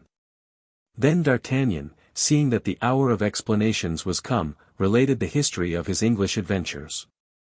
During the recital he saw, 10 times, the eyes of the prelate sparkle, and his slender fingers work convulsively. As to Porthos, it was not admiration he manifested for D'Artagnan, it was enthusiasm, it was delirium. When D'Artagnan had finished, well, said Aramis. Well, said D'Artagnan, you see, then, I have in England friends and property, in France a treasure. If your heart tells you so, I offer them to you. That is what I came here for. However firm was his look, he could not this time support the look of Aramis. He allowed, therefore, his eye to stray upon Porthos, like the sword which yields to too powerful a pressure, and seeks another road. At all events, said the bishop, you have assumed a singular travelling costume, old friend. Frightful. I know it is. You may understand why I would not travel as a cavalier or a noble, since I became rich, I am miserly. And you say, then, you came to Belle Isle, said Aramis, without transition. Yes, replied D'Artagnan, I knew I should find you and Porthos there. Find me, cried Aramis. Me. For the last year past I have not once crossed the sea. Oh, said D'Artagnan, I should never have supposed you such a housekeeper. Ah, dear friend, I must tell you that I am no longer the Aramis of former times. Riding on horseback is unpleasant to me, the sea fatigues me. I am a poor, ailing priest, always complaining, always grumbling, and inclined to the austerities which appear to accord with old age, preliminary parleyings with death. I linger, my dear D'Artagnan, I linger. Well, that is all the better, my friend, for we shall probably be neighbors soon. Bah, said Aramis with a degree of surprise he did not even seek to dissemble. You my neighbor? Mordioux. Yes. How so? I am about to purchase some very profitable salt mines, which are situated between Piriac and Le Croisic. Imagine, my dear friend, a clear profit of 12%. Never any deficiency, never any idle expenses. The ocean, faithful and regular, brings every 12 hours its contingency to my coffers. I am the first Parisian who has dreamt of such a speculation. Do not say anything about it, I beg of you, and in a short time we will communicate on the matter. I am to have 3 leagues of country for 30,000 livres. Aramis darted a look at Porthos, as if to ask if all this were true, if some snare were not concealed beneath this outward indifference. But soon, as if ashamed of having consulted this poor auxiliary, he collected all his forces for a fresh assault and new defense. I heard that you had had some difference with the court, but that you had come out of it as you know how to get through everything, D'Artagnan, with the honors of war. I. Said the musketeer, with a burst of laughter that did not conceal his embarrassment, for, from those words, Aramis was not unlikely to be acquainted with his last relations with the king. I. Oh, tell me all about that, pray, Aramis. Yes, it was related to me, a poor bishop, lost in the middle of the Landis, that the king had taken you as the confidant of his amours. With whom? With Mademoiselle de Mancini. D'Artagnan breathed freely again. "Ah! I don't say no to that," replied he. "It appears that the king took you one morning, over the bridge of Blois to talk with his lady love." "That's true," said D'Artagnan. "And you know that, do you? Well, then, you must know that the same day I gave in my resignation." "What, sincerely?" "Nothing more so." "It was after that, then, that you went to the Comte de la Fere's?" "Yes." "Afterwards to me?" "Yes." "And then Porthos?" "Yes." "Was it in order to pay us a simple visit?" "No, I did know you were engaged, and I wished to take you with me into England." "Yes, I understand, and then you executed alone, wonderful man as you are, what you wanted to propose to us all four. I suspected you had something to do with that famous restoration, when I learned that you had been seen at King Charles's receptions, and that he appeared to treat you like a friend, or rather like a person to whom he was under an obligation." "But how the devil did you learn all that?" asked D'Artagnan, who began to fear that the investigation of Aramis had extended further than he wished. "Dear D'Artagnan," said the prelate, "my friendship resembles, in a degree, the solicitude of that night watch whom we have in the little tower of the Mole, at the extremity of the quay. That brave man, every night, lights a lantern to direct the barks that come from sea. He is concealed in his sentry box, and the fishermen do not see him, but he follows them with interest, he divines them, he calls them. He attracts them into the way to the port. I resemble this watcher, from time to time some news reaches me, and recalls to my remembrance all those I loved. Then I follow the friends of old days over the stormy ocean of the world, I, a poor watcher, to whom God has kindly given the shelter of a sentry box. Well, what did I do when I came from England?" "Ah! There," replied Aramis, "you get beyond my depth. I know nothing of you since your return. D'Artagnan, my eyes are dim. I regretted you did not think of me. I wept over your forgetfulness. I was wrong. I see you again, and it is a festival, a great festival, I assure you, solemnly. How is Athos?" "Very well, thank you." "And our young pupil, Raoul?" "He seems to have inherited the skill of his father, Athos, and the strength of his tutor, Porthos." "And on what occasion have you been able to judge of that?" "Eh! Mon Dieu! On the eve of my departure from Paris." "Indeed? Tell me all about it." "Yes, there was an execution at the Greve, and in consequence of that execution, a riot. We happened, by accident, to be in the riot, and in this riot we were obliged to have recourse to our swords." "And he did wonders." "Bah! What did he do?" "Why, in the first place, he threw a man out of the window, as he would have flung a sack full of flock." "Come, that's pretty well," said Porthos. "Then he drew, and cut and thrust away, as we fellows used to do in the good old times." "And what was the cause of this riot?" said Porthos. D'Artagnan remarked upon the face of Aramis a complete indifference to this question of Porthos. "Why," said he, fixing his eyes upon Aramis, "on account of the two farmers of the revenue, friends of M. Fouquet, whom the king forced to disgorge their plunder, and then hanged them." A scarcely perceptible contraction of the prelate's brow showed that he had heard D'Artagnan's reply. Oh, said Porthos, "and what were the names of these friends of M. Fouquet?" Diomedis and Lyodot, said D'Artagnan. "Do you know these names, Aramis?" "No," said the prelate, disdainfully, "they sound like the names of financiers." "Exactly, so they were." "Oh. M. Fouquet allows his friends to be hanged, then," said Porthos. "And why not?" said Aramis. "Why, it seems to me. If these culprits were hanged, it was by order of the king. Now M. Fouquet, although superintendent of the finances, has not, I believe, the right of life and death." "That may be," said Porthos, "but in the place of M. Fouquet." Aramis was afraid Porthos was about to say something awkward, so interrupted him. "Come, D'Artagnan," said he, "this is quite enough about other people, let us talk a little about you. Of me you know all that I can tell you. On the contrary, let me hear a little about you, Aramis. I have told you, my friend. There is nothing of Aramis left in me. Nor of the Abbé d'Herblay even. No, not even of him. You see a man whom Providence has taken by the hand, whom he has conducted to a position that he could never have dared even to hope for. Providence? Asked D'Artagnan. Yes. Well, that is strange. I was told it was M. Fouquet. Who told you that? Cried Aramis, without being able, with all the power of his will, to prevent the color rising to his cheeks. Ma foi.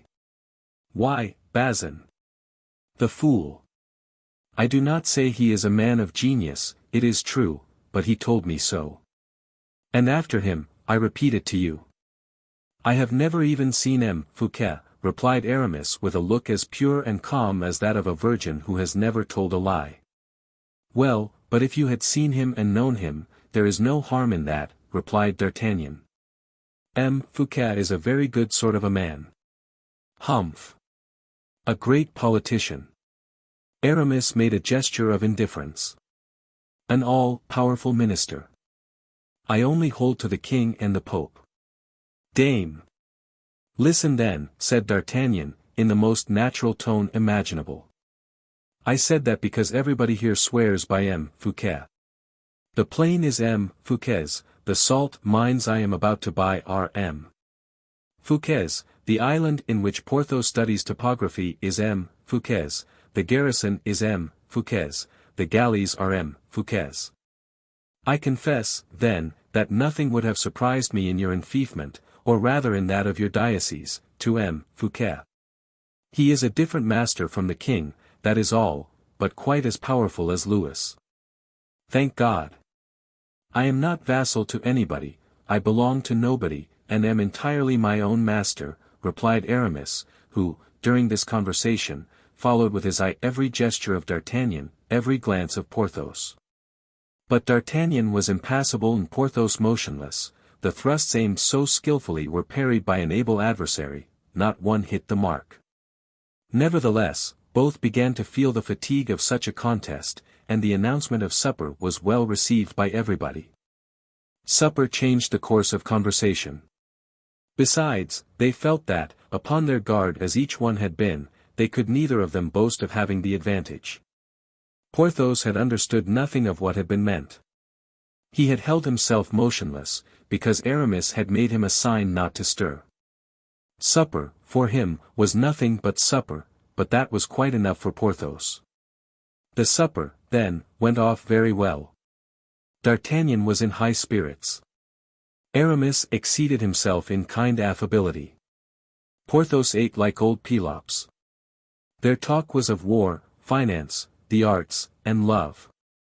Aramis played astonishment at every word of politics D'Artagnan risked. This long series of surprises increased the mistrust of D'Artagnan, as the eternal indifference of D'Artagnan provoked the suspicions of Aramis.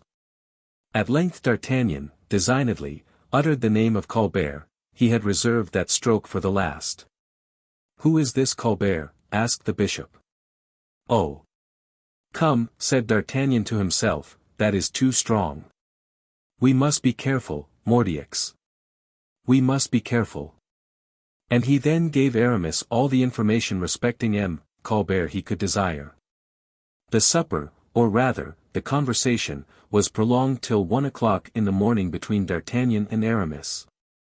At 10 o'clock precisely, Porthos had fallen asleep in his chair and snored like an organ.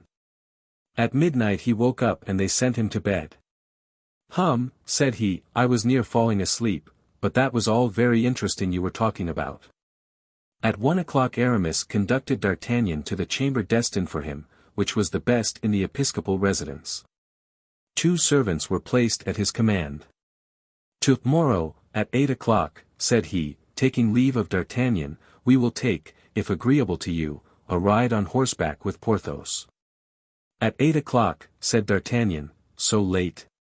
"You know that I require 7 hours sleep," said Aramis. "That is true. Good night, dear friend." And he embraced the musketeer cordially. D'Artagnan allowed him to depart, then, as soon as the door closed, "Good," cried he, "at 5 o'clock I will be on foot." This determination being made, he went to bed and quietly, put two and two together, as people say. 73. In which Porthos begins to be sorry for having come with D'Artagnan. Scarcely had D'Artagnan extinguished his taper, when Aramis, who had watched through his curtains the last glimmer of light in his friend's apartment, traversed the corridor on tiptoe, and went to Porthos's room. The giant, who had been in bed nearly an hour and a half, lay grandly stretched out on the down bed. He was in that happy calm of the first sleep, which, with Porthos, resisted the noise of bells or the report of cannon. His head swam in that soft oscillation which reminds us of the soothing movement of a ship. In a moment Porthos would have begun to dream. The door of the chamber opened softly under the delicate pressure of the hand of Aramis. The bishop approached the sleeper. A thick carpet deadened his steps, besides which Porthos snored in a manner to drown all noise. He laid one hand on his shoulder. "Rouse," said he, "wake up, my dear Porthos." The voice of Aramis was soft and kind, but it conveyed more than a notice, it conveyed an order. His hand was light, but it indicated danger. Porthos heard the voice and felt the hand of Aramis, even in the depth of sleep. He started up. "Who goes there?" cried he, in his giant's voice. "Hush! Hush! It is I," said Aramis. "You, my friend? And what the devil do you wake me for?" "To tell you that you must set off directly." "Set off?" "Yes." "Wherefore?" "For Paris." Porthos bounded up in his bed, and then sank back down again, fixing his great eyes in agitation upon Aramis. "For Paris?" "Yes." 100 leagues, said he. 104, replied the bishop. "Oh! Mon Dieu!" sighed Porthos, lying down again, like children who contend with their bond to gain an hour or two more sleep. 30 hours riding, said Aramis, firmly. "You know there are good relays." Porthos pushed out one leg, allowing a groan to escape him. "Come, come. My friend," insisted the prelate with a sort of impatience. Porthos drew the other leg out of the bed. "And is it absolutely necessary that I should go, at once?" "Urgently necessary." Porthos got upon his feet, and began to shake both walls and floors with his steps of a marble statue. "Hush! Hush! For the love of heaven, my dear Porthos," said Aramis, "you will wake somebody." "Ah! That's true," replied Porthos, in a voice of thunder, "I forgot that, but be satisfied, I am on guard."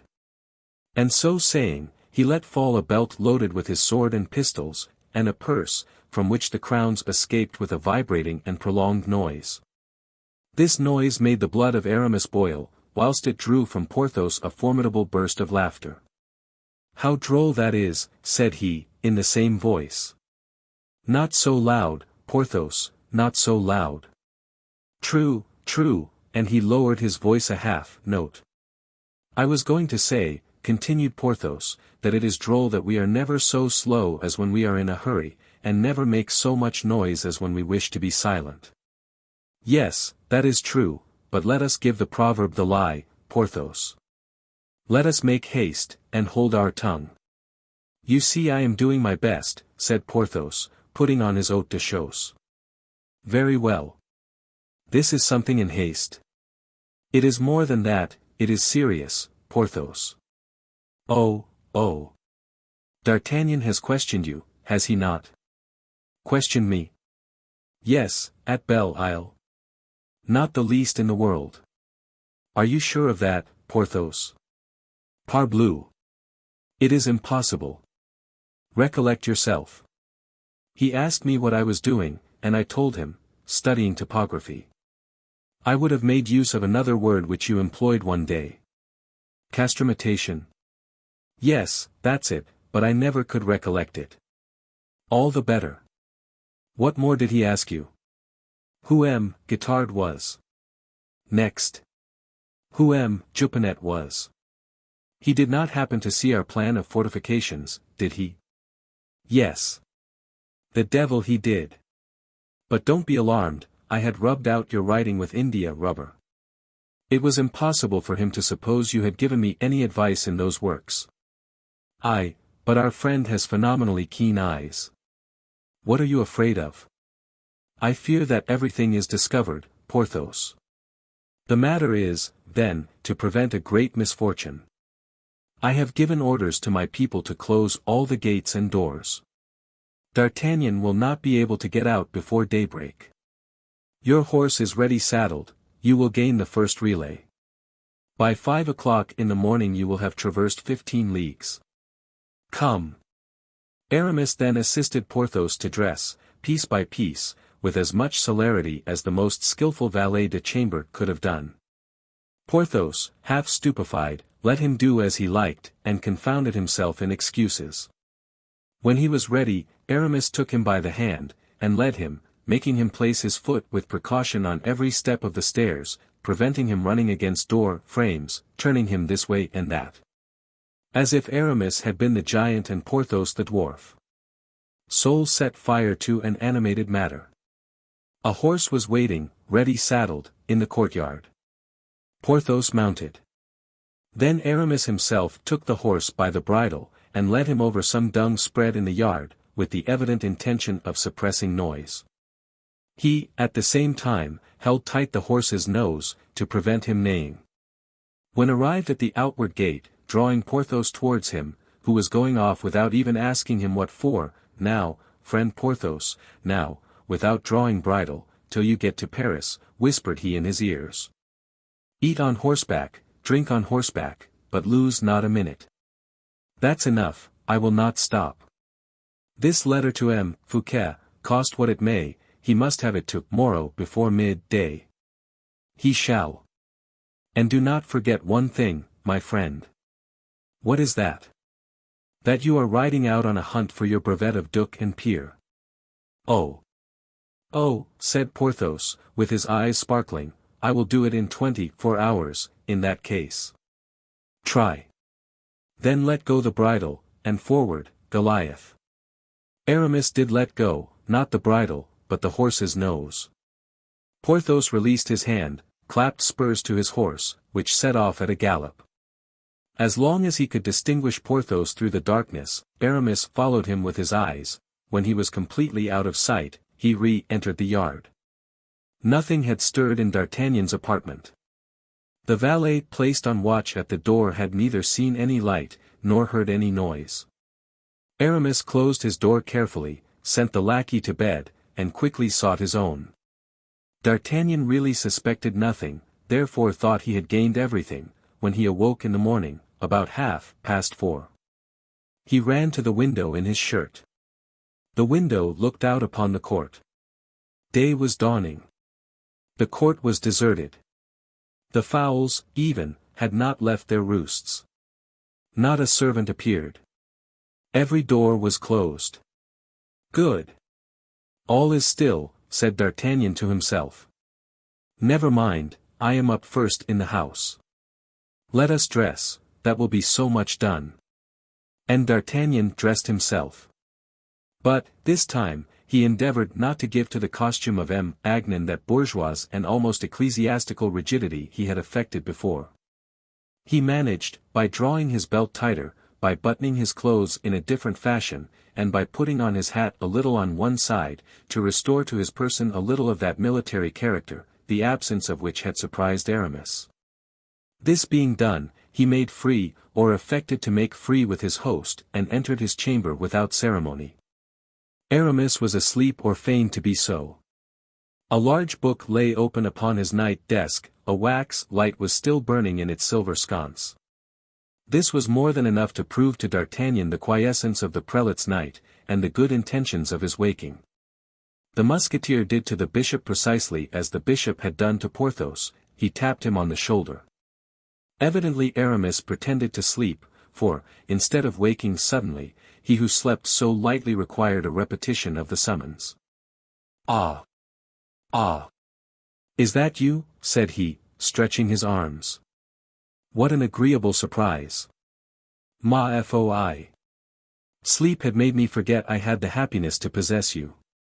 What o'clock is it? I do not know, said D'Artagnan, a little embarrassed. Early, I believe. But, you know, that devil of a habit of waking with the day, sticks to me still. Do you wish that we should go out so soon? Asked Aramis. It appears to me to be very early. Just as you like. I thought we had agreed not to get on horseback before 8. Possibly. But I had so great a wish to see you, that I said to myself, the sooner the better.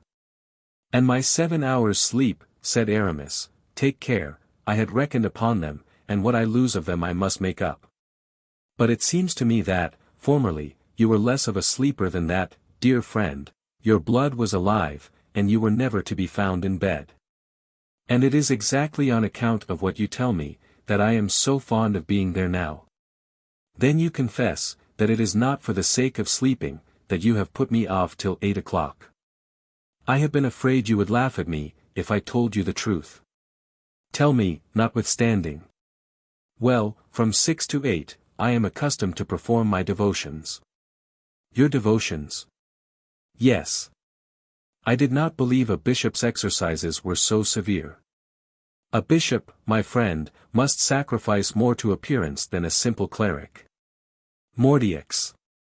Aramis, that is a word which reconciles me with your greatness. To appearances. That is a musketeer's word, in good truth. Vivant les apparences, Aramis. Instead of felicitating me upon it, pardon me, D'Artagnan. It is a very mundane word which I had allowed to escape me. Must I leave you, then? I want time to collect my thoughts, my friend, and for my usual prayers. Well, I leave you to them. But on account of that poor pagan, D'Artagnan, abridge them for once, I beg, I thirst for speech with you. Well, D'Artagnan, I promise you that within an hour and a half. An hour and a half of devotions. Ah! My friend, be as reasonable with me as you can. Let me have the best bargain possible. Aramis began to laugh. Still agreeable, still young, still gay, said he.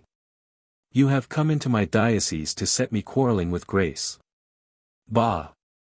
And you know well that I was never able to resist your seductions, you will cost me my salvation, D'Artagnan. D'Artagnan bit his lips. Well, said he, I will take the sin on my own head, favor me with one simple Christian sign of the cross, favor me with one prayer, and we will part. Hush, said Aramis, we are already no longer alone, I hear strangers coming up. Well, dismiss them. Impossible, I made an appointment with them yesterday, it is the principal of the college of the Jesuits, and the superior of the Dominicans. Your staff. Well, so be it. What are you going to do? I will go and wake Porthos, and remain in his company till you have finished the conference. Aramis did not stir, his brow remained unbent, he betrayed himself by no gesture or word. Go, said he, as D'Artagnan advanced to the door. A propos, do you know where Porthos sleeps? No, but I will inquire. Take the corridor, and open the second door on the left. Thank you. Au revoir. And D'Artagnan departed in the direction pointed out by Aramis. 10 minutes had not passed away when he came back. He found Aramis seated between the superior of the Dominicans and the principal of the college of the Jesuits, exactly in the same situation as he had found him formerly in the auberges at Crèvecoeur. This company did not at all terrify the musketeer. What is it? Said Aramis, quietly. You have apparently something to say to me, my friend. It is, replied D'Artagnan, fixing his eyes upon Aramis, it is that Porthos is not in his apartment. Indeed, said Aramis calmly, are you sure? Pardieu. I came from his chamber. Where can he be, then? That is what I am asking you. And have you not inquired? Yes, I have. And what answer did you get? That Porthos, often walking out in a morning, without saying anything, had probably gone out. What did you do, then. I went to the stables, replied D'Artagnan, carelessly. What to do? To see if Porthos had departed on horseback. And, interrogated the bishop. Well, there is a horse missing, stall number 3, Goliath. All this dialogue, it may be easily understood, was not exempt from a certain affectation on the part of the musketeer, and a perfect complaisance on the part of Aramis. Oh! I guess how it is, said Aramis, after having considered for a moment. Porthos is gone out to give us a surprise. A surprise? Yes, the canal which goes from Vannes to the sea abounds in teal and snipes. That is Porthos's favorite sport, and he will bring us back a dozen for breakfast. Do you think so? Said D'Artagnan. I am sure of it. Where else can he be? I would lay a wager he took a gun with him. Well, that is possible, said D'Artagnan. Do one thing, my friend. Get on horseback, and join him. You are right, said D'Artagnan, I will. Shall I go with you? No, thank you. Porthos is a rather remarkable man, I will inquire as I go along. Will you take an arquebus? Thank you. Order what horse you like to be saddled. The one I rode yesterday, on coming from Belle Isle. So be it, use the horse as your own. Aramis rang, and gave orders to have the horse D'Artagnan had chosen saddled. D'Artagnan followed the servant charged with the execution of this order. When arrived at the door, the servant drew on one side to allow D'Artagnan to pass, and at that moment he caught the eye of his master. A knitting of the brow gave the intelligent spy to understand that all should be given to D'Artagnan he wished. D'Artagnan got into the saddle, and Aramis heard the steps of his horse on the pavement. An instant after, the servant returned. Well? Asked the bishop. Monseigneur, he has followed the course of the canal, and is going towards the sea, said the servant. Very well, said Aramis. In fact, D'Artagnan, dismissing all suspicion, hastened towards the ocean, constantly hoping to see in the Landis, or on the beach, the colossal profile of Porthos. He persisted in fancying he could trace a horse's steps in every puddle. Sometimes he imagined he heard the report of a gun. This illusion lasted 3 hours, during 2 of which he went forward in search of his friend. In the last he returned to the house. We must have crossed, said he, and I shall find them waiting for me at table. D'Artagnan was mistaken. He no more found Porthos at the palace than he had found him on the sea shore. Aramis was waiting for him at the top of the stairs, looking very much concerned. Did my people not find you, my dear D'Artagnan? Cried he, as soon as he caught sight of the musketeer. No, did you send anyone after me? I am deeply concerned, my friend, deeply, to have induced you to make such a useless search, but, about 7 o'clock, the almoner of Saint Patern came here. He had met Du Vallon, who was going away, and who, being unwilling to disturb anybody at the palace, had charged him to tell me that, fearing Guitard would play him some ill turn in his absence, he was going to take advantage of the morning tide to make a tour of Belle Isle. But tell me, Goliath has not crossed the 4 leagues of sea, I should think. There are full 6, said Aramis. That makes it less probable still. Therefore, my friend, said Aramis, with one of his blandest smiles, Goliath is in the stable. Well pleased, I will answer for it, that Porthos is no longer on his back. In fact, the horse had been brought back from the relay by the direction of the prelate, from whom no detail escaped. D'Artagnan appeared as well satisfied with as possible with the explanation. He entered upon a part of dissimulation which agreed perfectly with the suspicions that arose more strongly in his mind. He breakfasted between the Jesuit and Aramis, having the Dominican in front of him, and smiling particularly at the Dominican, whose jolly, fat face pleased him much. The repast was long and sumptuous.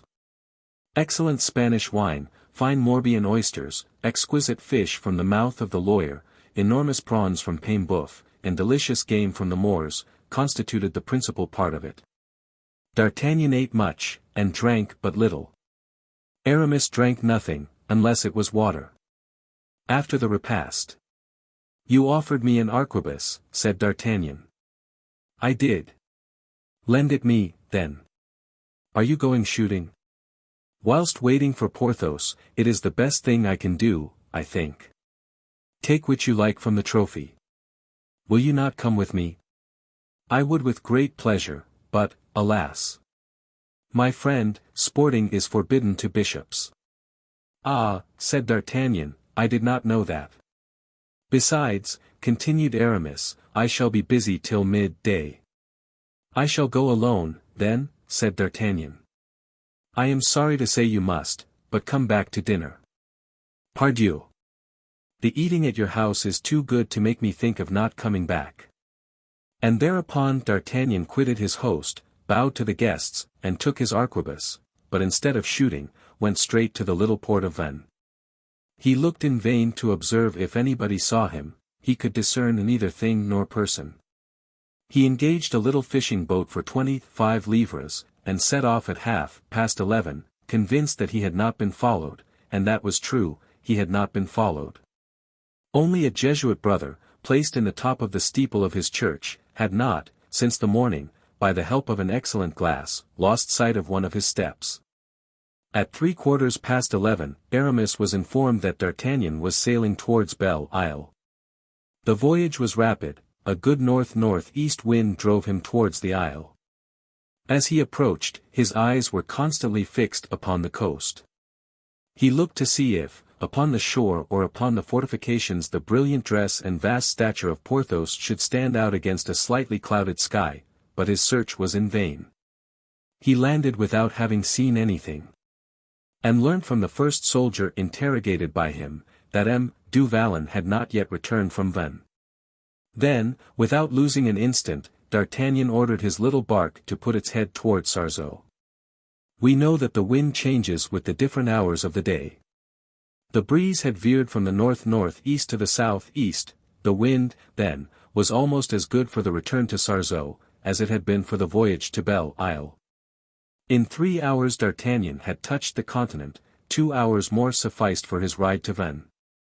In spite of the rapidity of his passage, what D'Artagnan endured of impatience and anger during that short passage, the deck alone of the vessel, upon which he stamped backwards and forwards for 3 hours, could testify. He made but one bound from the quay whereon he landed to the episcopal palace.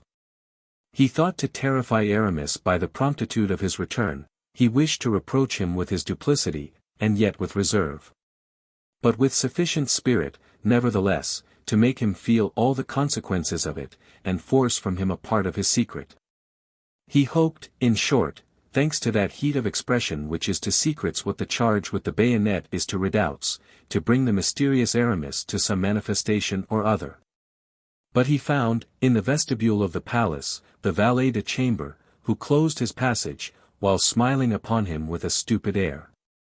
"Monseigneur," cried D'Artagnan, endeavoring to put him aside with his hand. Moved for an instant, the valet resumed his station. "Monseigneur," said he. "Yes, to be sure, do you not know me, imbecile?" "Yes, you are the Chevalier d'Artagnan." "Then let me pass." "It is of no use." "Why of no use?" "Because his greatness is not at home." "What? His greatness is not at home? Where is he, then?" "Gone." "Gone?" "Yes." "Whither?" "I don't know, but perhaps he tells Monsieur le Chevalier." "And how? Where? In what fashion?" "In this letter, which he gave me for Monsieur le Chevalier." And the valet de chambre drew a letter from his pocket. "Give it me, then, you rascal," said D'Artagnan, snatching it from his hand. "Oh, yes," continued he, at the first line, "yes, I understand," and he read. "Dear friend, an affair of the most urgent nature calls me to a distant parish of my diocese. I hope to see you again before I set out. But I lose that hope in thinking that you are going, no doubt, to remain 2 or 3 days at Belle Isle, with our dear Porthos. Amuse yourself as well as you can, but do not attempt to hold out against him at table. This is a counsel I might have given even to Athos, in his most brilliant and best days. Adieu, dear friend, believe that I regret greatly not having better, and for a longer time, profited by your excellent company. Mordioux, cried D'Artagnan. I am tricked. Ah! Blockhead, brute, triple fool that I am. But those laugh best who laugh last. Oh, duped like a monkey, cheated with an empty nutshell. And with a hearty blow bestowed upon the nose of the smirking valet de chamber, he made all haste out of the episcopal palace. Fouquet, however good a trotter, was not equal to present circumstances. D'Artagnan therefore took the post, and chose a horse which he soon caused to demonstrate, with good spurs and a light hand, that deer are not the swiftest animals in nature. LXXIV, D'Artagnan makes all speed, Porthos snores, and Aramis counsels. From 30 to 35 hours after the events we have just related, as M.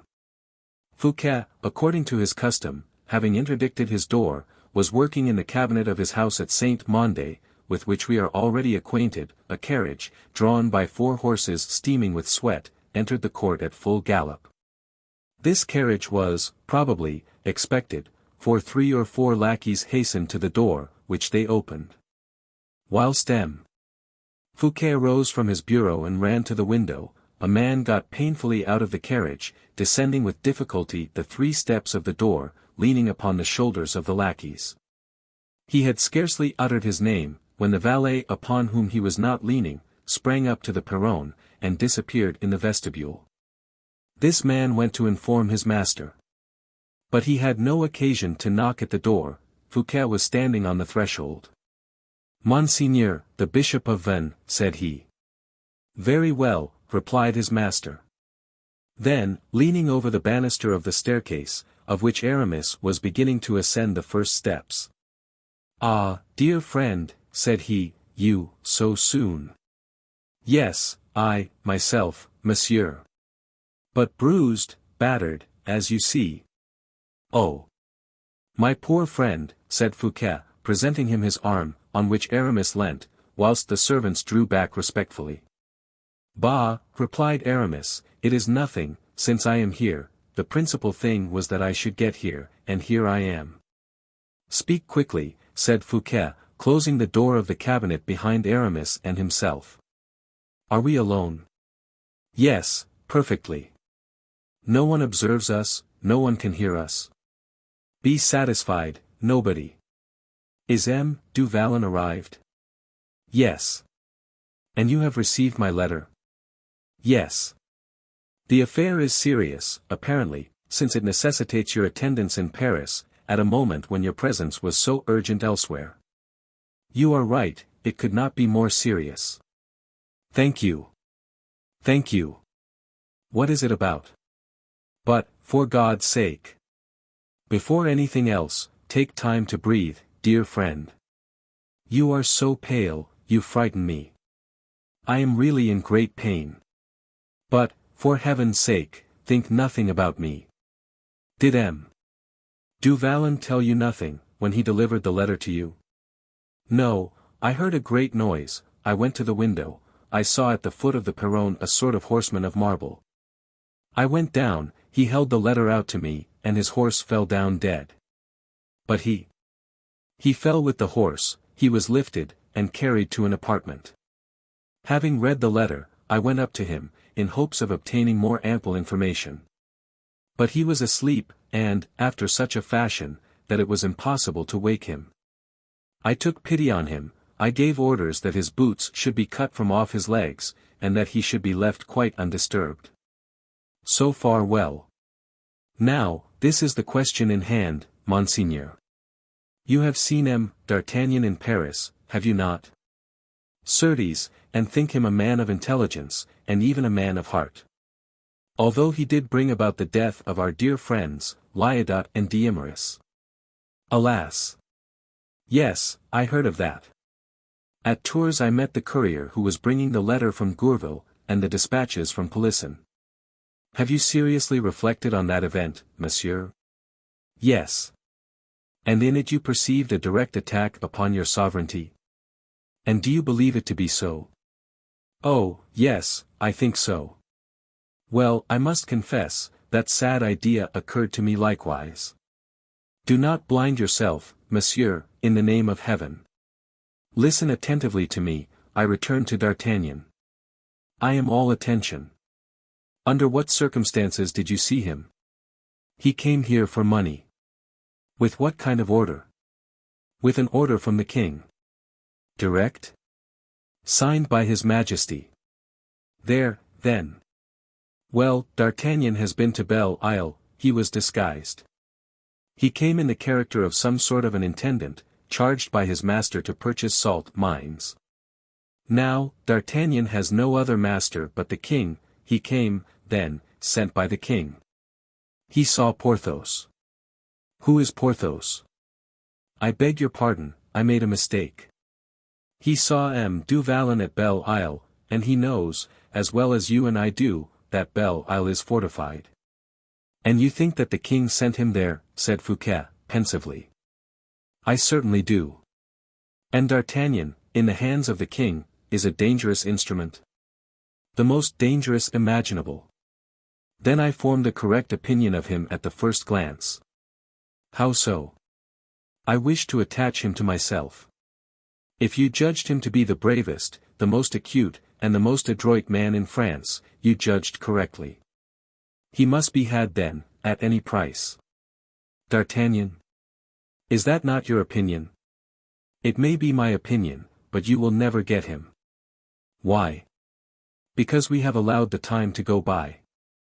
He was dissatisfied with the court, we should have profited by that, since that, he has passed into England. There he powerfully assisted in the restoration, there he gained a fortune, and, after all, he returned to the service of the king. Well, if he has returned to the service of the king, it is because he is well paid in that service. We will pay him even better, that is all. Oh. Monsieur, excuse me, D'Artagnan has a high respect for his word, and where that is once engaged he keeps it. What do you conclude, then, said Fouquet, with great inquietude. At present, the principal thing is to parry a dangerous blow. And how is it to be parried? Listen. But D'Artagnan will come and render an account to the king of his mission. Oh, we have time enough to think about that. How so? You are much in advance of him, I presume. Nearly 10 hours. Well, in 10 hours. Aramis shook his pale head. Look at these clouds which flit across the heavens, at these swallows which cut the air. D'Artagnan moves more quickly than the clouds or the birds, D'Artagnan is the wind which carries them. A strange man. I tell you, he is superhuman, monsieur. He is of my own age, and I have known him these 35 years. Well. Well, listen to my calculation, monsieur. I send M. du Vallon off to you 2 hours after midnight. M. du Vallon was 8 hours in advance of me. When did M. du Vallon arrive? About 4 hours ago. You see, then, that I gained 4 upon him. And yet Porthos is a staunch horseman, and he has left on the road 8 dead horses, whose bodies I came to successively. I rode post 50 leagues, but I have the gout, the gravel, and what else I know not, so that fatigue kills me. I was obliged to dismount at Tours. Since that, rolling along in a carriage, half dead, sometimes overturned, drawn upon the sides, and sometimes on the back of the carriage, always with 4 spirited horses at full gallop, I have arrived, gaining 4 hours upon Porthos.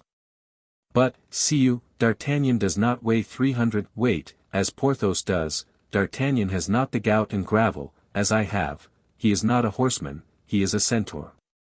D'Artagnan, look you, set out for Belle Isle when I set out for Paris. And D'Artagnan, notwithstanding my 10 hours advance, D'Artagnan will arrive within 2 hours after me. But, then, accidents. He never meets with accidents. Horses may fail him. He will run as fast as a horse. Good God! What a man!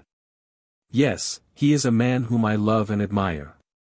I love him because he is good, great, and loyal. I admire him because he represents in my eyes the culminating point of human power.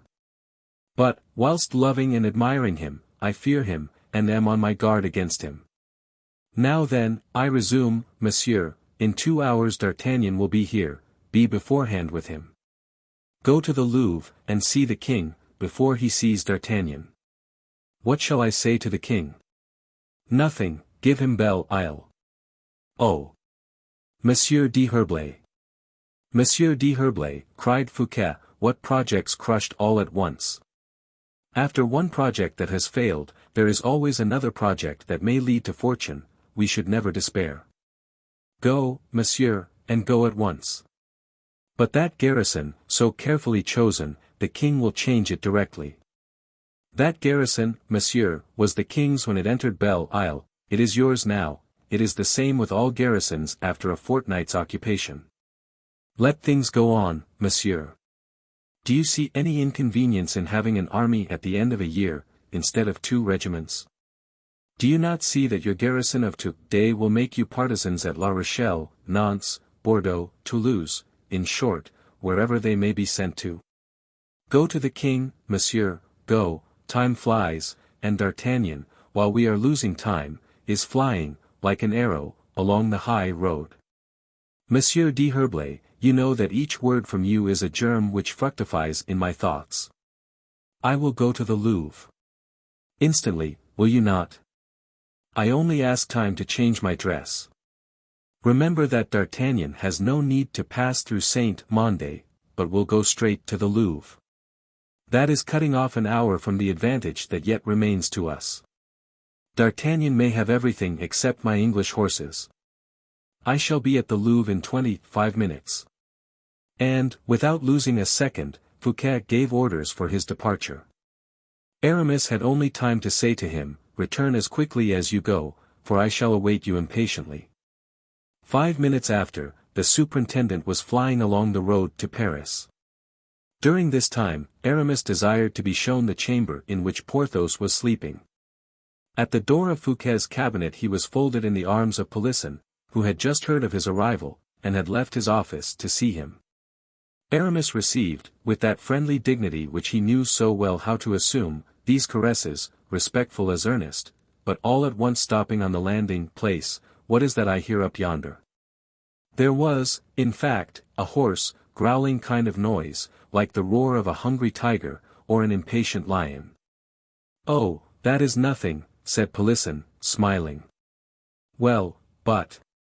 it is M. du Vallon snoring. Ah! True, said Aramis, I had forgotten. No one but he is capable of making such a noise. Allow me, Polisson, to inquire if he wants anything. And you will permit me to accompany you? Oh, certainly, and both entered the chamber. Porthos was stretched upon the bed. His face was violet rather than red, his eyes were swelled, his mouth was wide open. The roaring which escaped from the deep cavities of his chest made the glass of the windows vibrate. To those developed and clearly defined muscles starting from his face, to his hair matted with sweat, to the energetic heaving of his chin and shoulders, it was impossible to refuse a certain degree of admiration. Strength carried to this point is semi-divine. The Herculean legs and feet of Porthos had, by swelling, burst his stockings, all the strength of his huge body was converted into the rigidity of stone. Porthos moved no more than does the giant of granite which reclines upon the plains of Agrigentum. According to Polisson's orders, his boots had been cut off, for no human power could have pulled them off. For lackeys had tried in vain, pulling at them as they would have pulled capstans, and yet all this did not awaken him. They had hacked off his boots in fragments, and his legs had fallen back upon the bed. They then cut off the rest of his clothes, carried him to a bath, in which they let him soak a considerable time. They then put on him clean linen, and placed him in a well-warmed bed, the whole with efforts and pains which might have roused a dead man, but which did not make Porthos open an eye, or interrupt for a second the formidable diapason of his snoring. Aramis wished on his part, with his nervous nature, armed with extraordinary courage, to outbrave fatigue, and employ himself with Gourville and Polisson, but he fainted in the chair in which he had persisted sitting. He was carried into the adjoining room, where the repose of bed soon soothed his failing brain. LXXV, in which Monsieur Fouquet acts. In the meantime Fouquet was hastening to the Louvre, at the best speed of his English horses. The king was at work with Colbert. All at once the king became thoughtful. The 2 sentences of death he had signed on mounting his throne sometimes recurred to his memory. They were 2 black spots which he saw with his eyes open, 2 spots of blood which he saw when his eyes were closed. Monsieur, said he rather sharply, to the intendant, it sometimes seems to me that those 2 men you made me condemn were not very great culprits. Sire, they were picked out from the herd of the farmers of the financiers, which wanted decimating. Picked out by whom? By necessity, sire, replied Colbert, coldly. Necessity, a great word, murmured the young king. A great goddess, sire. They were devoted friends of the superintendent, were they not? Yes, sire, friends who would have given up their lives for Monsieur Fouquet. They have given them, monsieur, said the king. That is true. But uselessly, by good luck, which was not their intention. How much money had these men fraudulently obtained? 10 millions, perhaps, of which 6 have been confiscated. And is that money in my coffers? Said the king with a certain air of repugnance. It is there, sire, but this confiscation, whilst threatening M. Fouquet, has not touched him. You conclude, then, M. Colbert, that if M. Fouquet has raised against your majesty a troop of factious rioters to extricate his friends from punishment, he will raise an army when he has in turn to extricate himself from punishment. The king darted at his confidant one of those looks which resemble the livid fire of a flash of lightning, one of those looks which illuminate the darkness of the basest consciences. I am astonished, said he, that, thinking such things of M. Fouquet, you did not come to give me your counsels thereupon. Counsels upon what, sire?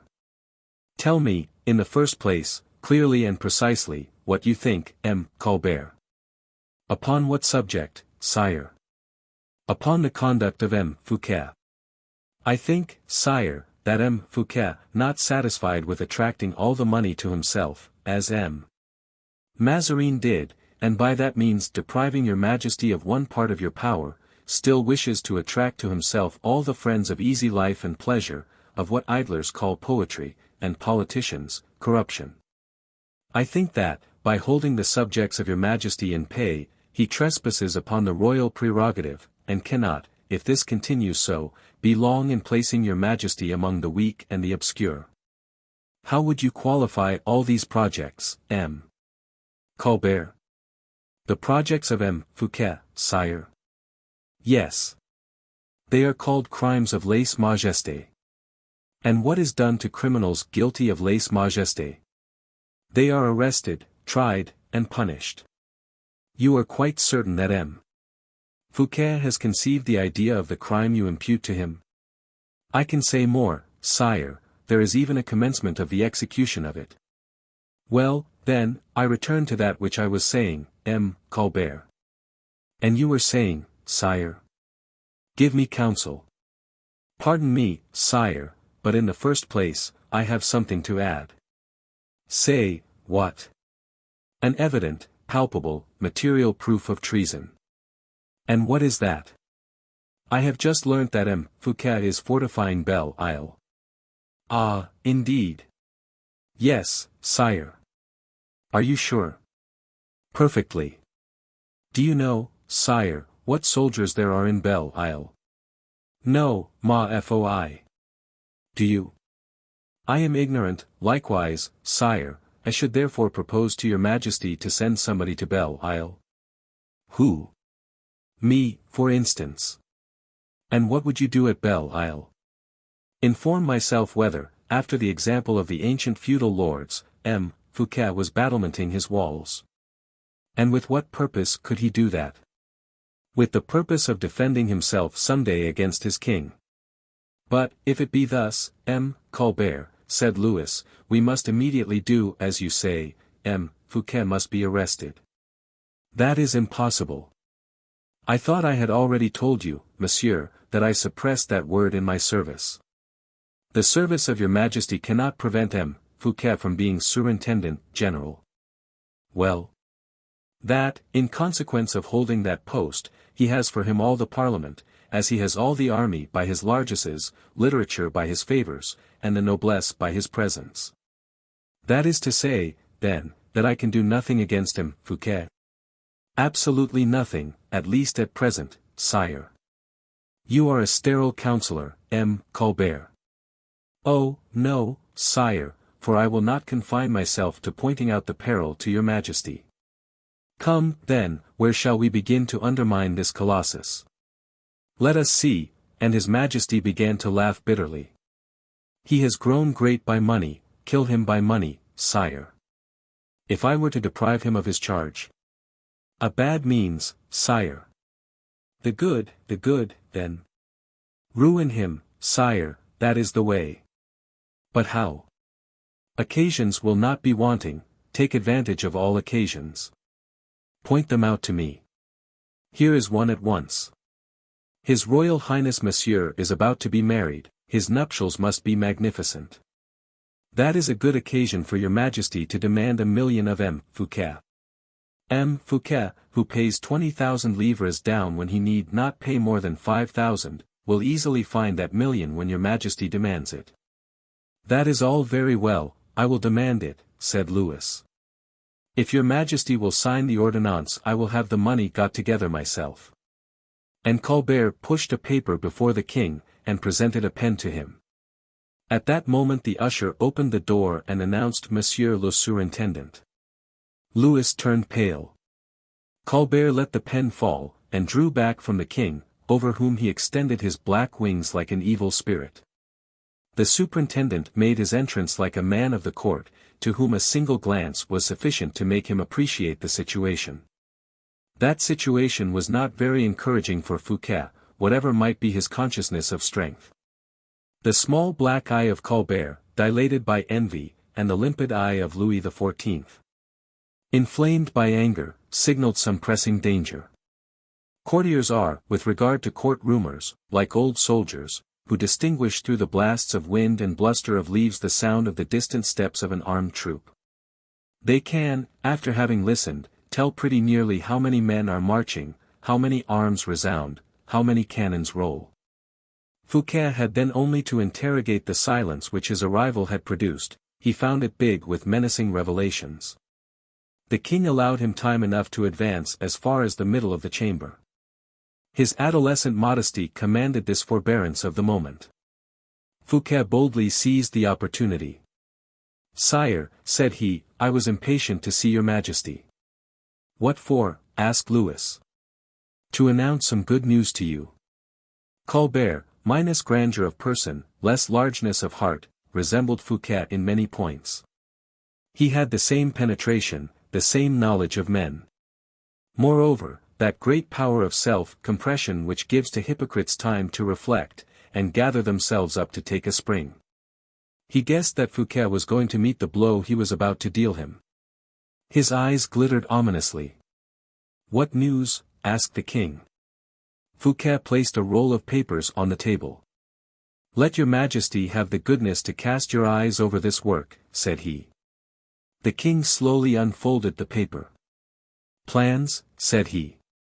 "Yes, sire." "And what are these plans?" "A new fortification, sire." Ah, said the king, "you amuse yourself with tactics and strategies then, M. Fouquet?" "I occupy myself with everything that may be useful to the reign of your majesty," replied Fouquet. "Beautiful descriptions," said the king, looking at the design. "Your majesty comprehends, without doubt," said Fouquet, bending over the paper. "Here is the circle of the walls, here are the forts, there the advanced works. And what do I see here, monsieur?" "The sea." "The sea all round?" "Yes, sire." "And what is, then, the name of this place of which you show me the plan?" "Sire, it is Belle Isle en Mer," replied Fouquet with simplicity. At this word, at this name, Colbert made so marked a movement, that the king turned round to enforce the necessity for reserve. Fouquet did not appear to be the least in the world concerned by the movement of Colbert, or the king's signal. Monsieur, continued Louis, you have then fortified Belle Isle? Yes, sire. And I have brought the plan and the accounts to your majesty, replied Fouquet.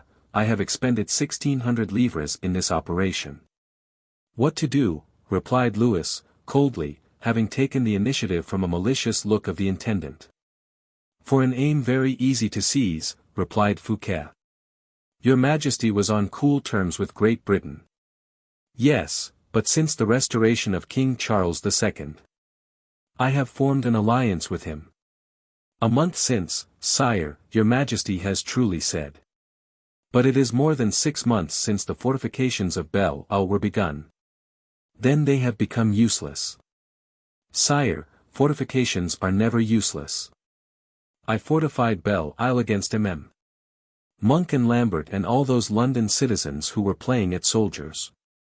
Belle Isle will be ready fortified against the Dutch, against whom either England or your majesty cannot fail to make war. The king was again silent, and looked askant at Colbert. Belle Isle, I believe, added Louis, is yours, M. Fouquet. No, sire. Whose then? Your majesty's. Colbert was seized with as much terror as if a gulf had opened beneath his feet. Louis started with admiration either at the genius or the devotion of Fouquet. Explain yourself, monsieur, said he. Nothing more easy, sire. Belle Isle is one of my estates, I have fortified it at my own expense. But as nothing in the world can oppose a subject making an humble present to his king, I offer your majesty the proprietorship of the estate, of which you will leave me the usufruct. Belle Isle, as a place of war, ought to be occupied by the king. Your majesty will be able, henceforth, to keep a safe garrison there. Colbert felt almost sinking down upon the floor. To keep himself from falling, he was obliged to hold by the columns of the wainscoting. This is a piece of great skill in the art of war that you have exhibited here, monsieur, said Louis. Sire, the initiative did not come from me, replied Fouquet, many officers have inspired me with it. The plans themselves have been made by one of the most distinguished engineers. His name? M. du Vallon. M. du Vallon, resumed Louis, I do not know him. It is much to be lamented, M. Colbert, continued he, that I do not know the names of the men of talent who do honor to my reign. And while saying these words he turned towards Colbert. The latter felt himself crushed, the sweat flowed from his brow, no word presented itself to his lips, he suffered an inexpressible martyrdom. You will recollect that name, added Louis XIV. Colbert bowed, but was paler than his ruffles of Flemish lace. Fouquet continued. The masonries are of Roman concrete, the architects amalgamated it for me after the best accounts of antiquity. And the cannon? asked Louis. Oh! Sire, that concerns your majesty, it did not become me to place cannon in my own house, unless your majesty had told me it was yours. Louis began to float, undetermined between the hatred which this so powerful man inspired him with, and the pity he felt for the other, so cast down, who seemed to him the counterfeit of the former. But the consciousness of his kingly duty prevailed over the feelings of the man, and he stretched out his finger to the paper. It must have cost you a great deal of money to carry these plans into execution, said he. I believe I had the honor of telling your majesty the amount. Repeat it if you please, I have forgotten it. 1,600,000 livres. 1,600,000 livres. You are enormously rich, monsieur. It is your majesty who is rich, since Belle Isle is yours. Yes, thank you, but however rich I may be, M. Fouquet, the king stopped. Well, sire, asked the superintendent. I foresee the moment when I shall want money. You, sire. And at what moment then? Tomorrow, for example. Will your majesty do me the honor to explain yourself? My brother is going to marry the English princess. Well, sire. Well, I ought to give the bride a reception worthy of the granddaughter of Henry IV. That is but just, sire. Then I shall want money. No doubt. I shall want, Louis hesitated. The sum he was going to demand was the same that he had been obliged to refuse Charles II. He turned towards Colbert, that he might give the blow. "I shall want, to-morrow," repeated he, looking at Colbert. "1 million," said the latter, bluntly. Delighted to take his revenge. Fouquet turned his back upon the intendant to listen to the king. He did not turn round, but waited till the king repeated, or rather murmured, "1 million." "Oh! Sire," replied Fouquet disdainfully, "1 million. What will your majesty do with 1 million? It appears to me, nevertheless," said Louis XIV. "That is not more than is spent at the nuptials of one of the most petty princes of Germany. Monsieur, your majesty must have 2 millions at least. The horses alone would run away with 500,000 livres. I shall have the honor of sending your majesty 1,600,000 livres this evening." "How," said the king, 1,600,000 livres? "Look, sire," replied Fouquet, without even turning towards Colbert, "I know that wants 400,000 livres of the 2 millions. But this monsieur of l'intendance," pointing over his shoulder to Colbert, who if possible, became paler, behind him, "has in his coffers 900,000 livres of mine." The king turned round to look at Colbert. "But," said the latter. "Monsieur," continued Fouquet, still speaking indirectly to Colbert, "Monsieur has received, a week ago, 1,600,000 livres. He has paid 100,000 livres to the guards, 64,000 livres to the hospitals, 25,000 to the Swiss, and 130,000 for provisions, 1,000 for arms, 10,000 for accidental expenses. I do not err, then, in reckoning upon 900,000 livres that are left." Then turning towards Colbert, like a disdainful head of office towards his inferior, "Take care, monsieur," said he, "that those 900,000 livres be remitted to his majesty this evening, in gold." "But," said the king, "that will make 2,500,000 livres." "Sire, the 500,000 livres over will serve as pocket money for his royal highness. You understand, Monsieur Colbert, this evening before 8 o'clock." And with these words, bowing respectfully to the king, the superintendent made his exit backwards, without honoring with a single look the envious man, whose head he had just half shaved. Colbert tore his ruffles to pieces in his rage, and bit his lips till they bled. Fouquet had not passed the door of the cabinet, when an usher pushing by him, exclaimed, "A courier from Bretagne for his majesty." M. D'Herblay was right, murmured Fouquet, pulling out his watch, 1 hour and 55 minutes. It was quite true. The end.